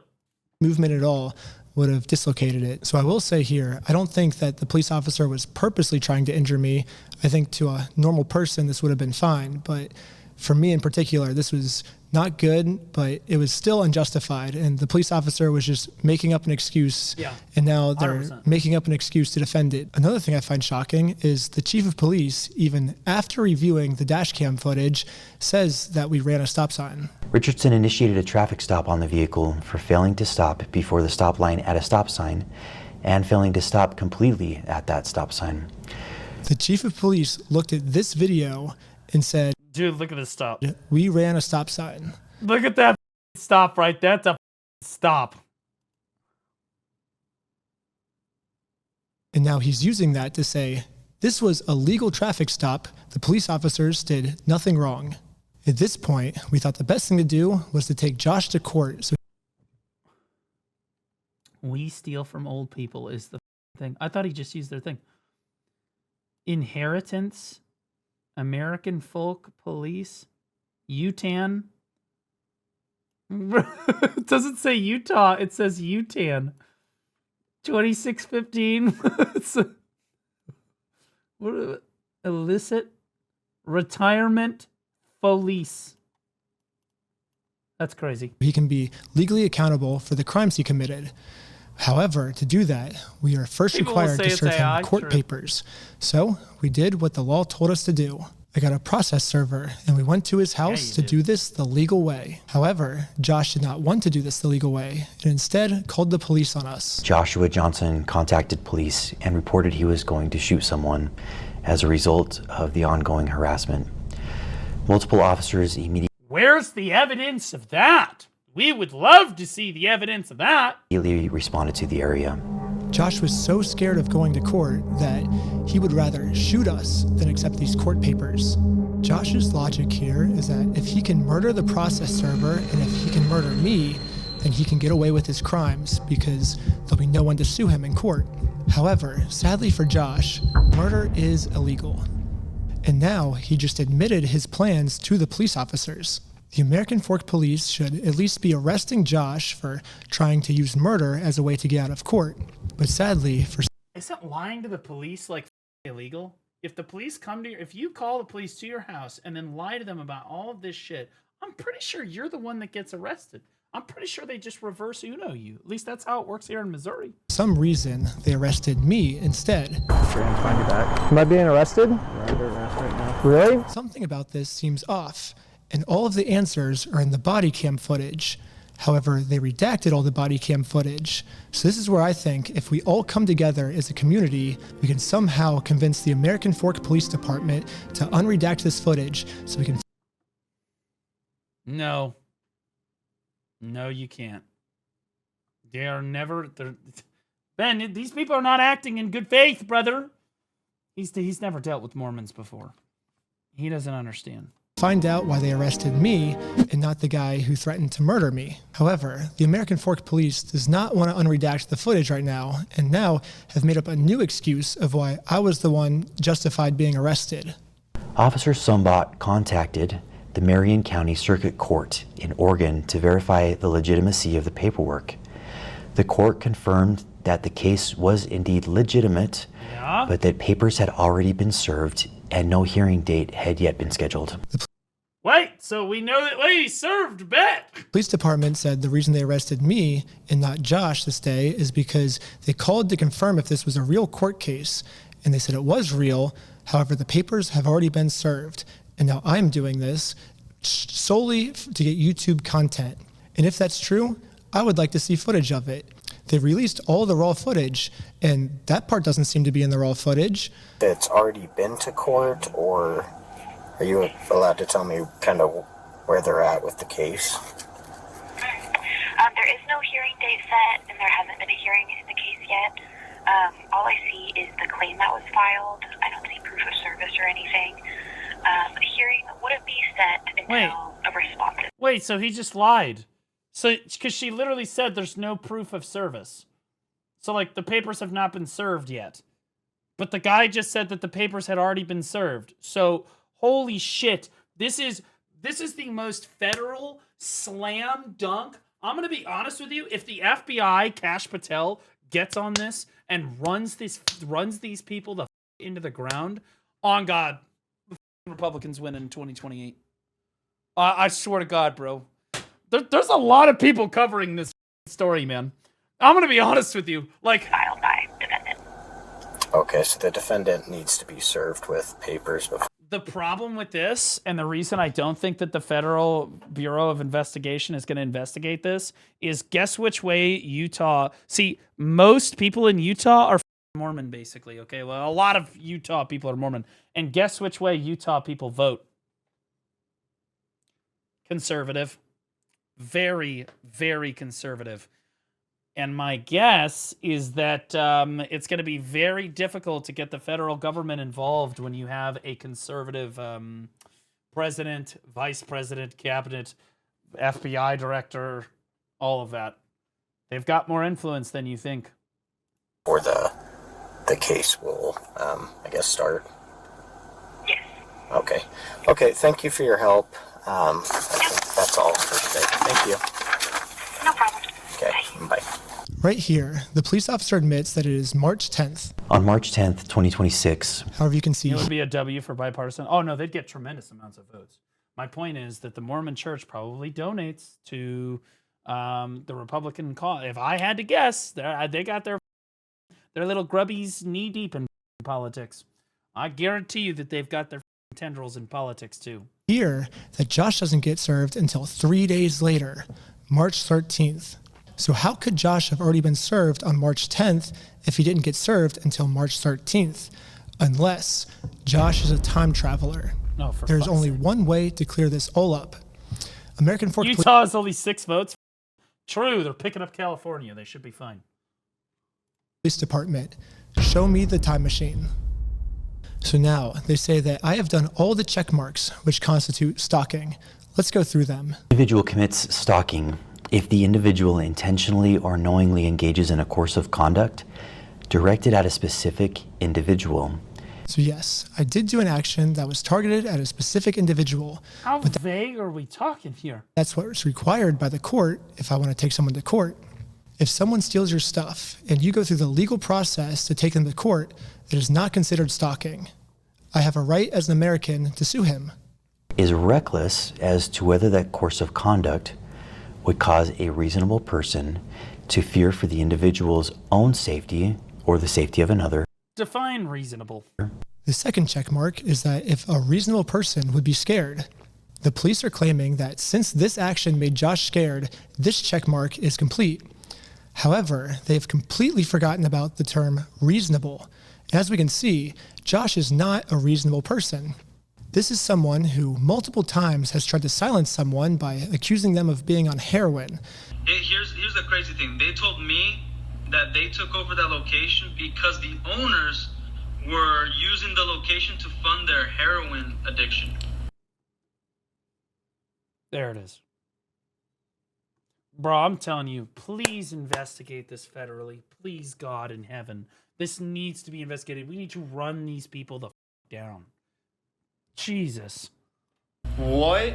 Like, what are the chances that he said Josh used heroin as the excuse to kick the old owners out, and then he used it as the excuse to try to get Ben arrested too? No way! Yeah, and that's how they took it over, and saying they had like a pigeon. Thank God these people are so stupid they use the same, like, excuse every time. In there that was crapping all over the Legos, and it smelled bad, all this stuff. This is someone who threatened to murder me just for trying to serve him papers.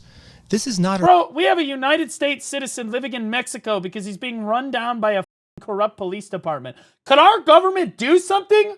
A reasonable person. It is not reasonable to threaten to murder someone just for serving papers. A reasonable person would accept the papers, so that second checkbox does not meet the requirements. I even tried explaining this to one of the police officers early on. What the law says is if the average person would feel unsafe by our behaviors, so I think he's feeling unreasonably unsafe. A reasonable person would not feel unsafe in the situation. Well, I can say the same thing. I feel unsafe trying to conduct business with him, and he calls the police on me to hide. I feel unsafe because of that. Because we had a 3-hour search in our car. He said we had heroin in our car yesterday. We had a 3-hour search in our car. That makes me feel unsafe. I think that's reasonable for me to feel unsafe. It's not reasonable for him to feel unsafe. So Josh is actually the one who said he was going to murder me if I take him to court.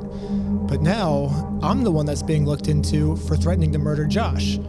How does this make any sense? Mr. Johnson alleged that Mansell had hired Benjamin Snyder to harass, stalk, vandalize the store, threaten to murder the manager of the store. What the it's all just made up bullshit. Are you going to ask for evidence? Isn't your job to investigate stuff and claims? Where's the evidence for any of this shit? Now, let's go to the heroin claim. We got pulled over by the police, and they claimed that we had heroin on us. This officer is going to conduct the search of your person because there are substances in the vehicle. Really? Most of this footage is redacted, so again, there's a big mystery of what happened. Can we all come together and convince the American Fork Police Department to unredact this so we can find out the truth? However, what the police is claiming now is that they did not get a call saying that we had heroin on us. Instead, they could just tell from the second we pulled over that our eyes were glossy. Right, so originally they got a call, and now they're like, oh no, we could tell because their eyes were glossy. Right, because we just shined our flashlight directly into their eyes for like 10 seconds. During the interaction, Officer Fraughton indicated he believed Shaw's eyes appeared glossy and expressed concern regarding possible impairment. If we look back on the raw footage, this is what the police officer... I'm going to be honest, realistically, now I'm thinking about it, there's no way the Mormon church ever votes Democrat for any reason whatsoever. There's no way that they would ever go. So you know what? The feds can investigate them because what the are you going to do about it? Officer said his first interaction with us was like... Good with these guys being able to drive? Yeah, I think so. I didn't see anything clear as day with Tyler that I noticed. What's the goal of... Right now? Yeah, I was gonna scare him a little If bit. Republicans killed their families, they'd still vote Republican. So true, brother. My grandmother is still getting up and going to vote for that. She's on her way to the... She doesn't give a shit. And let him go is all I really was gonna do. Do we have charges, or are we just tired of them being annoying? It seems hard to take what the chief of police is saying seriously because so far almost everything he said is a lie.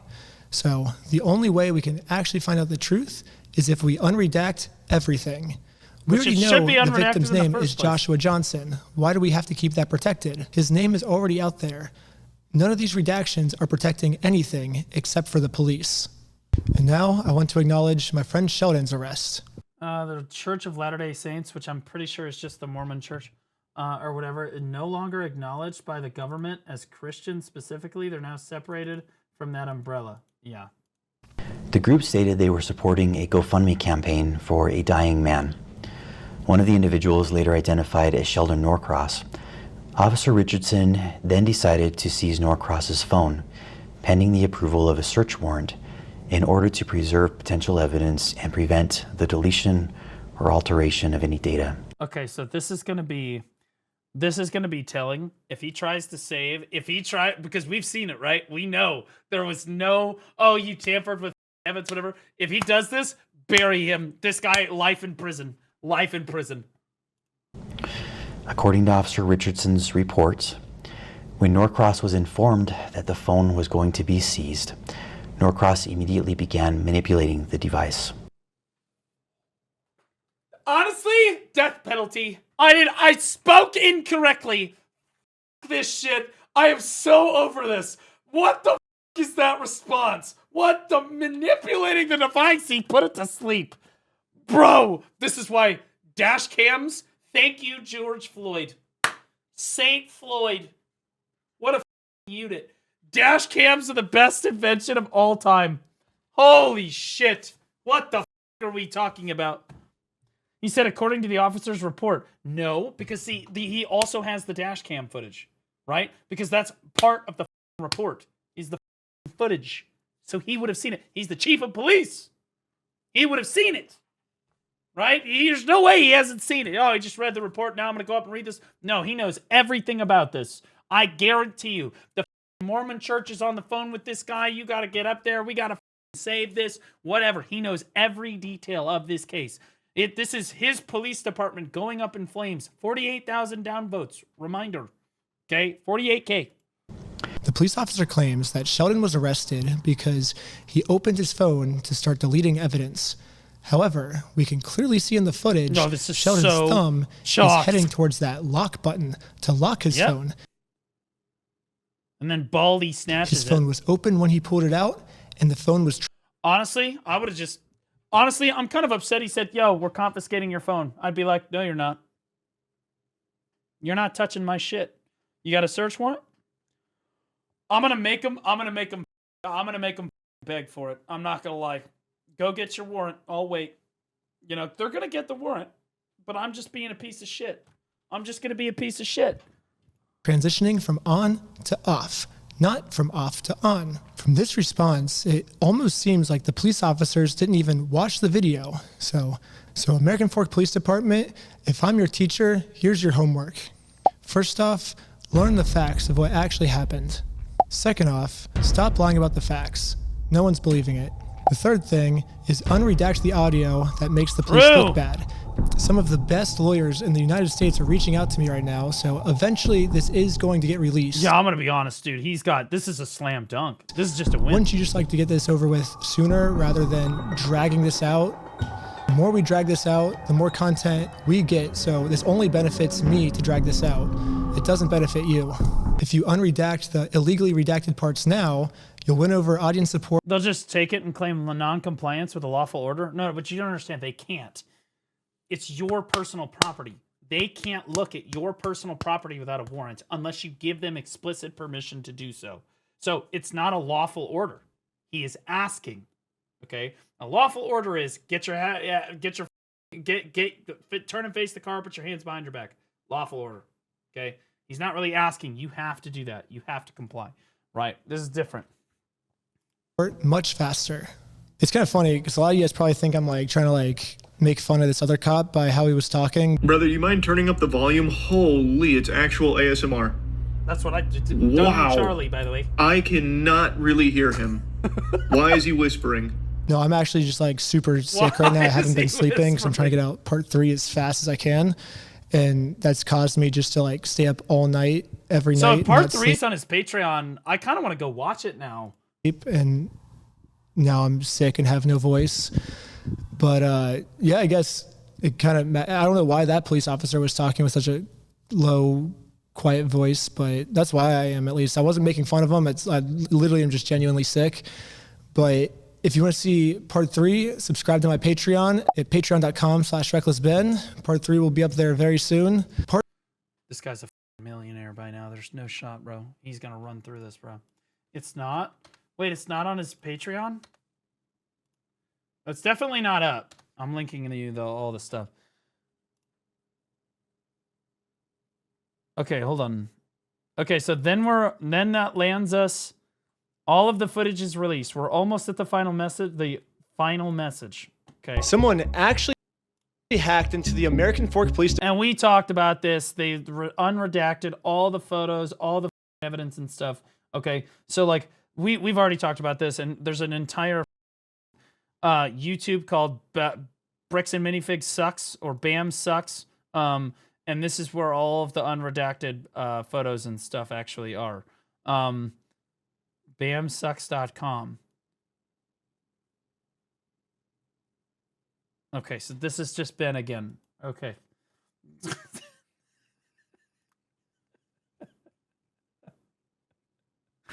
All right, yeah, okay. Okay, so now we're at the final message, and this came out this morning.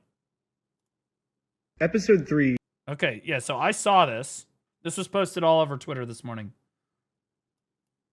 Episode 3. I didn't know it was this deep, though. It's finally finished after crazy all-nighters and basically destroying my health. But I can't post it or I will go to jail. And not only that, I will also immediately lose my lawsuit of $300,000, and the GoFundMe we made for Brian will go straight to this mystery company that I am no The Mormon Church. It's Bricks and Minifigs, but it's the Mormon Church. longer allowed to talk about. They sent court papers to my email, which I guess a judge approved for them that this was a valid form of service. And so now that I'm officially served, I cannot even mention this company or I will be in jail and everything. Normally I would be like, screw the big guy telling me what to do. I'm going to do what's morally right. But in this situation, if I do that, then all my friends get screwed with this lawsuit and we lose all the GoFundMe money we raised, like immediately. So I am no longer allowed to even mention this mystery company. My personal opinion is that this is unfair because this order was put on me because this company was telling the court that I was making bomb threats. I was planning on murdering the manager and employee. Okay. I was gonna say, do judges not even read or investigate any of the claims? Does no one of it? But again, it's the Mormon Church. All they need is one Mormon judge. All they need is that's all they've got to have. Which obviously I didn't do, and you can see that in the footage. The only problem is I was not given a chance to share my side. The court just heard their perspective, not mine. So yeah, because they're like the part of the church. Because I wasn't able to share my side, I am now no longer allowed to talk about them, and it looks like this might be it. So, yeah. That hit different. I'm not gonna lie. That hit different. Because I commented on this morning. And I said, time for all the other creators who could legally talk about it to continue to fight on Ben's behalf. And I didn't even know because I hadn't covered it on stream yet. I had seen the stuff on Twitter and stuff, and I was like, oh yeah, I'll cover this. While the court settles this obvious abuse of power and corruption, do not stop fighting until everyone is jailed. Fuck them, right? Like, this is nuts, dude. This is absolutely crazy. Mormon win? I wouldn't say that. See, because they might be able to stop Ben from making videos, but they can't stop literally everyone else. You gotta understand. Episode 3 is finally finished. Look at the right side of your YouTube feed. Look at this. Okay, this is not gonna, like, this is a disaster for them. They're not going away. Okay, like, I do fear for him though. I'm gonna be honest. That's scary. It's really scary. And he can't say anything else about it, so we're kind of all caught up for the time being. Somebody did send us one more thing. Just got So the GoFundMe got taken. That's a 5-minute video. The GoFundMe for Brian Mansell, which was created by Reckless Ben, taken down. Now, if you take a look at this community post that Ben posted a few hours ago, you see he says, they took down Brian's GoFundMe. I wish I could talk about it, but I'll go to jail if I do. So that... Yeah, so they got the GoFundMe taken down. The GoFundMe had, raised like $400,000. Tells me that Bricks and Minifigs is heavily responsible for the GoFundMe being taken down because he says they took down Brian's GoFundMe, and he says if he talks about it, he'll go to jail. And obviously, as we know, Ben can no longer mention Bricks and Minifigs as a company, no longer name them, no longer critique them, all of that, at least until a temporary restraining order is lifted or altered in some way after the case actually starts and the hearing begins. So that being said, we can pretty safely assume Bricks and Minifigs was heavily involved with the takedown of the GoFundMe. Obviously. My theory is that because of the temporary restraining order, Bricks and Minifigs possibly... It's my sincere hope that that entire company goes bankrupt, the entire Mormon church is investigated and brought down, and all of the people that ran it are thrown in prison. He sent all of the... Not just for this, but for everything. I'm going to be honest with you. This is just the first time they've really been caught in any major way. How many times, I said at the very start of all of this, how many times do you think that they've done something like this to somebody and they got away with it? Paperwork and submitted a request to GoFundMe, and GoFundMe actually obliged and listened to the request and took down the whole campaign. Now, at this current point, it is still unclear if the funds are going to be lost forever, who's going to get them, where they're going to go, will they be refunded to everyone who donated, is Reckless Ben going to get them so he can help Brian Mansell and help pay for the legal costs? What is actually going to happen with those funds? And I'm not entirely sure, but I really hope those funds are not lost. Most cases, I think if a GoFundMe like fails for whatever reason, then the donations are paid back or refunded to everyone who made a donation. But I can also see a case happening in this lawsuit where somehow Bricks and Minifigs or the court, one or the other, they actually get to take the almost $450,000 that was raised from this GoFundMe. Now, I'm not a lawyer. I'm not going to say, how that could happen. I don't know, but I have heard that's a possibility in this case. So if it truly is, that is really terrifying and honestly horrible. But either way, this GoFundMe being taken down and the fact that this money could be lost forever is... What are we watching right now? This is like the Mandalorian and Grogu Lego edition. Insane, because it means at this point Bricks and Minifigs has allegedly stolen $650,000 total. Yeah, $200,000 plus the $450,000. $650,000. Total from an 80-year-old man. Yeah, not a great look. And obviously this is horrible for Brian Mansell, the Mansell family, for Reckless Ben, and for the entire movement. But at the same time, Bricks and Minifigs made a horrible choice doing this, because even if Bricks and Minifigs themselves somehow gains access to this money, I don't know how that works, but, you know, say worst case scenario, Bricks and Minifigs gets the 450K from the GoFundMe, then they still just committed business suicide, reputation suicide. It's over, because nobody's going to support Bricks and Minifigs after this. The common... Yeah, there's no way. Every person is going to run them. They're going to get review bombed, and good riddance. Good riddance. I would feel bad for all the franchises of Bricks and Minifigs, but I really just don't. You should probably cut ties with them immediately and then rebrand. That would be my recommendation. Public opinion for the longest time revolving this situation was Bricks and Minifigs is bullying the little guy, silencing the little guy, censoring the little guy, threatening the little guy, doing anything possible to silence all opposition. So this whole David... Okay, the rest of this we've already all seen. So, but they did take down the... They did take down the thingy. The GoFundMe, which is terrible. All right. So, I found the $200,000 missing Lego. Oh boy, here we go. You know it's serious when Coffeezilla gets involved, guys. Went missing, causing a lot of you to ask me to find it. And after seeing the cops point guns at YouTubers, people get arrested and sued for $1.3 million, I decided enough was enough. This looks like a case for the internet detective. This time in the $10 million Lego studio. So I talked to every suspect involved. What I found shocked me.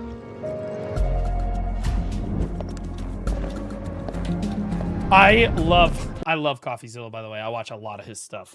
I think that he's a very, very good reporter. This guy is what I wish that this is what I wish reporters would do in real life. You know what I mean? Like this guy does real investigations of people who deserve it, by the way. If I had it my way, someone like Coffee would be running the FBI.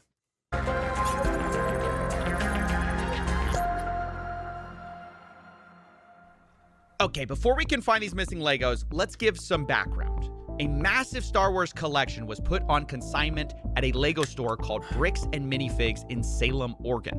Consignment just means the owner, Brian Mansell, gave it to a store to sell, and he was supposed to get a cut when it sold. The entire time, he maintained ownership of the collection, and a social media post estimated it to be worth about $200,000. But then, on November 14th, 2024, everything went wrong. By the way, I've heard some confusion about this. Some people say it's 100,000, some people say it's 200,000. The reality of the situation is the number probably lies somewhere in the middle. It's kind of like if you're selling your Magic cards and you go to TCG Player, or you go to Card Kingdom, or you go to the different websites. Depending on how you value the sets and where you're who you're selling it to and how much, there's a range of what you can get. So $200,000 is probably the upper end of the range, and $100,000 is probably the lowest possible you could get for it. This was the night that Crystal and Ben Gorman, the prior franchise owners of the Salem store, got... I like those two. I just think that they shouldn't have involved their politics as part of the video. Kicked out by this guy. That is Brandon Best. He and his partner Josh Johnson ran a sister store in Eugene, Oregon, and Brandon drove up that night to kick the Gormans out. Brandon and Josh would be taking over the franchise in Salem, and this is the exact moment the Legos go missing. As that store is getting handed over, the question is Brian's collection in it? Here's what the official Bricks and Minifigs press release reads. Quote, after taking over the store, we discovered a small number of sets valued between $2,000 to $5,000 that could be possibly related to Mr. Mansell's collection. But there's a problem here. There should be over 10 times that amount in this store, given their internal records and what we know the estimated value of this collection was. So if corporate's saying there was only $2,000 to $5,000 in the store, something happened to these Legos. The erector set community would never do something like this. What the is the erector? What is an erector set?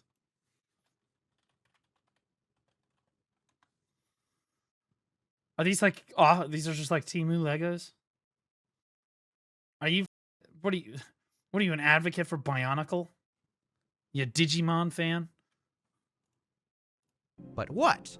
In order to solve this case, let's think about the suspects. First, Michael is fire. Dude, that's a crazy one. That's crazy. There that night of the handover. It's only 3 people. Crystal and Ben Gorman, the former franchise owners, and Brandon Best, one of the new owners. The Lego These are representations are biggest crazy. Suspects, but they aren't the only ones. I want to address a few other suspects at the very start here. First of all, maybe this is just all the result of, plain old Real thieves builder stuff from the breaking 60s. in. What about that possibility? Hi, I am Chris. I was the previous franchise owner who signed the collection agreement with Brian Mansell. We saw this. And I'm Benjamin Gorman. I am the silent partner who's really bad at being silent. We did have a couple of break-ins at the store. None of Brian's collections were in the police report or stolen during those. Okay, so the Gormans say emphatically it wasn't thieves, but if that's the case, what about the guy who was arrested? I mentioned at the beginning of this video, Reckless Ben. This is the YouTuber who started it all. With a documentary, I tracked down the thief who stole $200,000 of Lego. Maybe it's the perfect crime. Make a video tracking yourself. Now, for our theory, it's worth noting Ben is currently facing a RICO lawsuit by Bricks and Minifigs. Of course he was even targeted with a search warrant for stolen Legos. Included in the warrant are Legos. The owner reported overhearing conversations about possible... This guy, dude. This is like the most panicked statement you've ever seen. And the white background, they didn't even bother putting a background up. Stolen Legos. And on top of that, Reckless Ben was even accused of stealing the Legos by the current franchise owner. I stole the Legos? What do you think of the theory that it was Reckless Ben? He stole the Legos. It's absurd. We didn't even know Reckless Ben. Yeah. We didn't even know that this was going on. This was going on way before Ben even got involved. So it's literally not No possible. interaction, no relation. That dude, yeah.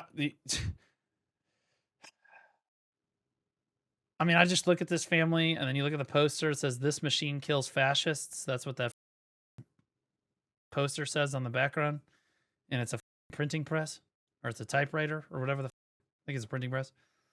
But fascists use printing press stuff to manipulate the public, so I don't understand. To us, no relation to the store. That doesn't hold any. I mean, look at them. I'm trying not to hold any of this again. I'm trying to look at this objectively. They are victims. I don't care. They should have done, again, they should not have included their politics in the video. They should not have done that. But you should look at them. They're victims. Propaganda? Yeah, exactly.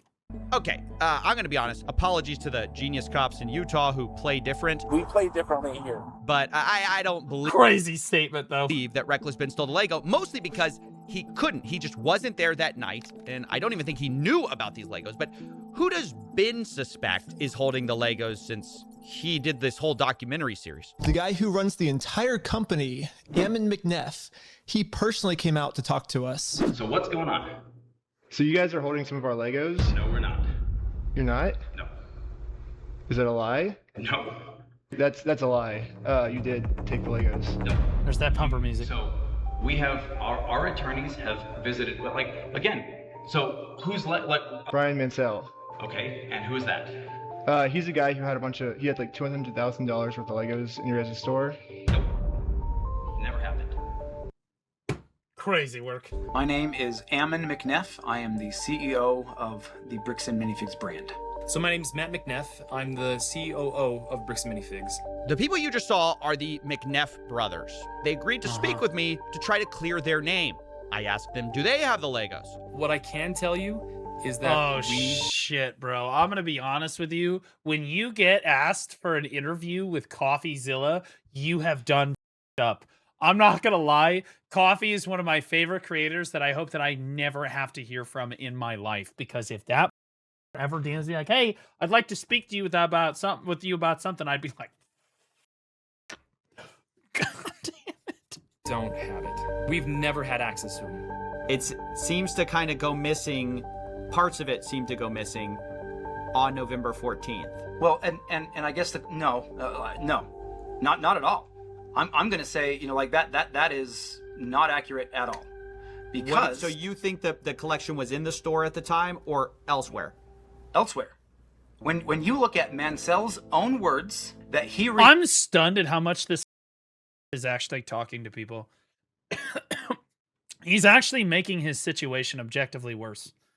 He's gone on and done like several interviews now, And he just keeps burying himself. Every time all of us hear him talk, we're like, okay, yeah, he's just making it worse. This eyebrowless, mustache twirling supervillain. Reiterated to a podcast last year, he explicitly stated to another podcaster the sets were moved off-site for security. The collection will not be stored on site after hours for security reasons, and after Sunday, the sets will be available for purchase but stored elsewhere. Now, one thing that's been a big subject of the Bricks and Minifigs kind of story is, hey, there are these off-site locations. Can you address what that is? Is that true? So the off-site location in the letter that that corporate is referring to is the original press release that we released when we were launching the collection. In that press release, because we had previous break-ins, I specifically included the location that after this weekend, those Legos would be stored off-site to deter any future thefts. They were briefly stored off-site after that launch weekend while I bought safes for the back room, and then they were moved back into the store. Okay, so for most of the time, the sets were in the store after y'all got the safes in. Yeah. Exactly. Yeah. Okay, so Ammon McNeff suspects that a lot of the Legos weren't there that night. And then on the other hand, we just heard from Crystal and Ben Gorman explaining the off-site story, saying that later they no longer used those off-site locations. But what do we really know about the Gormans? They are the former franchise owners after all. I mean, shouldn't we be suspicious of everyone? They're one of our key suspects. I'm going to be honest with you. If I owned a Bricks and Minifigs store, or if I owned any store, and somebody came barging into my store demanding that I leave and saying that they're going to take over my business, I would take out my gun and call 911 immediately. I would say, you're going to leave the premises. Like, they were there the night we lost Brian's collection. They were the creators of the consignment deal after all. And one group in particular is pointing their finger at them very hard. It's the McNeffs, who say they were behind on payments. We started getting calls from the landlord letting us know that Crystal was behind on the lease payments at the location. We had also gotten a couple of notices from some of our vendor partners that bills had not been paid by the store. And so we felt pretty strongly that there was going to be a risk of her just, like attempting to file bankruptcy, doing some of these other types of things, which we've had franchisees do in the past. And that's... Do we actually believe him? That is a very believable, credible story. But I'm going to be honest with you. At this point, my goodwill has run out. I don't believe that for a second. I think that you heard about the biggest Star Wars collection in history, and you came to get it. You came to collect. Problematic. So that's on behalf of the Mormon Church. Why we sent him up there to take some video footage. So we needed to just be prepared if we needed to do a hostile takeover. That's right, which can happen in franchising, where a franchise owner just kind of tries to steal inventory and do some different things that way. Okay, so Bricks... What does this have to do with the inventory? It has a lot to do with the inventory, because we need to know whether or not it was in the store at the time that they took over, because they just barged in and said, we're taking over the store, and then forced the owners out of the store. So, like, if at that point the Legos were still in the store, then corporate becomes responsible for those Legos, because they take on the duties. Whenever you take over a business, you take on the liabilities and the debts of that business as well. Right. And if the Legos were not in the store, well, then that's a little bit of a different story, because then how the hell were they supposed to know? Right. Because, like, if corporate is being honest here, they should have just given the Legos back. If the Legos were in the store when they took them, which it seems that they were based on what Coffee is reporting here, then, and they were like, yeah, there wasn't supposed to be a consignment deal. In that case, take all of the Legos that we still have and just give them back to him and say, hey, sorry, we can't sell these. They shouldn't have done this consignment deal in the first place. Here's the remaining Legos that we have not sold yet, etc. Right? Like, that's how this should have gone, but that's not how this went. The minifig story is that they were worried about the Gormans skipping town, so they sent Brandon Best as a secret shopper on October 24th, 2024. This is weeks before the takeover. Brandon takes a video of the store condition in preparation for this handover, but at this point, Brandon does not announce himself to Crystal Gorman. Later, though, on November 14th, once again, the same concern about the Gorman stealing or theft was expressed by the McNeffs. Brandon was trying to make sure that they weren't taking things from the store, and so he was kind of trying to make sure that he wasn't putting things, like hiding things in the back, and that and while he was watching that, trying to make sure Ben wasn't grabbing stuff from the store and moving it or doing anything along those lines, because he just got a weird feeling about the whole transition. She took at least one, if not more than one, cartfuls of things out to her car with her coat draped over it. So yeah, the McNeffs say, look, they don't trust. Yeah, her stuff? Like, she's the store owner. Like, yeah, she's got her personal belongings. What? The Gormans. And they explained it, even further. They said, hey, there's some issues in her past. At no point. First of all, why are you having some random franchisee come in and take over another store on behalf of corporate? I've never even seen that happen before. That would be like another McDonald's manager coming into a different McDonald's and being like, yeah, I'm going to take this store over. What the I don't know. That seems kind of crazy to me. That seems kind of insane. I think that Brandon and them are all part of the higher ups. They're all in it together. They're all part of the higher ups, and they want that store. They want what's in that store. And I don't believe these people for a second. Apparently has a retail theft and other criminal arrests on her record that we were not aware of. When was that? I don't know. And you're Mormon, so we'll call it even. This has been brought out by several people online now. Now look, that's a huge accusation to bring up, and so obviously I wanted to talk to the Gormans about it. They're like, she has a history of some type of burglary, theft. Oh my God. Wow. Yeah, that's what they're saying. Well, she stole something when she was like 10. Oh. Nope. Normal Yeet, thanks for the raid, buddy. Appreciate you. Oh. Well, yes. Well, you know about this. Explain. Yeah, when I was 19 years old. Yep. How long ago is that? I am 45 now. And this is why we don't believe corporate at all, by the way. This is why I just never believe anything that comes out of that guy's mouth. She shoplifted when she was a teenager. She has a history of she has a criminal history. So this was in 1999. Something that happened 25 years ago, has no reflection and no bearing on what happened in the last 2 years. It's her business too. What the how could she be stealing something from her business? Management of the store, what happened the night corporate seized the store, it is another deflection. And it infuriates me. You're gonna try to publicly embarrass and shame me for somebody that was manipulated by local police departments when she was pregnant and 19 years old. F you. That's my response to that. I am so sorry. You're gonna have to blur and cut a lot of this, but that pisses me off. I own what I have done. I own the mistakes that I have made. You cannot those dogs are going to town. Intimidate and bully me into backing down when I know that legally and morally I am in the right and I have the evidence to back it up. Wow. This is getting kind of nasty and personal at this point, and I just wanted to give people kind of their side. But at every turn, I hope you understand, I'm getting contradictory stories, down to if the McNeffs knew about her history in the first place. Like, they're bringing up something that I told them about. Wait, you told them? This is what Scientology does, by the way. When you join Scientology, they sit you down and ask you a ton of questions about your life, and then everything you say in that interview, they try to incriminate. They try to get you to incriminate yourself in any way possible. And then everything you say in that interview, they then try to use against you if you try to leave the Scientology or wrong them at any point in the future.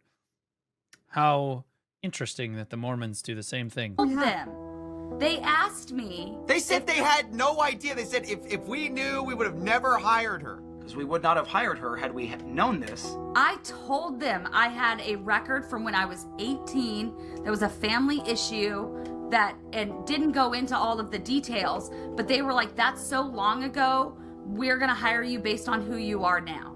Okay, I'm just gonna leave it there. You guys can make up your own mind. My point is, one side says up, the other says down, and it gets to the point both sides start hinting that they have photographic proof from the night of November 14th that proves the other side is lying. And so I'm like, look, at this point, let's stop talking. Show me the Legos. Where I was told we are 100% have possession of photos that prove that the Gormans are lying. And then you guys are telling me we 100% have possession of photos that prove this side's lying. Who's gonna drop the photos first? I mean, I feel like someone just has to, somebody's right show the here. photos. And after a lot of convincing, both sides agreed to show me the photos, corporate and the Gormans. In fact, I scheduled the calls to do this an hour apart from each other. But let's remember their Coffee, my goat. What a legend. Positions for a second. The Gormans say whatever was left unsold of Brian's collection that was in that store spreadsheet was in Salem store the night of November 14th. Then you have corporate side.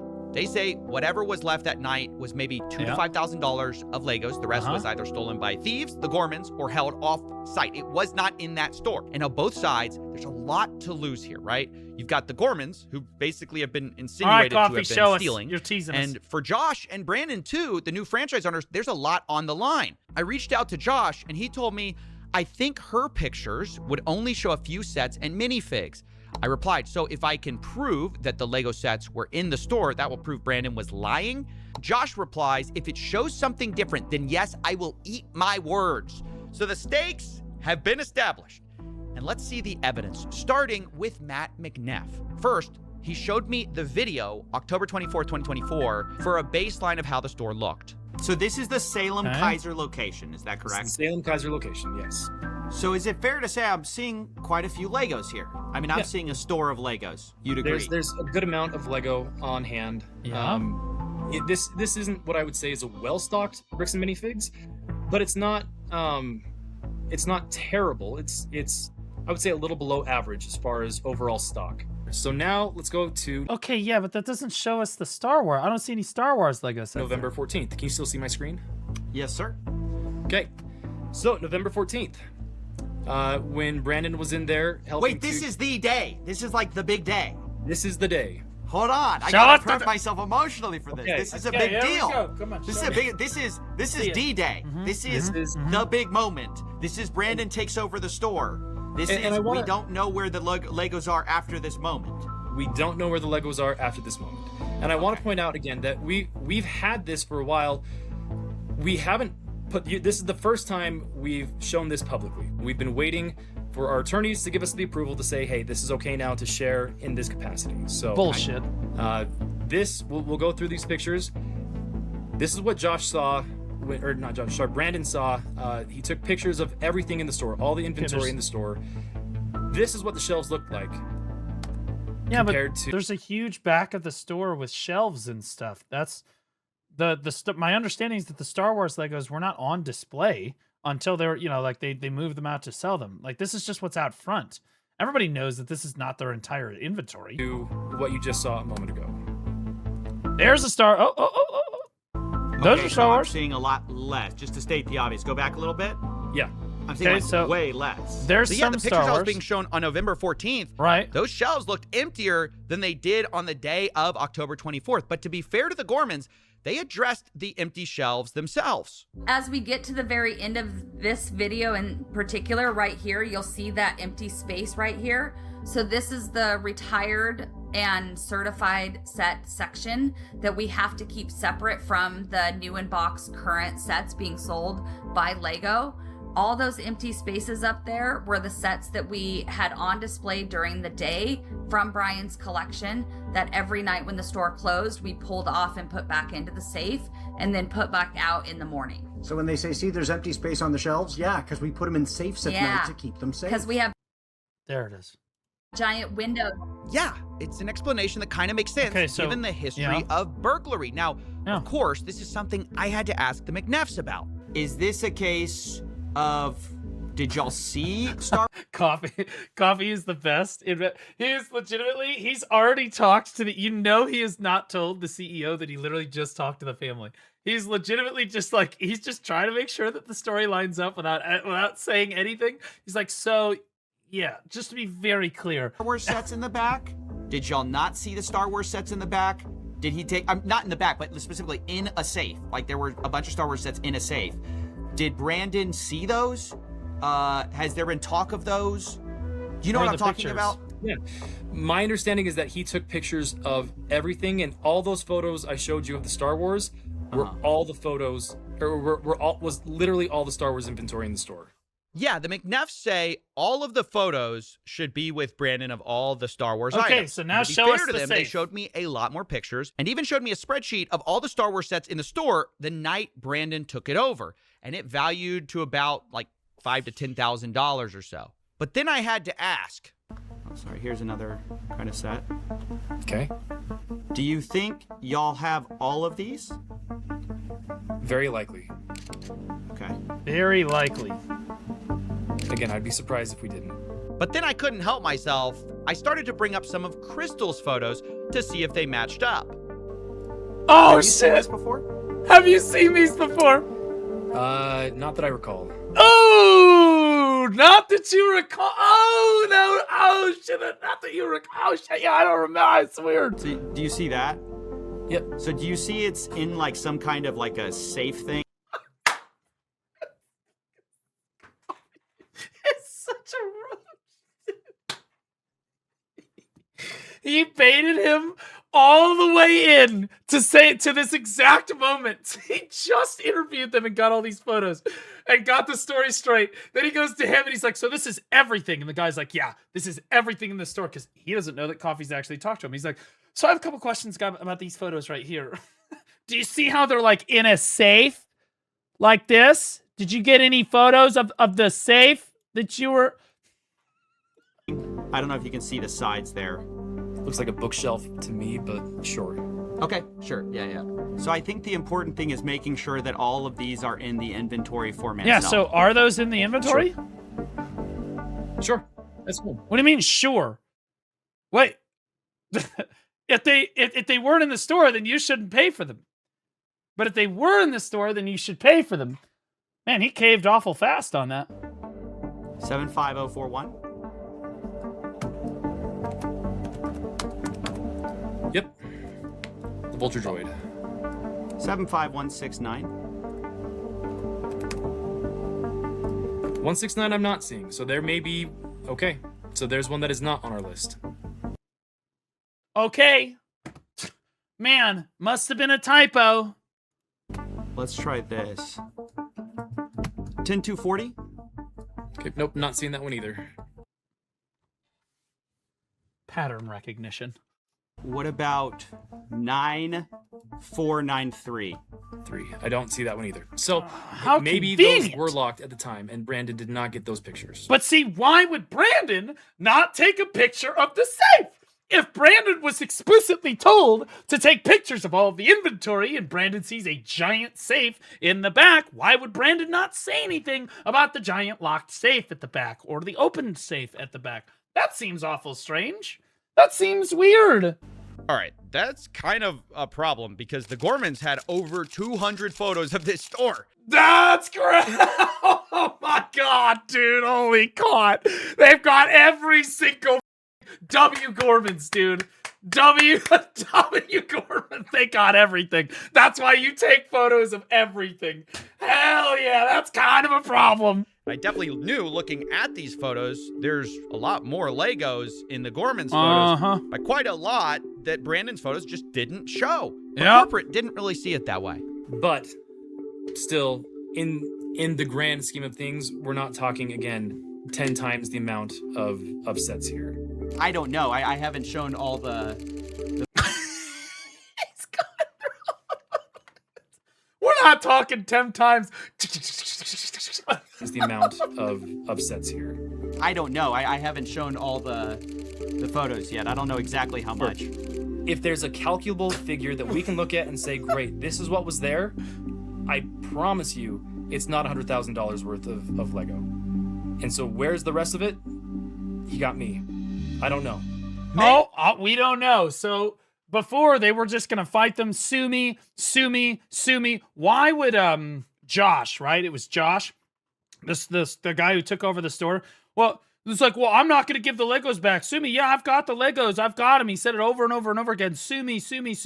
Why would he even make any of this a thing? Why wouldn't he just say, I don't have those? Yeah, we don't have the. Why was that not the story from the beginning? So no, you fought, and now that you've been caught, in 4K. Now your story's gonna pivot, and now you're like, well, we don't know where they are. I don't know. Maybe I'm a little too in my head about this U-Haul story. You don't think it could have been some U-Haul thing? There's no way. Oh, yeah. Have we talked about the U-Haul yet? We gotta talk about the U-Haul for a second. U-Haul. This is another one of those things that was like really disputed between the two parties. Was this U-Haul that supposedly was driven up to the store the night of the takeover? So when Brandon came to the store that night, he was driving a U-Haul truck. Now, in What? typical fashion, this was. Oh, that's just his daily. Don't worry about that. He just changed oil on her. He just trying to get that circulated. That's his truck. He takes that. He drives that around. Was immediately disputed. Brandon showed up to the Salem store in a rental car. When he came to A rental car. Specifically a U-Haul? That's crazy. The reframing is insane. The reframing is absolutely crazy. to get the keys from Crystal. He was there in a rental car, not in a U-Haul. It wasn't until after he told You know, me interestingly enough, you rent a U-Haul. he was taking the keys and locking me out that I really kind of paid attention to the fact that he had a large, not the small, the large U-Haul truck. So yeah, I just kept hearing about this U-Haul truck. Now, why is it significant, U-Haul or not? Well, one, a U-Haul truck can fit a lot of Legos, but the big reason it mattered to me was because I was actually called by an ex-employee of the Bricks and Minifigs store in Eugene, Oregon. Cinema. Oh my God. Remember, that's the one. Are they roaching on that their Brandon own? And Josh owned. And he told me something So that's the one that Brandon and Josh owned prior to taking over this one, by the way. very interesting. I'm a former employee, started in 2024, and I was working under the old manager Brian, and he sold the store to Brandon Best and Josh. What store was this? Bricks and Minifigs where? Okay, now what did you see that made you want to talk to me? I saw Reckless Ben's YouTube video about the Salem store closing down because when I was talking to my co-workers about the situation about Salem. And My employee. So this is a manager, by the way, because he said employee, coworkers. other employees that it was just a bad area to work in. It was like haunted, if you will, is what was going around. But after seeing the video of Reckless Ben, he exposed them, and it makes a lot more sense with what we dealt with Brandon and Josh. What'd you deal with? Crystal stole Lego sets and bolted out of the country. Who says that? Brandon Best told us. What are the chances that all of these people, like, dude, these two are literally just make shit up and just keep taking stuff. It worked in the past. Oh, they just stole Legos and fled the country. The previous store owners were doing heroin. Remember, that's the reason that they were trying to take over this store. And now, bro, and then they had Reckless Ben doing heroin. The Reckless Ben stole the Lego. They just like throw shit out there. When he was dropping off all the Lego sets to us that night. Wait. There was a bunch of used Lego sets. Wait. Then he dropped off a bunch of Lego sets to you. Back up. Hold up. Wait a minute. And bolted out of the country. Who says that? Brandon Best told us. When he was dropping off all the Lego sets to us that night. There was a bunch of used Lego sets. That's that were like saran wrap. They had Star Wars CD. They had just a lot of stuff. It was like in a medium-sized U-Haul truck. Oh my God. Dude, so the employee is ratting on him. He literally did pull up in a U-Haul truck. He took all of the Star Wars shit and moved it to his store. That's insane. What the shit? Wait. They brought a U-Haul truck. Yeah, from Salem to Eugene. And to Eugene, and it had a bunch of Star Wars sets on it? Yeah, Star Wars sets, like everything. A bunch of used stuff too. Wait, when and was this when they took over the store from Crystal? I believe so, yes. There it is. Yes, because he said... Case closed. I totally trust this random guy. Well, I'm going to be honest with you. It's not that I totally trust a random guy. It's that Coffee's got this guy in his video. Which means, do you really think that Coffee hasn't done his due diligence? I'm sure Coffee gets claims all the time and he has to look into them and vet them. If it made it into the video, I trust Coffee. That's what I... Stole Legos and left the country. While he has a U-Haul of Legos? Yeah. Interesting. Weird. And he's like, we're just going to hold on to this stuff until corporate tells us where we have to distribute it. And we're like, oh. Where we have to distribute it. So, yeah, corporate did take all the Legos and then moved it across the country, yeah. More sense if we could take it because we're kind of struggling with, the product we put on the shelves. Oh my gosh.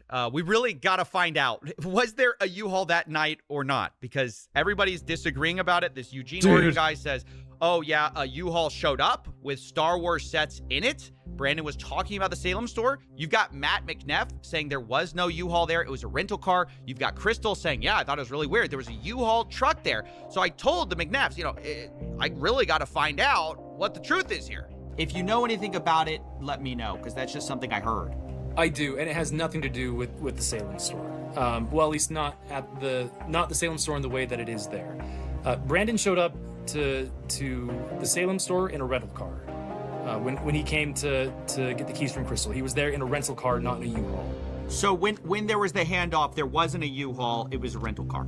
Correct. He was there in a rental car. Got it. Yeah. Okay.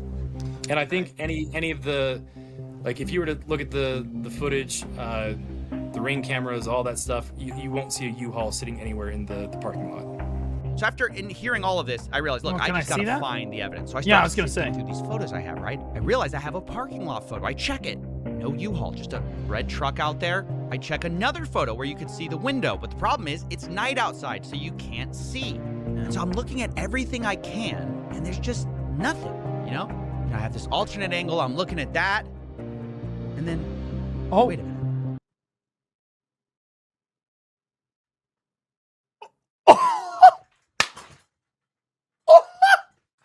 Oh my god, bro, you guys are dead to rights, bro. That's it, hang him up. Holy shit, that's crazy, dude.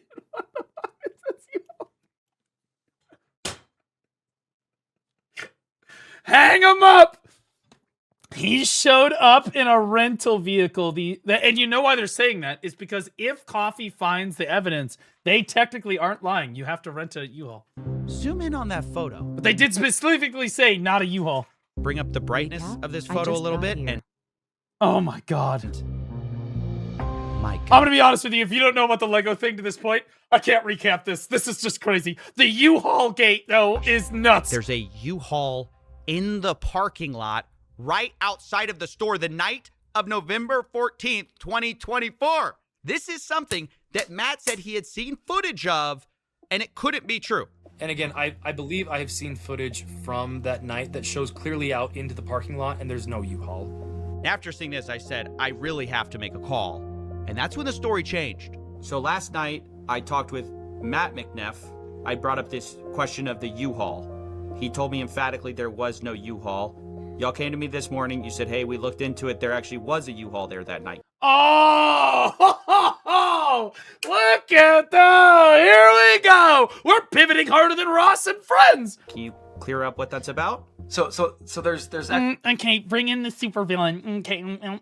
actually two different things that are going on here, just to help you understand. And I don't know if you want this particularly not on the record, but we do know of a disgruntled former employee that worked at another location that back on the 24th of October, there was a U-Haul that went to a storage unit in Salem for another previous franchisee, That's on October 24th. That's not November 14th. This guy belongs in jail. I'm going to be honest with you. This is a jail, prison, life sentence. For a different situation that we had just gone through some things, and he had a previously, like, hey, I have some inventory that I didn't turn over that I was supposed to. It's at this storage location. You guys can come pick it up. And so Brandon was sent on that day to pick up with a U-Haul inventory that then he moved down, but that was October 24th. So when we're talking about this ex-employee, you're saying they are conflating the October 24th event of the U-Haul coming up to Eugene with Legos with... They don't know. They don't know. They are still talking about this October 24th. They don't know that Coffee actually has evidence that the U-Haul is sitting in the parking lot. Sometime after November 14th, after the store takeover. Is that correct? Am I understanding that? Yes. So this is now kind of a strange story. Corporate is saying there was a U-Haul a month at prior. the Eugene store dropping off Lego, but that was from a different night, different collection. The CEO says Brandon showed up to Salem on October 24th for his secret shopper job with Crystal, and separately, he also was getting a different collection of Legos that also included Star Wars, and that's what he brought to the Eugene store, and the former employee is remembering. Then, weeks... How much do you want to bet the disgruntled employee is the one that called Coffee and told him about the U-Haul? That's good thinking, chat. Later, on November 14th, Brandon supposedly shows up again with a U-Haul, but the reason isn't for hauling Legos. Brandon flew in to Eugene that night. At midnight. So on the flew from Utah on the 13th, but landed in Oregon on like midnight of the 14th. Went and got a rental truck, and then went and stayed at a rental truck trailer that had previously been moved up there in anticipation, meaning like a camper trailer, in anticipation of the potential hostile takeover previously. Is that why he had a U-Haul? Is that the reason he had a U-Haul, was for this camper, or what's going on with the? Yes. So he did have a U. So now he had a U-Haul. Oh, okay. So can you explain why he then had the Legos several hours later down at his original store? Anytime you're ready. I just, bro, Coffee just buries these. Then what happens is he takes his rental vehicle truck, and he tries to connect the trailer, the camping trailer, to that truck, and it's not rated for that particular weight, and he realized, oh crap. So you rented a U-Haul? Around and found. Wait, okay, a medium-sized U-Haul can tow between 6K to 10K pounds. 5,000 to 13,500. It's almost like those are almost exactly the same. And to be clear, the U-Haul weighs a more, like a lot more. So it doesn't really make sense. It's like, oh, well, it's not rated for that. Well, any full-size truck would have been rated to pull a camper of that size, unless he's pulling like a house-sized trailer. Don't with me. I'm trying to buy a truck right now. I know the towing capacities. Okay. Any full-size truck that he would have rented would have pulled the maximally 6,000 to 8,000 pound trailer that he was towing, unless he rented a mid-size truck, in which case, okay, well, mid-size trucks can't do that. But if he's got a full-size truck, it absolutely would have been able to pull the trailer, 100%. And the U-Haul, by the way, it's like, oh, well, the U-Haul had the capacity, the truck didn't. I just showed you the U-Haul and the truck have almost exactly the same towing capacity. You know how I know that? Because I just did months of research because I'm trying to buy a truck. That U-Haul had a rating for, like one of their box trucks. And so he grabbed that, went and got it at 10 a.m. on the 14th.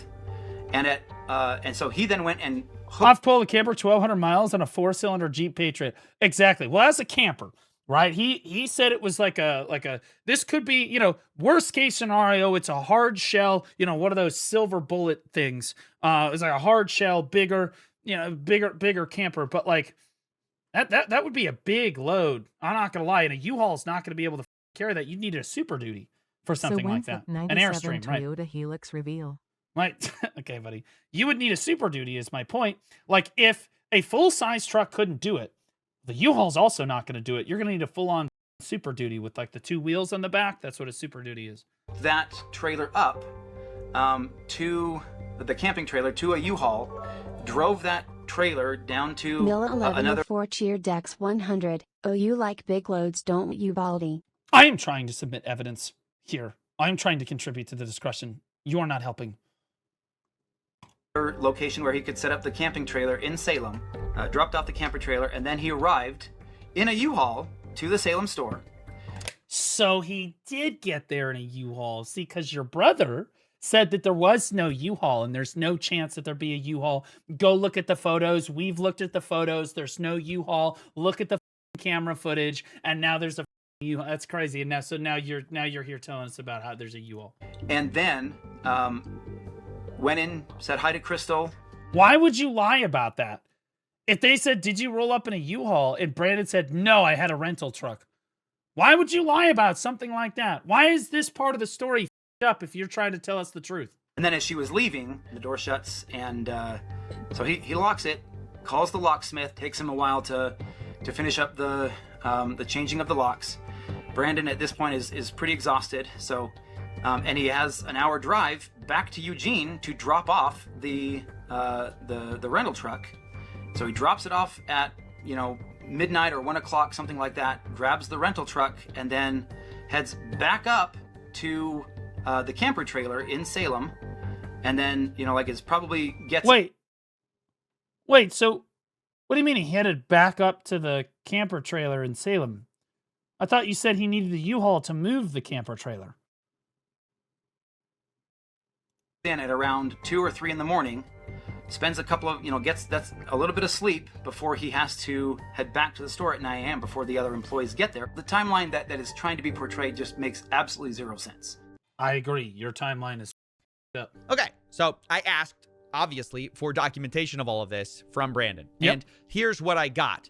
First, the U-Haul contract on November 14th. This checks out what we all Okay, well, this is on November 14th. This isn't October 20 or October 21st or whatever. already know. Then I got sent a photo, the last one Brandon took in the Salem store, dated 9:44 p.m., where you can see what looks like the inside of a bird cage that the Gormans had. And lastly, I was sent a photo Brandon took of the mileage in the U-Haul as he dropped it back off at the rental place on November 15th, 12:41 a.m.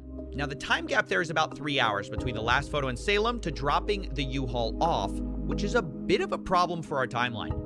I was about to say, that's a lot of time. That took like 4 hours.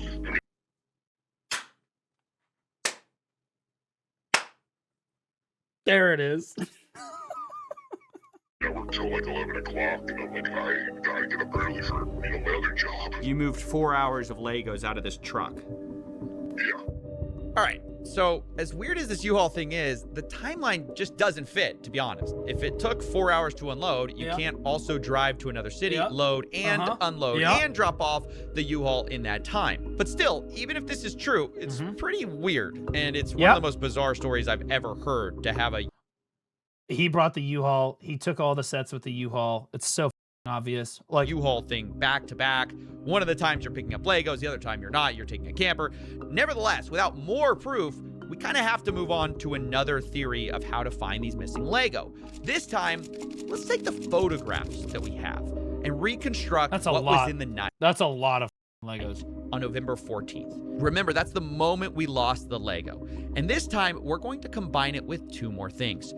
First, from corporate, I got the point of sale records from the Salem store from 2023 to 2024. And secondly, from Crystal Gorman, I got her internal records of Brian's inventory of what was sold or not in order to pay him and keep track of prices. Now, before we piece things together, I need to address something. At the beginning of this story, you saw the social post saying this collection was worth $200,000. That's what everyone knows this story as, the $200,000 Lego collection. Like I said, it can be anywhere between, it depends on who you sell them to. But sadly, that post was entirely wrong.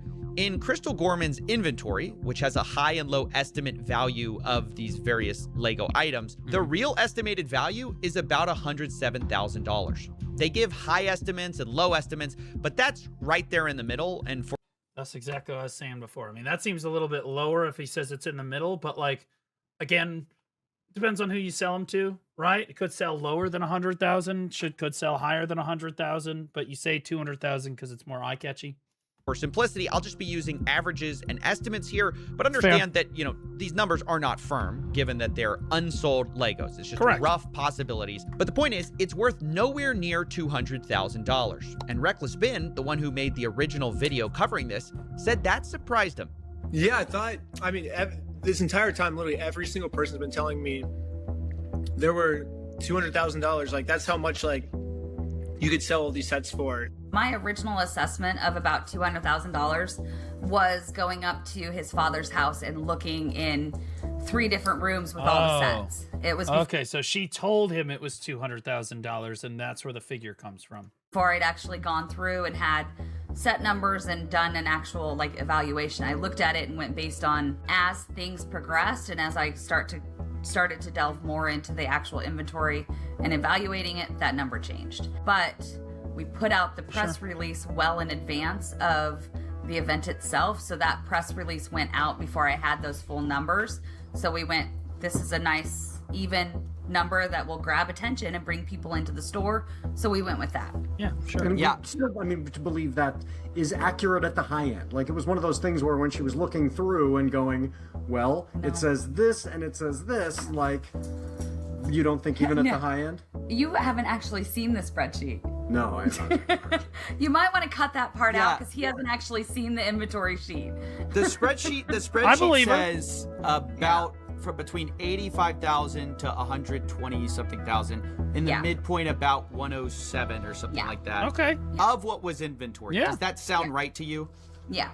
Yeah, so this has been a really big point of misinformation to clear up, because if we're ever going to find the missing Lego, we need to start with the right number, the right value. It's about $107,000. I'm going to be honest with you. You give him $200,000 for the trouble. $7,000. Now, between 2023 and 2024, the Gormans record sales of about $24,000 of Brian's collection in their inventory tracking list. And of those sales, Brian was entitled to about 65 to 70% of it.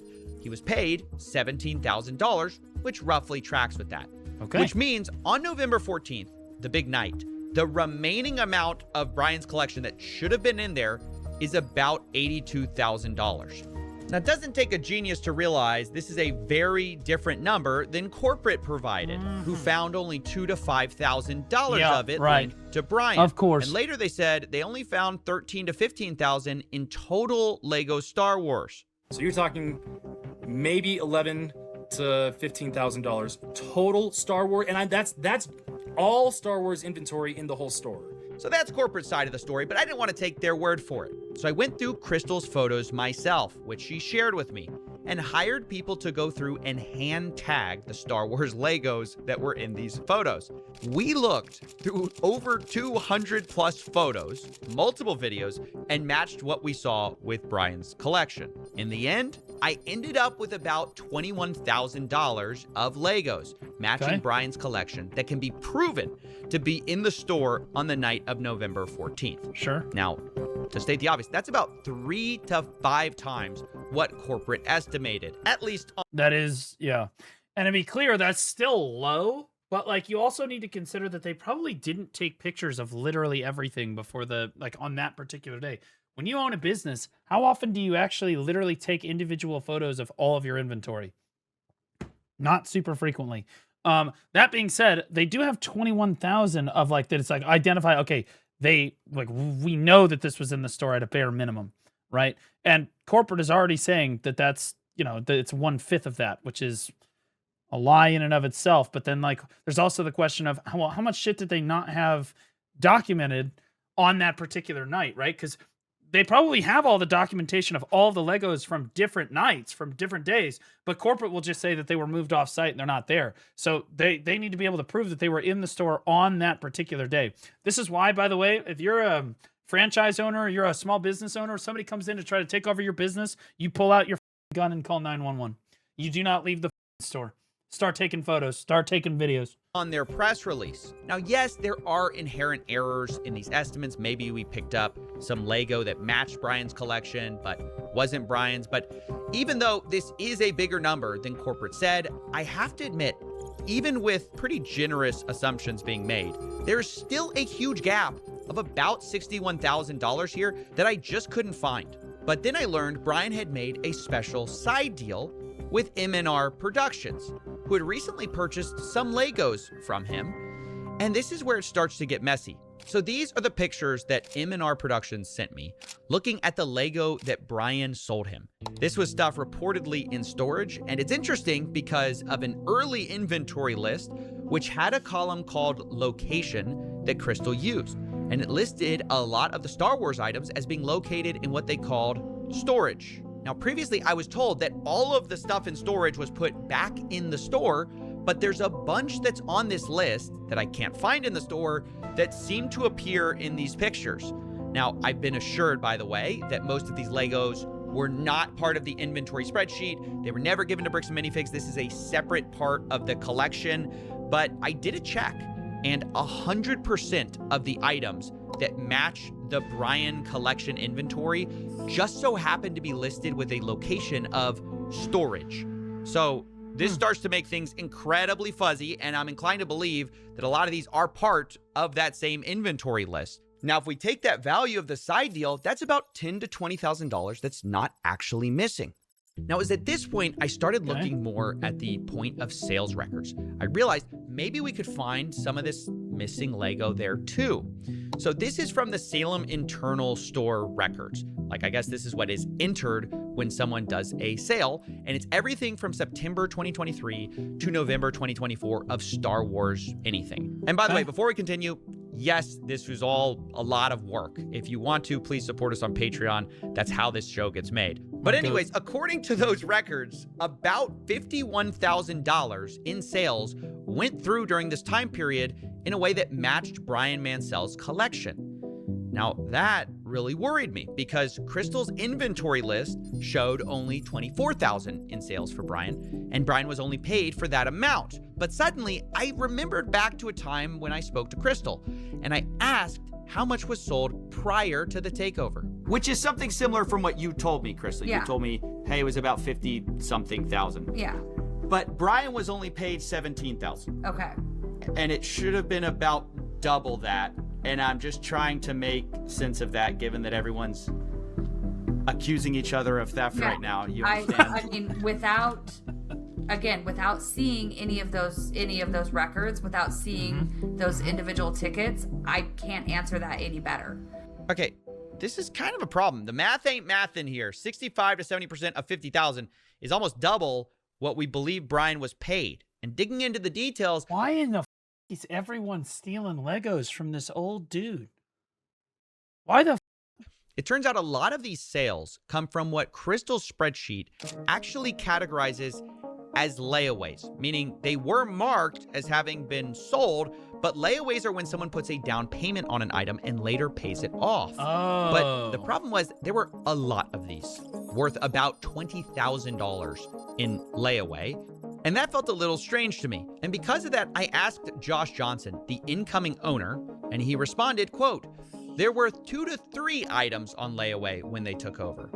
So on the list of that, on the inventory list, do you know about how many layaways I haven't gone through and done a count, but I know it was vastly more than 2 to 3.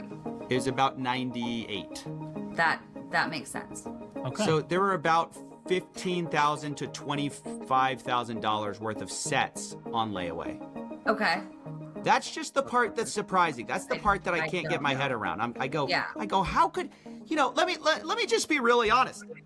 I don't believe there was that much layaway. I don't know. I don't know how that's possible. How could there be that much layaway? I don't know. It's like I don't believe, because I was talking to some people about Bricks and Minifigs. They go, yeah, there's some layaway. There's not that much layaway. I talked to people who were neutral, kind of on corporate side, but also people who were just normal Bricks and Minifigs people. They say there's not that much layaway.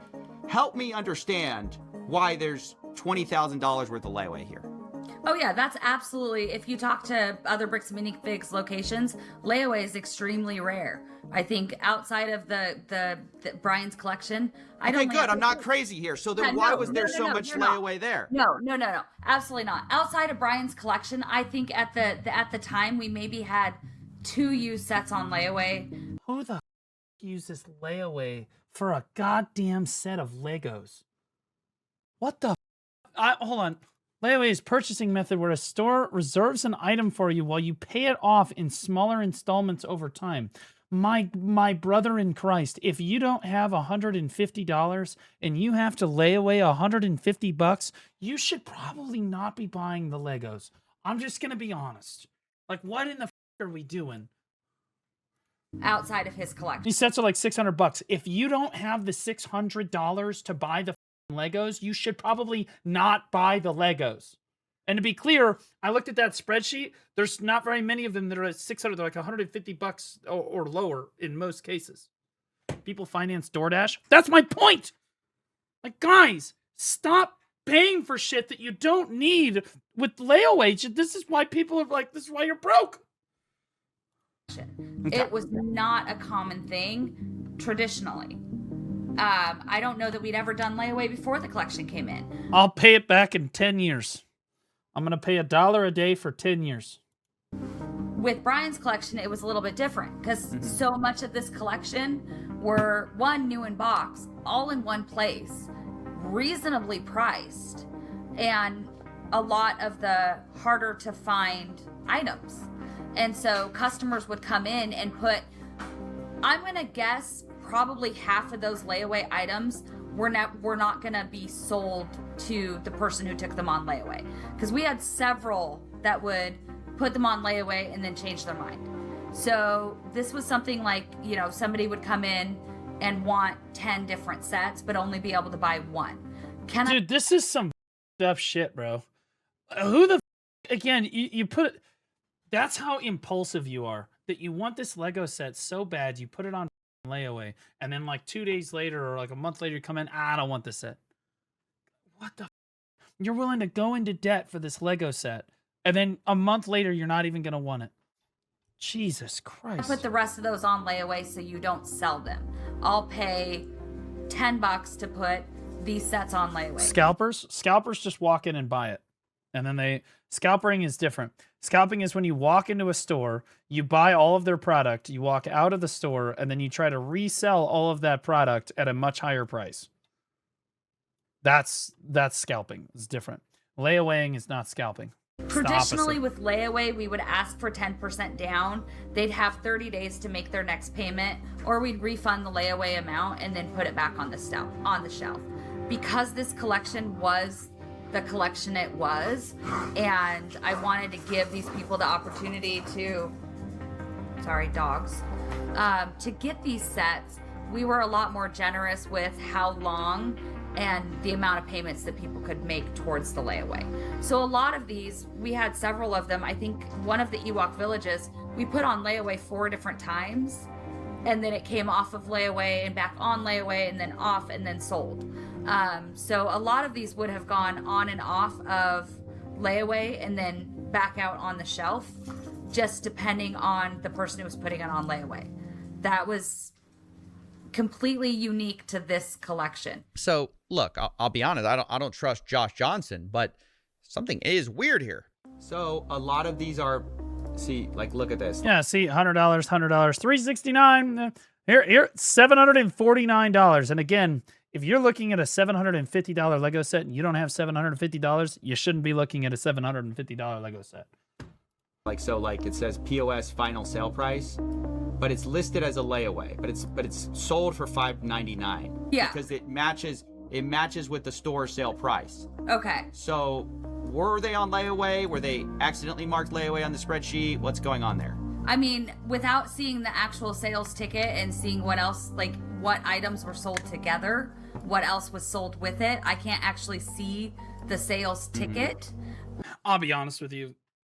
I still think that these guys got completely shafted. Yes, they were probably running their business like a bunch of idiots. I mean, look at their house. Just look at them. Okay, do these people look like they've got it together? This bitch has more stickers on her laptop than a high school student.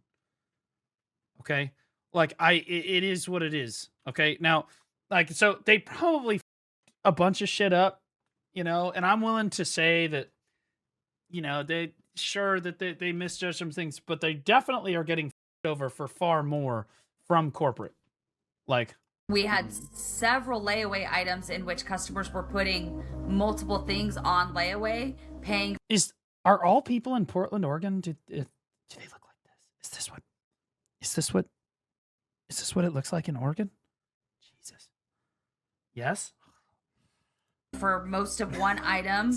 So glad I don't live over there. I'm so and then, or they so were glad I buying, don't live there. 8 different things together, and then putting all of them on layaway and making payments on multiple items at the same time. Our Ewok Village was one of those cases. Tree huggers? These people are not tree huggers. This is a different breed. You're thinking of something else. He had, I think, like 8 or 9 different items on layaway. So they'd come in and make a payment for a bulk payment. I've got 800 things on layaway. I'm going to make $100 on my payment. One customer in particular would do that, and then when he'd gotten up high enough to pay for one set, we'd pull that set out, mark it as sold. So without seeing the actual tickets and my layaway records, I cannot answer a question any clearer than that. I would agree. I'm going to be honest. I'm going to give her the benefit of the doubt on this one. It does sound like kind of a... I don't even know. If I was running a business, I'd be like, no layaways, dude. This is Legos. We're not doing layaway shit.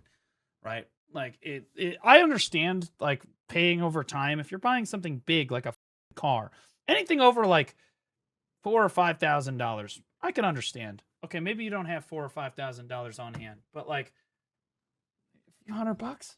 But if you don't have it, that's totally understandable. That's how I was for a long time. But you know what? I wasn't buying Legos. I even found more than that in this POS data. I also found about $10,000 in sales that match Brian's collection that were not marked as sold under this inventory spreadsheet. Some of our things that were not found were explained by POS system because they were found in the POS system as being sold. So, like, they weren't marked on the spreadsheet, but they were marked as sold via the POS system. And this is about $10,000 worth of Lego that basically were matched. See, and I don't know. Anything take. So you think that the collection? Whoa, no, I hit the wrong button. Where were we? Here it is. Here it is. We're Whispered good. Lorette shared Dex 100. Scooby snack for Sorry, Basil. I'm trying to do math here. Thank you. I don't know without being able to see all of the records. There is a possibility that the consignments were ended when I wasn't at work, and I just didn't go through and pull them up. They didn't get put in the consignment ticket. I hadn't gone through those consignments in a couple of months. I hadn't gone through the inventory in the back room in a couple of months. So it is entirely possible there were sales that were finished that I never clocked as being finished. I don't know that. $10,000 worth of sales that are finished? Guys, I would understand that's like, okay, yeah, we haven't clocked the ones that just happened, or, you're a little behind. This is $10,000 worth of Legos. Do you think that this store sells $10,000 worth of Legos in a week? In 2 weeks? I don't think so. I'm going to be honest with you. So you are way behind if that's the case. Like, what are we doing here? Out going through and actually seeing it. But you're saying it's possible stuff was sold, not... I have one Lego set that I didn't even buy. My friend bought it for me for Christmas this year. It's a Ferrari. Like the F1 car, the Ferrari F1 car. I still haven't put it together. Very excited, though. I tried to put it together a couple times, just haven't had the time. It's going to happen. Probably it'll happen in August. I'm not going to say why yet. Dated on this inventory list. It's entirely possible that stuff did not get updated on. She also didn't expect a hostile takeover. That's true, But also, if you're behind on rent, shouldn't you be on top of your finances like this? If you're not able to pay your rent, don't you think that maybe you should be clocking sales a little bit faster than this? My spreadsheet. I'm not going to sit here and claim it's not possible. It's possible I missed things. So where does this leave us? I know some people are jumping to conclusions here, but I must remind you that on the night of November 14th, 2024, Crystal Gorman was concerned about Brian getting paid or not getting paid. He has not been paid his percentage yet. And if I don't have the tickets, I won't know how much I need to pay him. Yeah, I think that these people are acting in good faith. Based on what I've heard from them, are they up? Did they run their business perfectly? No, but I would be willing to bet that most people probably run their business in a similar fashion. They're probably a little bit behind on stuff. There's paperwork and things that they could probably be doing and things that they could probably be doing to document things better, right? I'm not really going to fault them for that. And because they were ripped out of the situation so aggressively by this guy right here, I'm actually willing to give them a fair amount of leniency on the documentation and what the is going on here, because they didn't even have a chance to set their feet and like settle any of this stuff. They were just kicked out and said, good luck. Like that, what do you expect? Of course that there's going to be some going on, but I don't think that they were trying to screw over, was it the Mancells? Okay. So Crystal, like if she was trying to screw him over, she wouldn't have said anything the night of. Also, that's a business thing and not necessarily yours. Brandon will take, because taking on the business, he takes on all that kind of side there. No, okay, so that guy that she's on the phone with, remember, that's the guy that threatened her over the phone. That's that Mormon COO of Bricks and Minifigs, who literally just said, she was like, so you're taking over our stories? Like, yeah, and if you try to fight us on it, we're going to bury you in legal fees. And she said, so are you threatening us? And he goes, yes, we are threatening you. Don't, don't f with us. Literally almost explicitly just said, don't screw with us. Like legitimately strong-armed, and so that's why I have zero sympathy for any of this. So obviously one could see that and say she was intending to reconcile with Brian. Maybe Bricks and Mafia, yeah. She hadn't gotten around to it. And of course, corporate will probably take a more cynical view of what she's doing by printing these receipts. But the point is, regardless of whose side you're on, I think we can all agree there's a lot of weird stuff here on all sides. Abnormal stuff. Sure, maybe you can chalk some of this up to bad record keeping between the U-Haul, the layaways, the $20,000 in Lego sets. The corporate I have much less leniency for because they're the ones forcing them out, so they should have documentation and have their story straight on everything. If you're planning a hostile takeover of one of your locations, you're telling me you don't have everything planned down to the T? You telling me you didn't know that there was a U-Haul there? You can't get that story straight. Corporate called $2,000 to $5,000 that was there that night, the off-book deals. But even if we can't fully know 100%, what these weird things were about, I think they tell a story of what actually happened to Brian's collection. In a way, multiple people, I think, are kind of right, kind of wrong. The Gormans were correct that more of that collection was there that night of the takeover than previously thought. But corporate also alleged that some of it was offsite, and that appears to be partly true, although some of that is disputed, and it looks like, way more of the collection was sold and layawayed than Brian was paid for. But all in all, there's a lot less missing than many people think, especially if your starting number is $200,000. I estimated, and I must emphasize, estimated with bad records, that there's only about $10,000 to $20,000 in Lego that isn't explained by one of these sources. This isn't to say Brian's been fully compensated. Much of this Brian wasn't paid for that I know of. So I estimate he's still out about $50,000 to $83,000. I would say that, just to be fair, I think the Bricks and Minifigs should shut down their stores. Every one of the corporate members should be thrown in prison, and they should have to give Brian about $10 million. I think that that's fair. Oh, also fire and throw in jail all of the police officers of the American Fork Police Department. Carry on. For Lego he wasn't compensated for.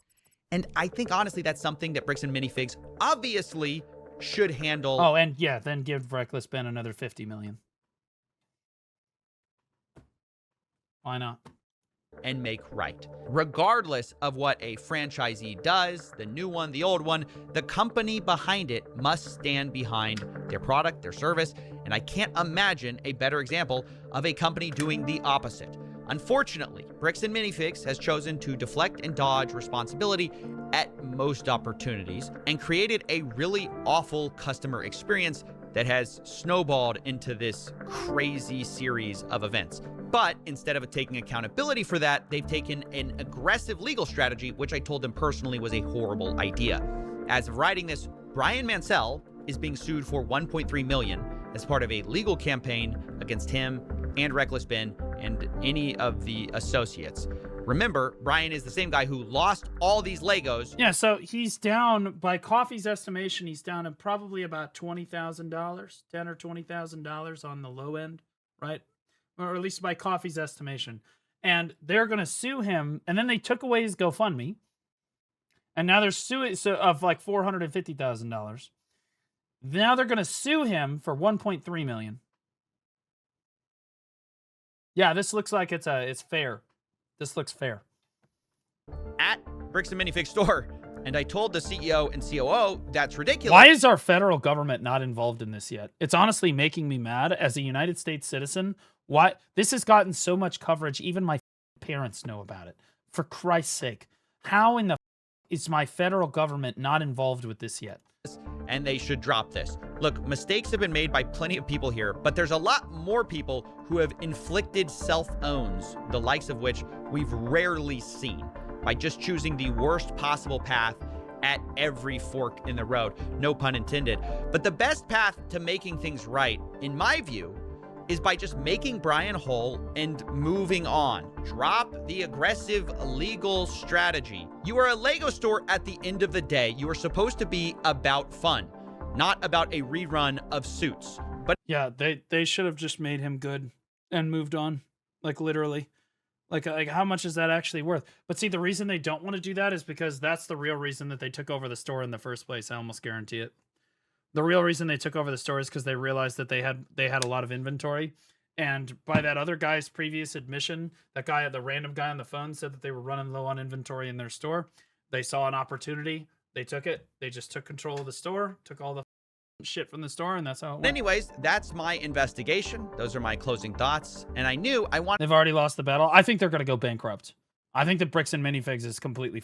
And I think that no one should ever buy it or use their products ever again, or be associated with them in any way. I wanted to approach everyone involved in this whole story with my results and see what they thought to close things out. Does all that make sense to you? Because I'm showing everyone in this story and saying, hey, the thing are that any of these numbers blowing your mind, or is any of this crazy to you? No, it's not crazy. But what's crazy, again, like all the photo evidence that both sides have points to there being, sure, $20,000 worth of Lego in this So now it's 20,000. Before you said 2 to 5,000. Now it's 20,000. Before there was no U-Haul. Now there's a U-Haul. Honestly, just take the whole corporation down. Star Wars Lego in the store that night, right? I don't know, man. I'm just like... I don't know, man. Yeah, shut the up. Throw this in prison. God damn. Can people understand? I hate it. I can tell he's lying to me, and it's so frustrating. I hate it. I hate watching people lie to me. I hate it. Maybe why there was some confusion and why there was some hesitation when somebody comes in and says, hey, you owe me $60,000 worth of product and Lego, and we go, we don't even know who you are. No. Like, yeah, Crystal mentioned something about consignment on her way out the door. And we go, sure, we'll get that figured out. But then the guy just walks in and demands $60,000 worth of Lego. Like, what am I supposed to do other than say, cool, show me, can you show me the proof? The problem is there's so much of a dispute on the timeline, and this is what's going to make this story so hard to tell, is like, they say, you guys are unreasonable. They tried, and eventually they gave up. But they say they tried it. They were basically met with, like, unreasonable requests, things like that. So verification, documentation, is that unreasonable, do you think? Well, I think they would say they provided the documentation, and you guys say you need more documentation. So I mean, that's kind of the right. A spread, like, I understand a spreadsheet and a contract are a good start. Yeah. Yeah, but we never got that. That was never sent to us at corporate, by the way. Y'all don't have... Yeah, oh my God, dude, they're still doing it. Throw him in prison for longer. Honestly, I'm getting close to the death penalty here. That's where I'm at with these people. I'm so tired of these, I hate corporate businesses that are constantly trying to take advantage of the everyday citizen. If it were up to me, you would be dead. And now he's saying, oh, well, we didn't even have that contract. We have the video. We literally have the video of them going, hey, here's all the sets that he hasn't been paid for. Here's the consignment contract. And they're like, oh, yeah, they take on all that liability. So you did have it. You have the spreadsheet though, yeah? You have the spreadsheet. That was shared online, but months after we asked for it. It says it's bullshit. There is just no way. I'm so confused. It says I'm on the file right now. It says storage used, owned by BAM Franchising Inc. Owner Salem.or Bricks and Minifigs. He's literally reading it to him. He's literally. I'm confused because it says right here. It says we're just under the in the dotted line. .com. What are you looking at? It says owner Salem.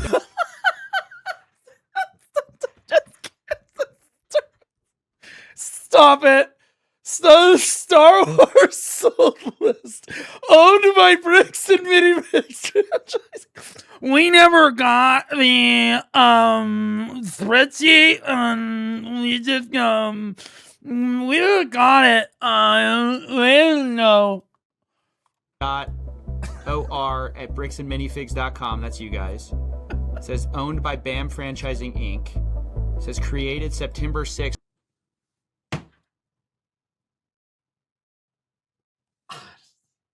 Like, what do you want? Like honestly, 2024. So you actually had it before you took over the store. That's actually an interesting timeline there. I bet the coffee didn't even realize that. So you created this Star Wars lot sold list before the store was even taken over. So you knew about it well before the store takeover, which leads to my theory that they took over the store to take the Star Wars Legos specifically.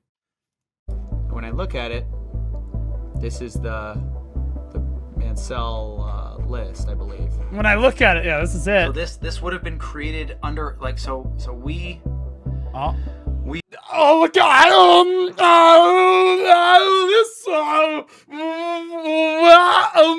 We have the y'all definitely have this. Y'all have access to this. Well, I had no idea.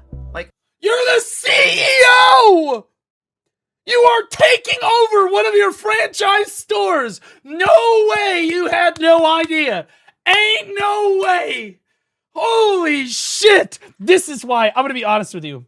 As much as you're like, okay, yeah, the figure's a lot lower than we thought it was. Yeah, the store owner's records are misrepresented or are like, you know, they're a little up because she got rushed out of the store. And maybe she could have been a little bit better about the bookkeeping. This dude, every time Coffee is talking to this absolute asshat, this Dr. Robotnik looking, shouldn't be within 500 feet of a school asshat. Literally, this guy is trying to defend yet another narrative shift. Coffee hits him with another gotcha, and he's like, and doesn't know shit. Okay, and he's got to constantly pivot more than Ross and Friends. Every time. This is why I don't trust him. I don't care. Bankrupt the company. How much are they worth? Sue him for everything. So if this is the first that anybody has shown me that Danked one. Welcome back for 12 months. Appreciate you. For 12 months. Thank you, buddy. That a spreadsheet was created using like Bricks and Minifigs Salem, and all of this stuff was archived. This is the first I've seen that this spreadsheet was created by Crystal, and we don't know how accurate. No, it was created by you on September 6th, 2024.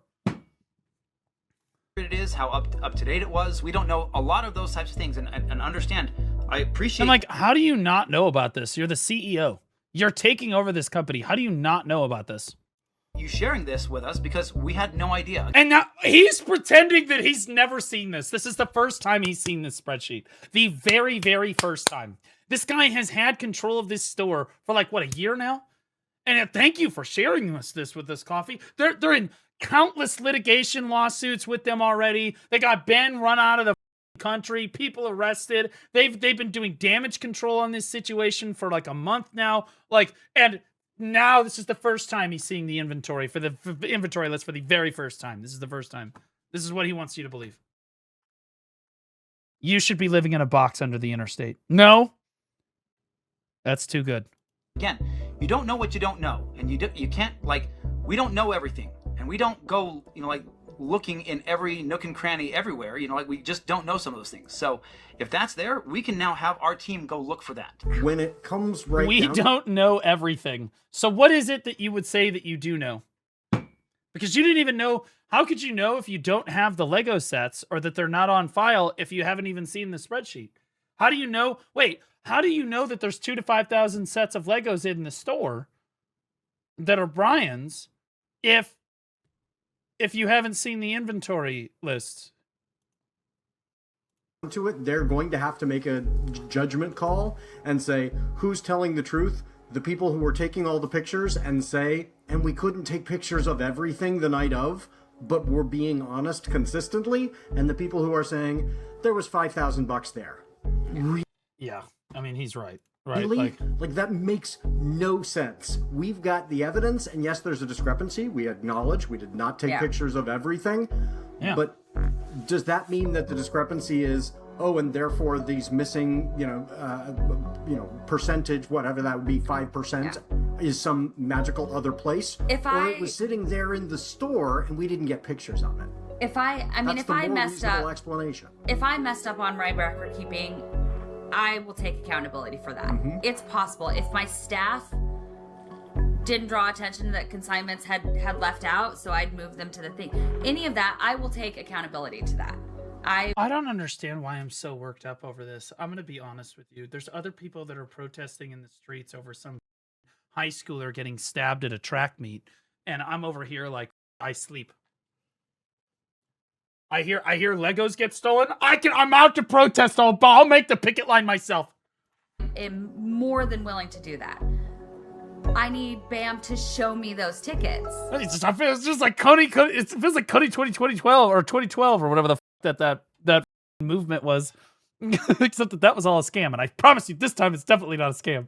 As they promised to do. I will sit down with Brian and talk this over and figure out what we missed and where it was missed and how it was missed, and make that right with him.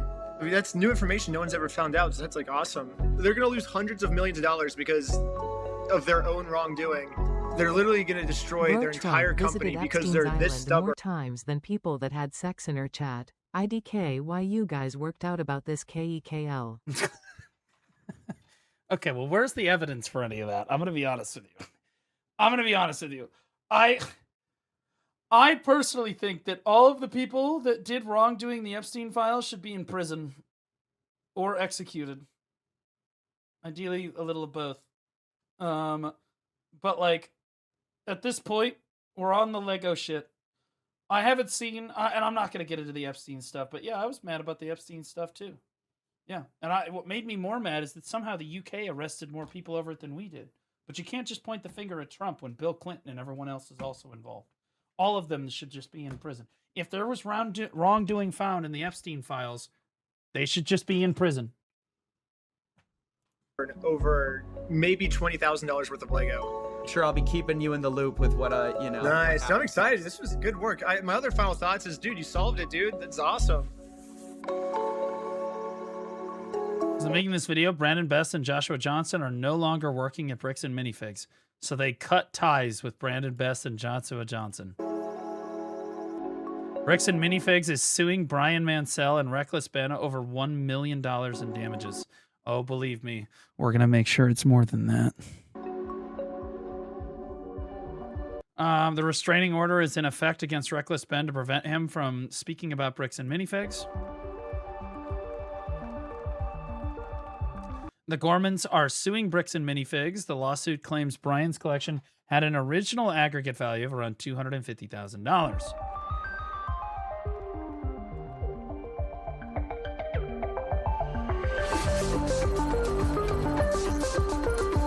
Holy cinnamon.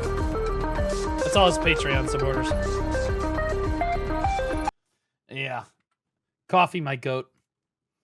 Coffee, my goat. Coffee getting involved feels like the YouTube version of the FBI looking over a local case. Dude, I wish that my FBI would do something, like literally do anything about shit like this.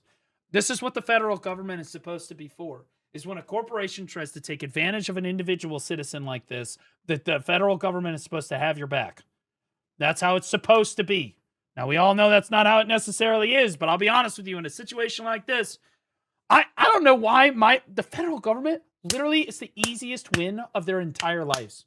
If the FBI gets involved and runs the police department into the ground, runs Bricks and Minifigs into the ground, and gets them off their back, it's a super easy win. It's a crazy easy public win. We're talking hundreds of millions of people see it. Like, born too late to watch the Salem witch trials, born just in time to witness the Salem Lego trials. So true. So true. Coffeezilla is trying to kill us.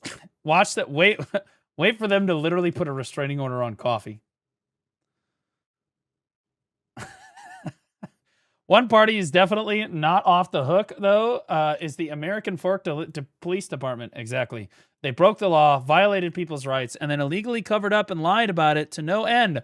Whatever happened with Lego, they played a major part in making this look extremely shady. Yeah, I'm going to be honest with you, 100%. That's part of the reason I got invested, is because I was like, it'd be one thing if it's a corporation, whatever, but they've got the police committing felony after felony after felony, corruption after corruption after corruption. Like, I can't even imagine living in Utah. I'm going to be real.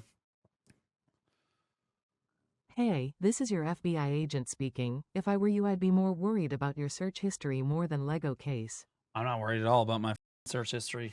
If the FBI raided my house tomorrow and found my laptop, they would find a lot of very normal, adult, heterosexual porn. Honestly, not even a lot. I'm going to be honest with you. Not that much. I don't really store that much. But even still, I would just show them. I'd be like, yeah, I was on this site yesterday. Yeah, this is a great video right here. She's got, yeah, the tentacles really add to the scene here. Yeah, no, it really is not. Guys, I'm not concerned. All right. I know I'm into very normal adult women. That's it. It's just that simple. I don't ever have to worry about any of that crazy shit. I'm not worried about it. Here's the Coffeezilla video here. I recommend you go interact with it.